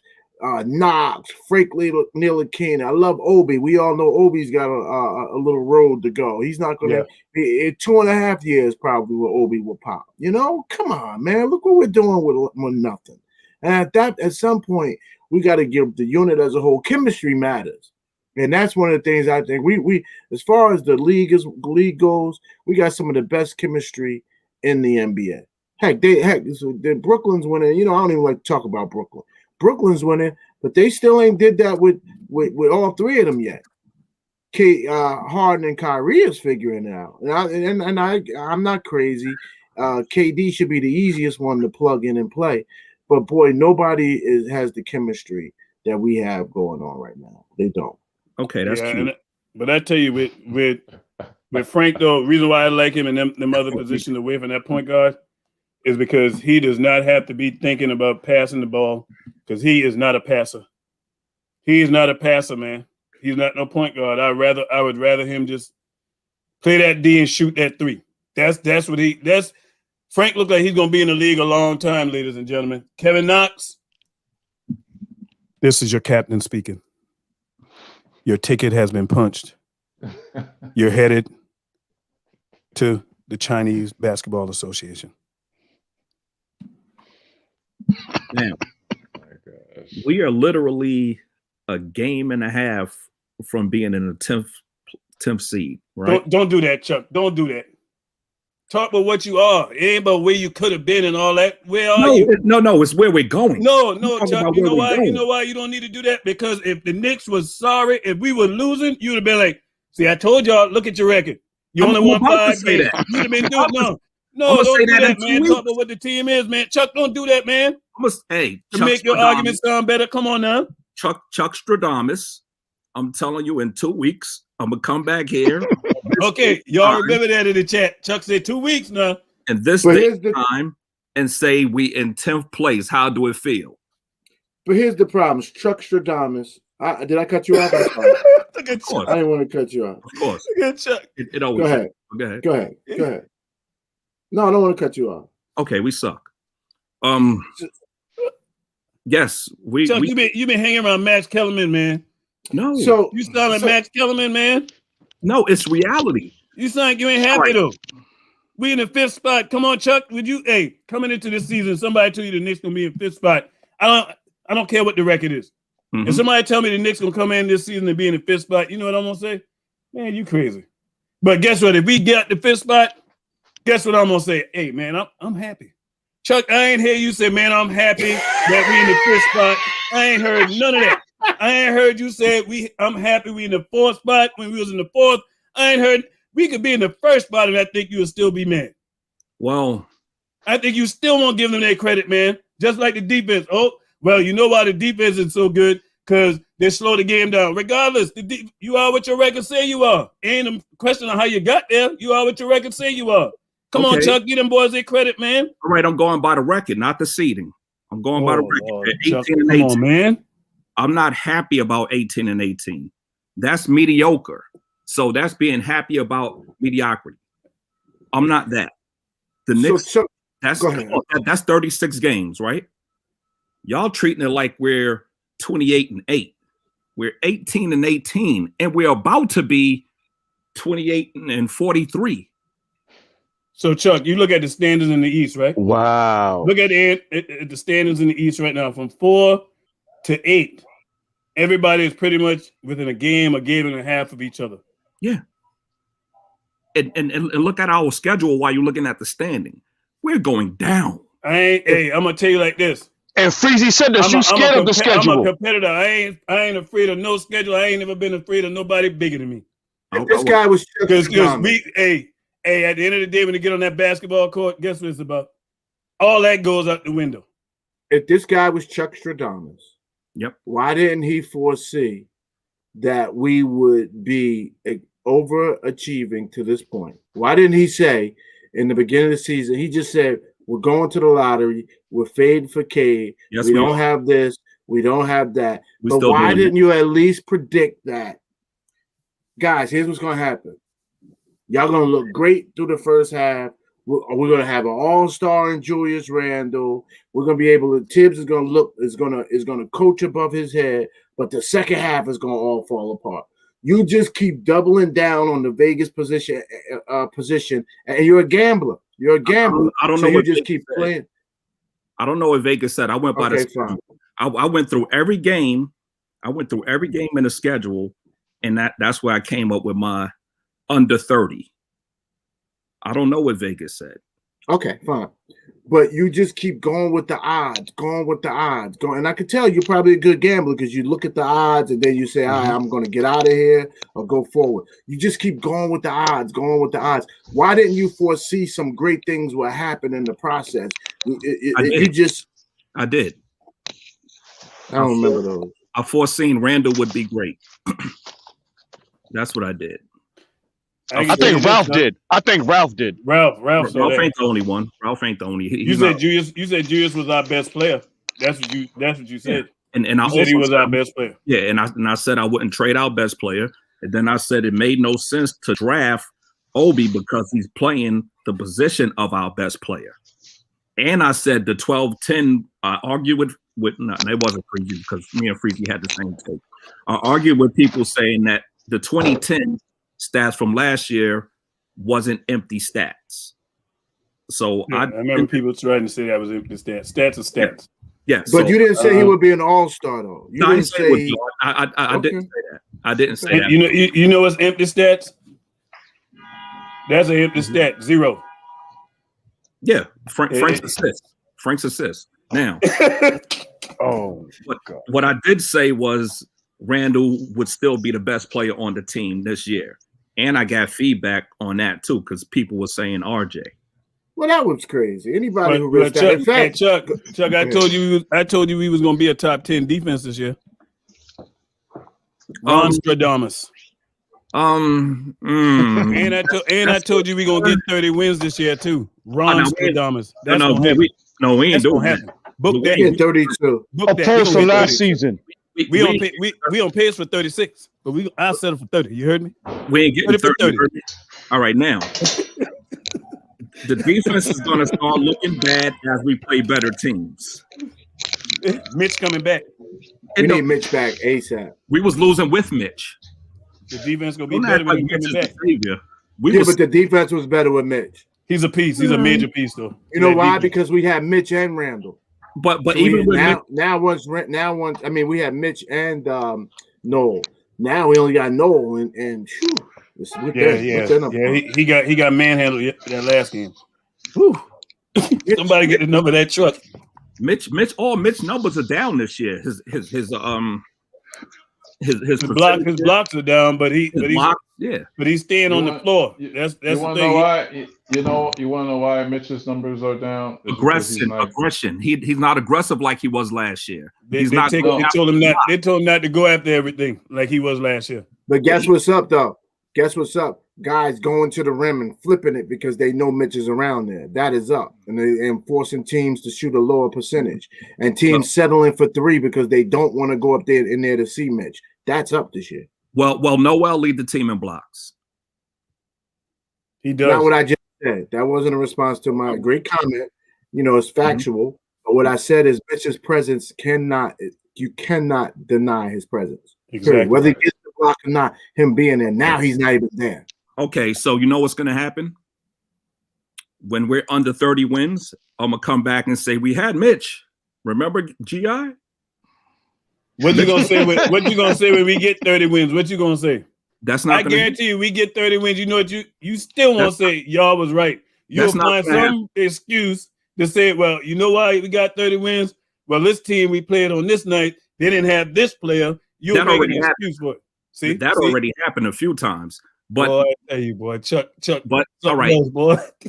If we fall if we fall into 31 wins, it's because teams see that GI. Keep going. Resting for the playoffs. And I'll take it. Yeah. And I'll take it. I said, I'll be honest. Chuck, Chuck, when I said 30 games, I ain't said it with no caveat. I said 30 games. Period. And I'm gonna be honest. Those last 6 games of the NBA should be ashamed of themselves. They should be ashamed of themselves. And it almost is like they wanted to set up those other teams to make sure they do make the playoffs. So if they're not solid, then or get their position right. If they're not solid, they can go hard against the Knicks. A Knicks team they should clearly beat. Pause. And well, against the Knicks, ain't got nothing to do with me. But I didn't say I go hard. The Knicks are hard. Ain't none of my business. But if they can rest it, then it helps. So there's a method to the madness for Sir Adam Silver and his team. I got another theory on that. I'm gonna go in a different route. Before you say that, before you say something, Ron, I gotta go. I gotta go simp. From the it's a pleasure having you guys. Yo, CP, salute. God bless you, my brother. We love you. Appreciate you, man. Appreciate you. Knicks. Yes, sir. Keep the simp up, B. All right. So I got another theory on that, GI. You know what I think? I don't think the league was trying to hurt us. You know what I think happened? I think they were trying to help us. Help us tank. Exactly. Yes. And I'm gonna tell you why. We got a new coach. We got a new front office. If anything, they know the year where Zion went to New Orleans, that was supposed to have been ours. That happened because they had just changed the rules. Remember? That was the first year the rule changed because the years before with what the Sixers did. So they changed the rules on the year we had the odds to get the number 1 pick. And we should have number 1. So you know how in the NFL where they throw that makeup flag or that makeup whistle. This was supposed to be a makeup. We just messed it up and we're better than what they thought we were gonna be. That's what it is. I just that thing just hit me like that because it don't make any sense when you think about it. But if you go in the opposite direction, it makes a lot of sense. They were trying to do us a favor, but we are better than what they thought we were gonna be. Because it's the same basic team. Think about it. If I give you a on paper, because you still got to play the game. But Chuck, if I give you a harder schedule than what you had last year with basically the same players, and I saw your win total from last year, it don't make any sense. It don't make any sense that you would get a schedule harder than what you had last year with this basic same roster with new coaches. What that sound like setting you up? But the thing is, right? If you're a good team, the schedule can't be hard. True that. Yeah. I don't think it's hard. Yeah. I don't think it's hard. Me personally, I don't think it's hard. The Lakers ain't looking at their schedule like, whoa, this is hard. Yeah. No part of it. Because they're a good team. It's only hard for a bad team. Yeah, I don't think the schedule is hard. Because like I said, you know why? When the Knicks come in your building, your point total generally gonna come down. It's gonna come down. We just need to score. If we can shoot, we got a chance of winning every night. Reason why we lost the other night with San Antonio, the defense was no good and we couldn't shoot. Along with no Derrick Rose or Alfred Payton. Recipe for disaster. You shouldn't win a game when you play the way we played that last game. We couldn't beat a G League team the way we played that last game. Any updates on AD and how long he'll be out? Man, if I was the Lakers, I'm gonna tell you right now. You know what I'd do with him? Chuck, you kind of know. I think you know where I'm going with this. Chuck skating to the playoffs wherever they can skate into. I wouldn't play him again until the playoffs. And if I got any inclination that he feeling any kind of way about it, I wouldn't play him again this year. We already got a title last year. I'll let him rest. Don't risk what happened to Kevin Durant. Let that be cautionary tale. I would not risk that. He got a lot of years left in him. And let me tell you how how it was so on par with Durant. Because the first thing they said is it was a calf. And I said, guys, I have really done some damage on the basketball court to my Achilles. I got lucky I didn't tear it. But I'm going to tell you, the first pain I started to feel was in the calf. And I said, I got a little calf strain. Maybe I just need to stretch. That calf is where it starts, and it just trickles all the way down. It don't come up. All that's connected. All that's connected. So, hey, fellas, man, hey, this has been great, man. I got to run. Yeah, I ain't gonna stay too long. Wait till Freezy come back. Appreciate you, man. Hey, as always, hey, stop on through, man. The other night I let you in, man. We had that thing, so many people on, man. But hey, come on through, man. And after the game, if you ain't doing nothing, man, if you're available. Oh yeah, Ron. I just Huh? Zach, go ahead. Zach said we had a big 15. I was gonna kill him for that.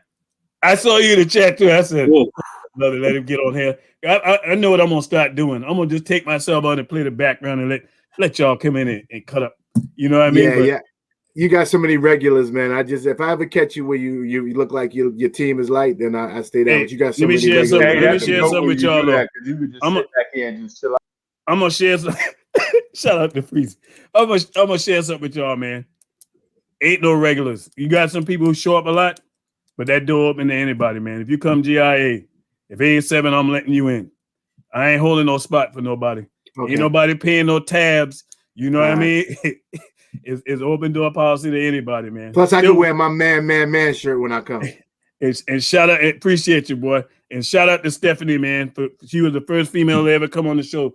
That woman know her stuff, boy. Yeah. She knows her stuff.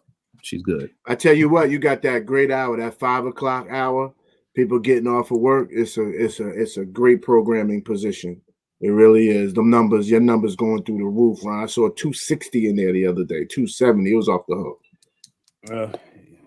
It ain't me, man. It's us. You know what I mean? It's what them Knicks doing. Because if you notice when we lose, people don't be coming in like that.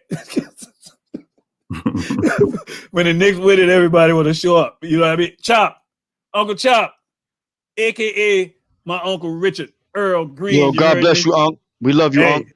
Hey, you my guy, man. Nah, you already know, man. We might play that, Chop. Hey, Chop, man, we in the spot right now. I got some stuff getting so we could cook it up, Unc. Hey, when this thing over, man, and we can get back to the city and be at the game, man, all of us, man, and this thing up out of here where we can move freely. Man, y'all boys, show me a good time, man, because we're going to Sid Meier's restaurant. Sid Meier's, we're going to his spot. Hey, Chuck, I need you to take me to the hot spots. You know what I mean? So first of all, soon as this thing over with, I'm getting on 95. Me and Rob the Nick gonna come down and see Ron. Hey, Ron, y'all like to cook? Y'all cook in the yard? Y'all grill? Y'all barbecue? Yep. Man, you know, I told you I'm a Geechee, right? So where I grew up at, man, I grew up on the water. Yes. Right. 5 minutes from the beach, 3 minutes to get to the beach. Right. You know what I mean? My dad put the big, I like to call them the big prison issue pots. You know what I mean? Yeah. Be having them blue crabs, the shrimp, the sausage, all that in there. Yeah. You know what I mean? And cook everything all up together with some of that old bize. If you know what old bize is, that's old bay. You know what I mean? With that old bay in there. Oh, that's right. StreamYard, you could change the name. I forgot Freezy could change your name. You know what I mean? I love it. I just caught that. Oh my goodness, Chuck. That's right. I did notice that. Chuck pass out, boy. Yeah. Hey, what's good, man? What's happening? Yeah, man. But you had to Chuck B. You had to change your heart. What the? I forgot. Freezy has the ability to change the names. I learned that the other day. Some guy was like, "Hey, why you keep changing my name?" The host kept messing with him. She kept changing his name, then changing his name. Right. Yeah. Hey, wow, Chuck. That's the most Freezy, positive thing you said all season. But I'm gonna tell you, man. When I saw, because when I go on Sim's thing and I pull up and I see everybody in that arena, man, like that, man. Right. All them faces that we see. Yeah. I'm like, I can't wait till we can get in the building like that, man. Right. I'm gonna tell you, I'm of the mindset. I ain't one of these people just because the government lift this ban on travel and all that kind of stuff. I ain't moving around till that thing up out of here. Right. I'm telling you that right now. I haven't been home to visit my family since February of last year. You see what I'm saying? Wow. I ain't playing around. You know what I mean? I'm not playing with it, man. Right. You know what I mean? We got to take this thing serious till it's up out of here. That's right, Nick for life. 843. That's the area code. You heard me? Right. And so we're gonna grab Hoodie Kev. We're gonna grab Hoodie Kev, Rick War, Rob the Nick. Man, it's a bunch of us like stay in the same. Ron was in Cleveland. No, my last name Cleveland. Oh, I'm in Carolina, man, South Carolina. But hey, seriously, You know when y'all need to come down for right real now though? it's about 68 degrees, and that breeze outside, I ain't gonna lie, that warm breeze almost knocked me over. I almost took a nap outside in that front yard. It feels so good out there. Hi, how are you? How you doing? Hi. Hey, Hi, y'all. everybody. How y'all doing? Hey. Doing good. How you doing? Oh, they can't hear you. We hear her. We hear her. We Yeah. hear her, Chop. We can hear her. How you doing? I'm fine. How are you? Good. I'm all right. Good. How all the Knicks fans this y'all see? Yeah. Ain't nothing but that orange and blue. Yeah, no doubt. Big Freezy show. The Big Bumble Show. Big Freezy show for sure. The Knicks Big up. morning drive. The Big Knicks up. morning drive. Yeah, hey, y'all. Shout out to the fam. Thank you. Yeah, so hey Freezy, this is what I was trying to tell y'all, man. Y'all need to come down in November, man. As I believe it's the first weekend in November. It ain't too cold. It ain't New York weather. You know what I mean? But there's a festival, man, called the Heritage Festival. Google it. At a place called Penn Center. It's the first school in America for freed slaves in the country. They have a festival every year.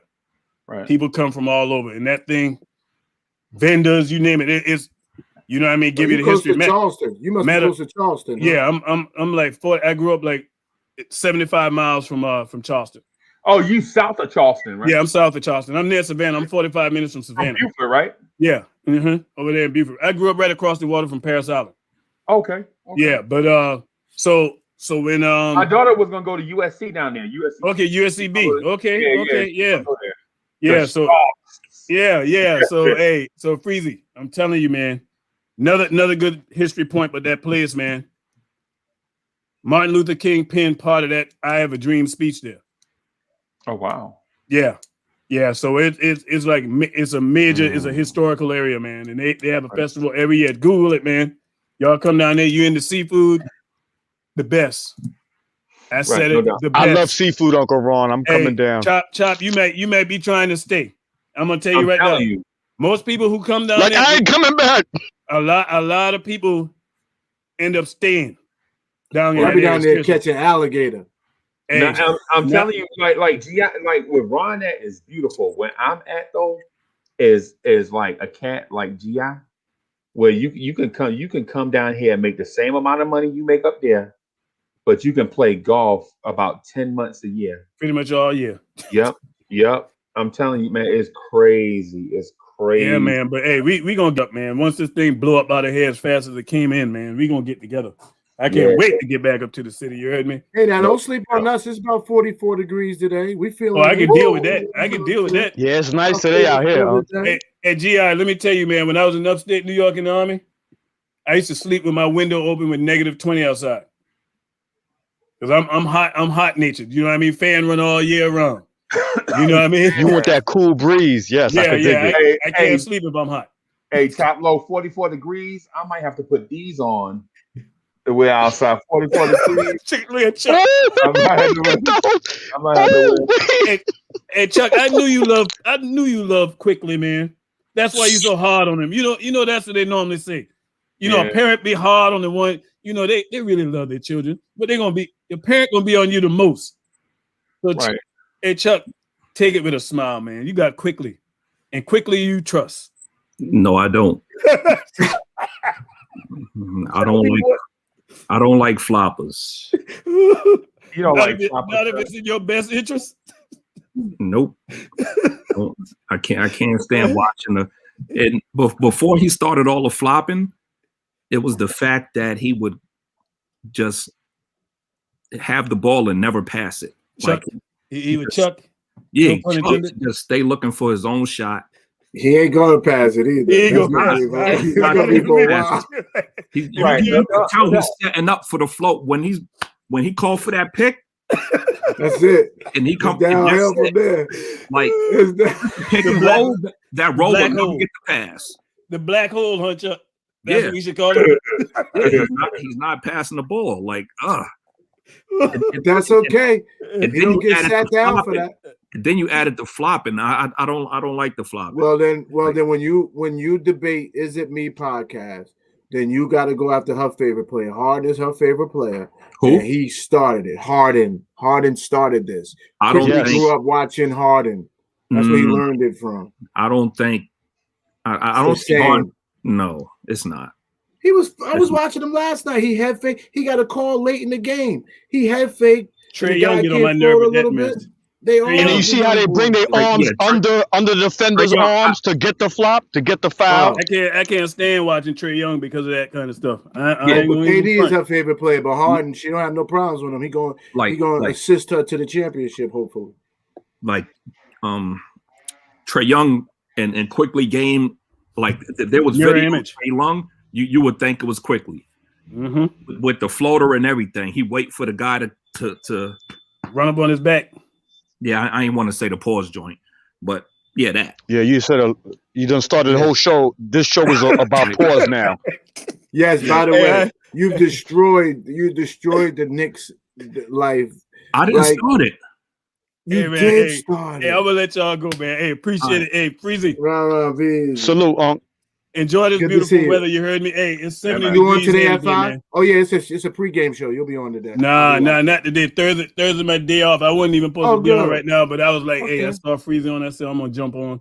Yeah. Right, kick. But I'll be on after the game. I bet. All right. Peace, Robot. All right, Chop. All right, boss man. Hey, Ron. So what's up with the new edition? Everything okay? New edition. Oh, you talking about the little one? Yeah. Oh, congrats. He ain't here yet. But he already costing me money. He ain't even got it yet. You know what I mean? My daddy told me, he said, you think you done spending money? You wait till them grands come. Yeah. I'm spending money. He ain't even got it yet. I talked to my daughter last night. But hey, check out the show the other night. My son came on there, man. Okay. He came on for about 5 minutes. The one where we was talking about who were we talking about? Not Ntilikina. Oh, when we lost to San Antonio, he was on there for a little bit. You know what I mean? So he got his pro day again coming up March 22nd. So we find out what happened with that, man. Okay. I bet. I just hope he don't get drafted by no Jets. I hope the Jets don't pick him up. What position? Guillermo. He's a slot. Matter of fact, just you look at it, his game, they was using him just like Percy Harvin, utility all over. Outside, inside, in the backfield, punt returner. Okay. He do it all. You know what I mean? Do it all player, man. He mess around, go to the Cowboys. He run a 4.4 in the 40. Okay. But he looked like a 4.3 when you watch him in game speed. Okay. Yeah. Yeah, you know, my pops know who he is, though. My pops watch all them, but he know who he is. Okay. I'm gonna ask him, do you know who this guy is? He go like, I know who he is. Yeah, if you go he got the same name as mine. You type in YouTube and put Ronald Cleveland Air Force Academy and you see them games and stuff, man. You'd be like, okay. If he was trash, I'd tell you he trash, Freezy. He know I would tell him he's trash. Right. You know, but he official with it. He official. Okay. Yeah. All right. Yeah, no doubt. Your Uncle Worldwide, salute. God bless. Yes, sir. All right. Yo, Uncle Freeze, can I say one thing? Chuck is saying, it made me think about that song from back in the days, that move, jump, jack your body. He's saying that quickly is like, what up, baby? Move, jump. Yeah. Jungle like flop your body. Actually, Chop, you're missing it. Oh. Chuck is now a Frank fan. I love Frank. He is a saint. Frank is Chuck is showing all his love today. Chuck, B, we knew you was in the class. Chuck, you move your nose like Bruce Leroy just now. Like, no. Hey, Chuck, you need to stay in your bag, man. I understand you trolling or whatever with these names or whatever, but come on, man. You know, people want you to keep it real, man. Keep it a buck. You know what I'm saying? You ain't talking about I love Frank. He a saint. Come on, man. No, he's saying quickly like flop. Yeah, that's the idea. Move, jump, quickly. You're in trouble now. Freezy learn how to change your screen there. He ain't letting you come in here with none of that bogus stuff no more. Yeah. I didn't even see that. It says I love Frank. Yeah. So one thing before I go, because I gotta get some rest for the night.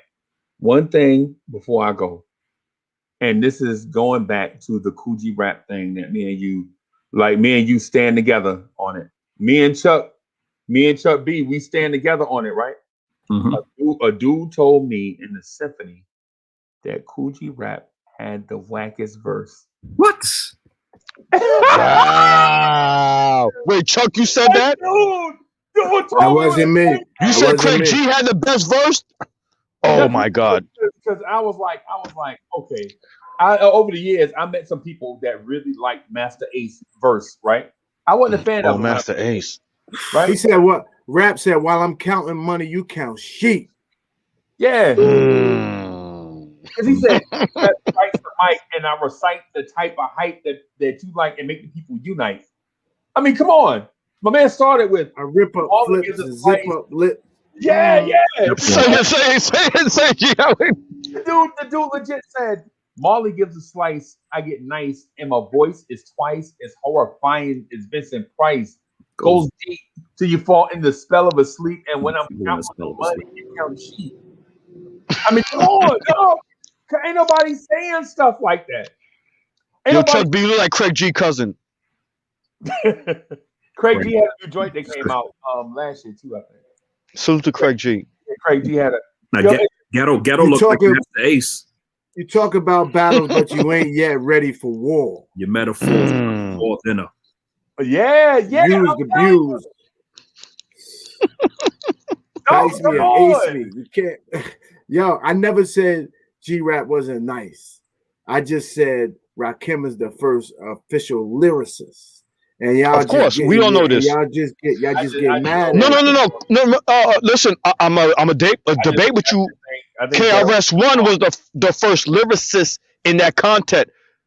But listen, Rakim changed the game, if you will, on that same aspect. Nigga, excuse my language. I'll rhyme. I'll rap, and I'll make mixed CDs. How y'all gonna say that? How y'all gonna say that and just immediately disregard Mel?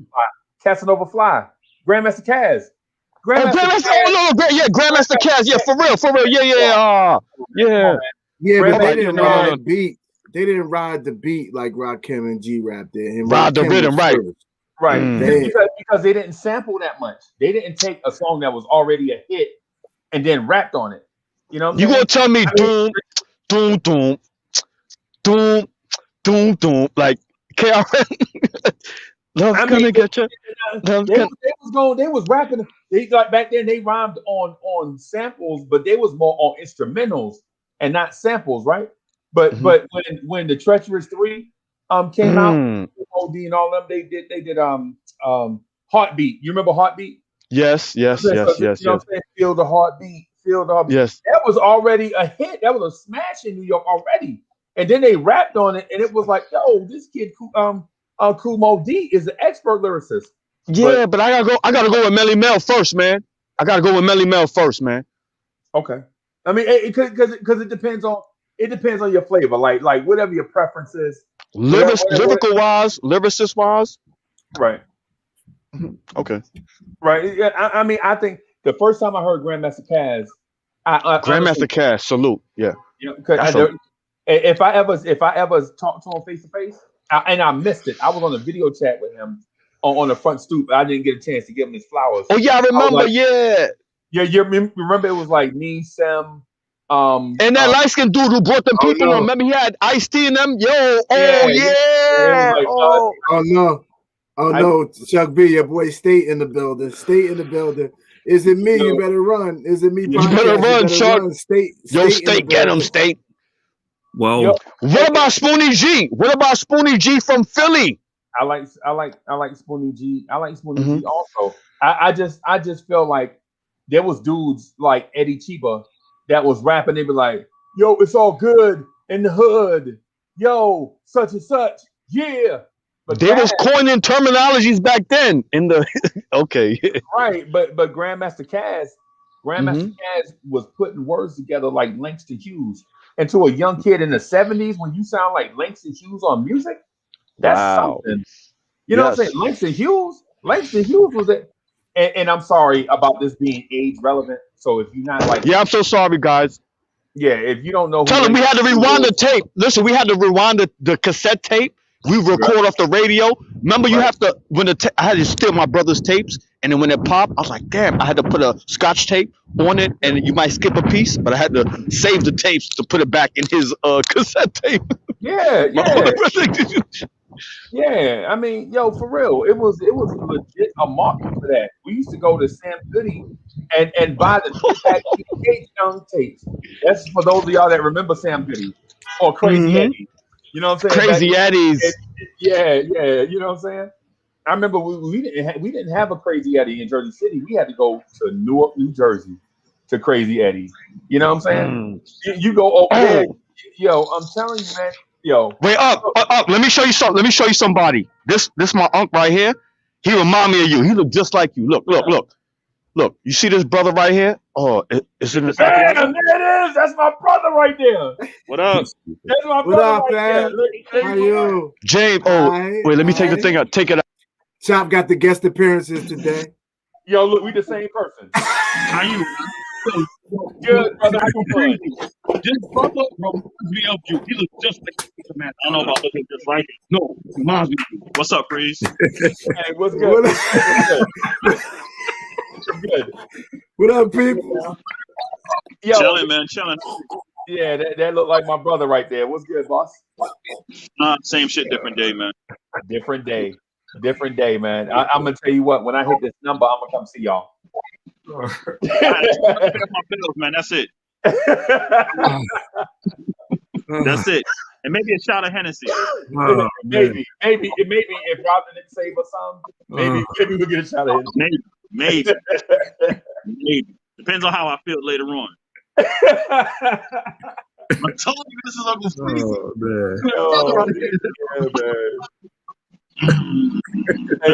Hey, so Chop, you spot on. Yo,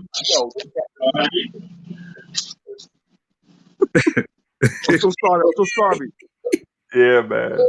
James, remind me of you, man. That's the OG. I'm so sorry. Freezy and Frozen. Like Bam. Yo, all you light skin cats look alike. No, we don't. Man, come on, man. Hey, you light skin. I'm brown, dog. I'm brown, yo. Yeah, I'm brown. Oh my god. Oh my Hey, yo, we want to close out the morning drive halftime accordingly. You heard? Yeah, man. Yeah, he did look like him though. Yeah. Thank you, Uncle Primo. Yeah, man. Hey, Chop is our man. Yo, but Chuck, I had to tell you that dude said legit Cool G Rap had the worst verse on the symphony, right? wow. And I was like, what? They said Cool G Rap had the. And Crazy. Craig G had the best verse. Oh man, you should have shot him. I should have, but bullets are expensive. I was like, I ain't wasting no bullets on this dude. You know what I'm saying? I should have, man. You know what I'm saying? My man is like, yo, not only is this verse not the best, it's the worst. Oh man, that's terrible. That is that's terrible. And then the OG co-signing, like, yeah, you know what? It go by taste. It go by taste. No, man, you go by talent. You go by talent. My man is the most talented. You know what I'm saying? He was like, well, Big Daddy Kane said, put a quarter in the ass because you played yourself. And I was like, okay, that's one good thing. But I mean, rap whole verse was like that. Mm-hmm. Craig G, Master Ace. Who else? Kane and Cool G Rap. Craig G, Master Ace, Cool G Rap, and Big Daddy Kane. Yeah. And they said that Cool G Rap had the worst verse. I don't know. I gotta listen to it all over again. Hey, man, listen. It's in my rotation. It's in my rotation, right? I legit have the symphony in my rotation of music, including Marvin Gaye, Stevie Wonder. Yo, you look like this dude Freezy. Y'all look like brothers. Big Freezy. All of that. Y'all look like brothers. Look at Big Freezy. Yo, Chop, I keep telling y'all I'm not Freezy no more. I'm not 490 pounds no more. Oh, that's Uncle Freezy. Uncle Freezy. I've been in the gym, boss. I've been in the gym, dog. I done shed like 160 pounds.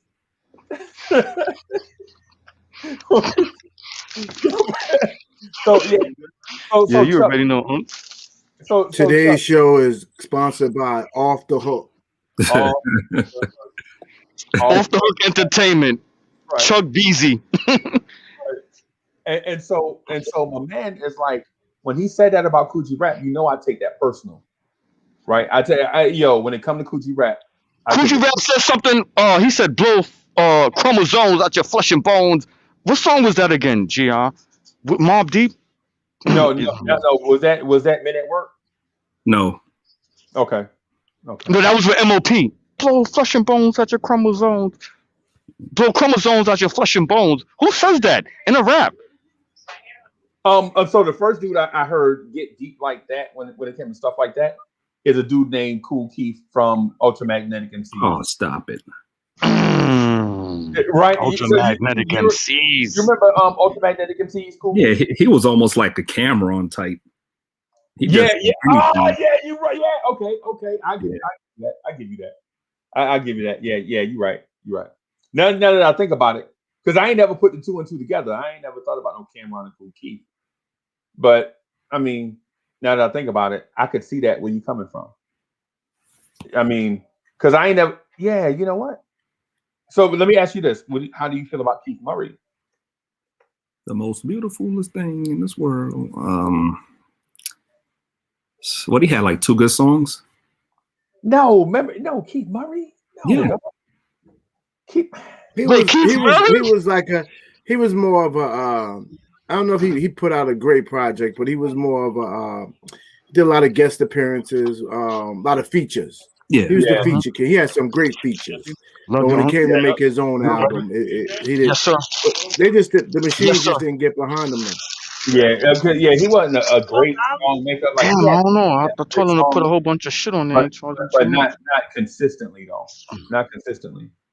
You know what I'm saying? I think when it come to Keith Murray, the Def Squad album, the first one, El Nino, is where I think he actually flexed his lyrical skill because he gave Redman a run for Hey.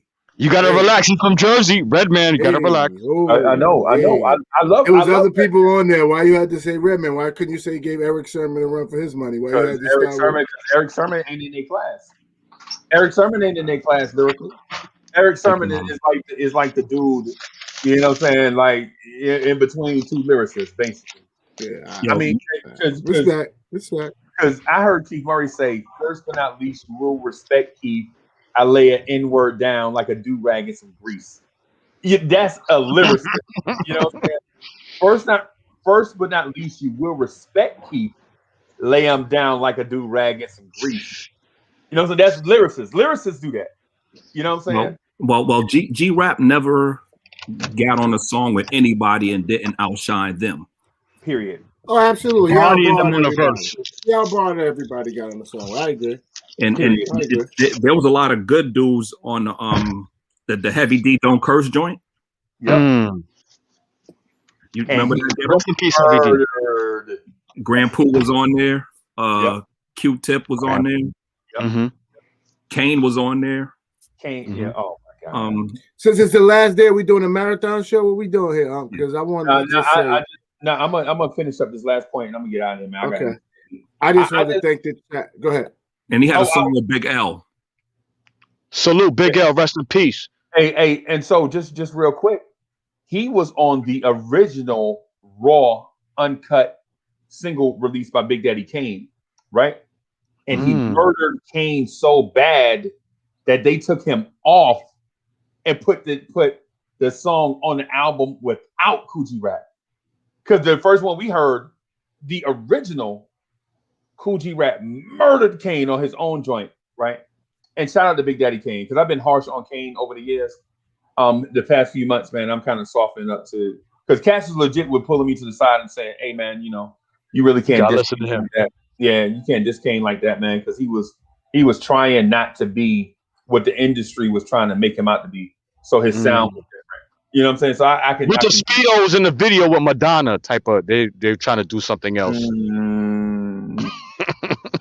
That outfit he had on in that "Don't Curse" video, where he looked like a bullfighter. I was like, "Come on, dog, you're from the street. Why you dressed up like a bullfighter?" You know what I'm saying? So, but you did say Kane was on his LL Cool J game when he bodied and I think he destroyed his career. Yeah. He's like female rappers too. I don't give a boo. He was on. I was like, Big Daddy Kane was whack, but now I got to backtrack off that some because my man legit didn't want to go down that road of industry violence and street violence and all that stuff. He was trying to be above that, just taking a different road. But at the time, I didn't understand that. Cat pulled me to the side and was like, "Yo, Uncle Freezy, you got to realize that Kane didn't want to contribute to the detriment of our neighborhoods. He wanted to still, show what he could do lyrically, but not just talk about any random junk stuff." You know what I'm saying? And Uncle Freezy, a fun fact, he up the block. He used to live up the block from Marcy Projects in the Star on Halsey and Lewis era. Not Halsey, but on Lewis. Right up the block from Marcy Projects, if you will. So he was a real street hood dude, but he was very lyrical. And he used to battle everybody. I think him and Jazzo.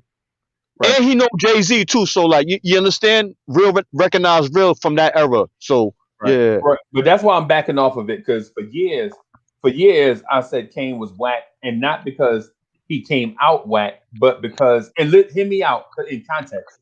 I said he was whack because he started out as one thing and then transitioned to another, and I didn't see the transition coming. You know what I'm saying? Oh, that was the industry that did that to him. They try to Yeah.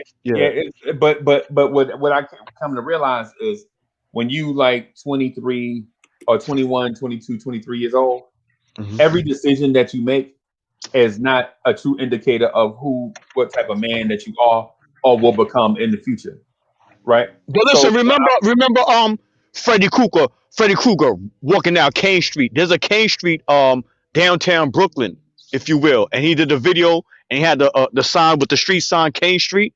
Yeah. Freddy Krueger walking down Crane Street, like you know what I mean? Like that was hard at that era. Now our music evolved differently, but in that time, that era, that was hard. Right. And I respect my man for what he did. And so I'm a backtrack off because I was legit mad now as a fan. I was legit mad at Kane because I thought I had something. And then all of a sudden it wasn't what I thought I had. You know what I'm saying? So I held that real immature grudge for a long time because I was like, why is he doing that? And Coogee Rap ain't have to do it. But then when you look at commercial success and all that stuff, Coogee Rap didn't have the commercial success that Big Daddy Kane had going on throughout the years. And some people don't even question, Uncle Freezy. You think Big Daddy Kane and Rakim would be a great versus battle? A lot of people always say they want to compare them together. No, because I think when it comes to the ink pen game, Rakim is 1 in a million when it comes to the ink pen game. I ain't no joke. I used to let the mic smoke. Right. and then you know what I'm saying, when it comes to if they do a versus battle song for song, I think it depends on what your flavor is. Because Kane got out of that street music and got into New Jack Swing kind of. Remember, I Get the Job Done and all of that stuff. I Get the Job. It got into that New Jack Swing type of thing. But Kane had a whole bunch of songs that was dope, like How You Get a Record Deal. Some songs he made afterwards. But then he also made some trap, man. Look, he also missed the mark on a whole bunch of joints too. After 1990, he missed the mark on a lot of joints. With me as a listener. Now, I'm not saying, because I respect people's creativity. Y'all hear me say creativity on this show at least 5 times every live stream, every video, whatever. Like if you're gonna do this, be creative. Don't copycat nobody else's stuff. Y'all know how I feel about that, right? So no biters, right? Right. Biting should not be allowed. We have to self-police. We have to police ourselves when it comes to biting. Like when somebody bites your style, you be like, yo, hey man, I ain't trying to be funny. I ain't trying to get funky with you. But my man was doing that since such and such day. You know what I'm saying? I mean, it's like if I just come on here and I'm hoodie freezy all of a sudden, right? It was already a dude doing. It's already a hoodie person that is on the network. Why Yeah, might? Hoodie Kev cloned that. Yeah, yeah, yeah. So, but You look anyway, like a hoodie GI right now. No, I just be embracing my inner Hoodie Kev. yeah, Salute, hoodie Kev. We salute you. yeah, man. So I'm gonna get off here, man. I'm gonna go ahead and wrap it up. I just wanted to share that with Chuck because as preservers of the art form, which we are, all of us are gatekeepers for this culture. You know what I'm saying? It's a shame when you hear people say something as reckless as that. You know what I'm saying? Like, how you legit gonna say my man had the worst verse on the symphony when it's Yeah. been known for years that my man had the best verse on the symphony? How are you just gonna come out the mouth and say something like that? Hey, yo, Chuck B, I gotta headbutt you with Kevin Knox head. Ugh. Oh I wow. just want to pause. I just want to just thank the Morning Drive team. Thank Uncle Freezy for giving me a spot. Chuck and Chop Low for bringing me to the family. It's been a cool 3 months, man. And as we head into All-Star break, you know, we're going to come back out with the same reverence that we had heading in. Proud of the Knicks. And I'm just happy to be a part of the fam. To the chat, salute to y'all. The numbers are growing crazy. Y'all sticking. And that's all we can ask. Bless the platform. God Yeah, bless. man. Yeah, man. So, because it ain't about how many views we get, it's how long people stay. Like people will look at the views like on the things. That don't matter. It's how long they stay because people can click on it and click right back off. But you know, as long as we get like our live stream, people click on and they stay. I think on average like 38, 39, 40 minutes. You know what I'm saying? And to me, in my opinion, for something that's like 4 hours, that's a long time. You know, you probably have about 50 people stay the whole time, but to get others to come on and they see Chuck B, they see Chuck how much Chuck B love Frank, and they listen to how Frank. You know, anyway. Hey y'all, man. Hey, I'm a piece them out. I'll holler at y'all tonight. God bless the chat. Allah, salute. Peace. Peace.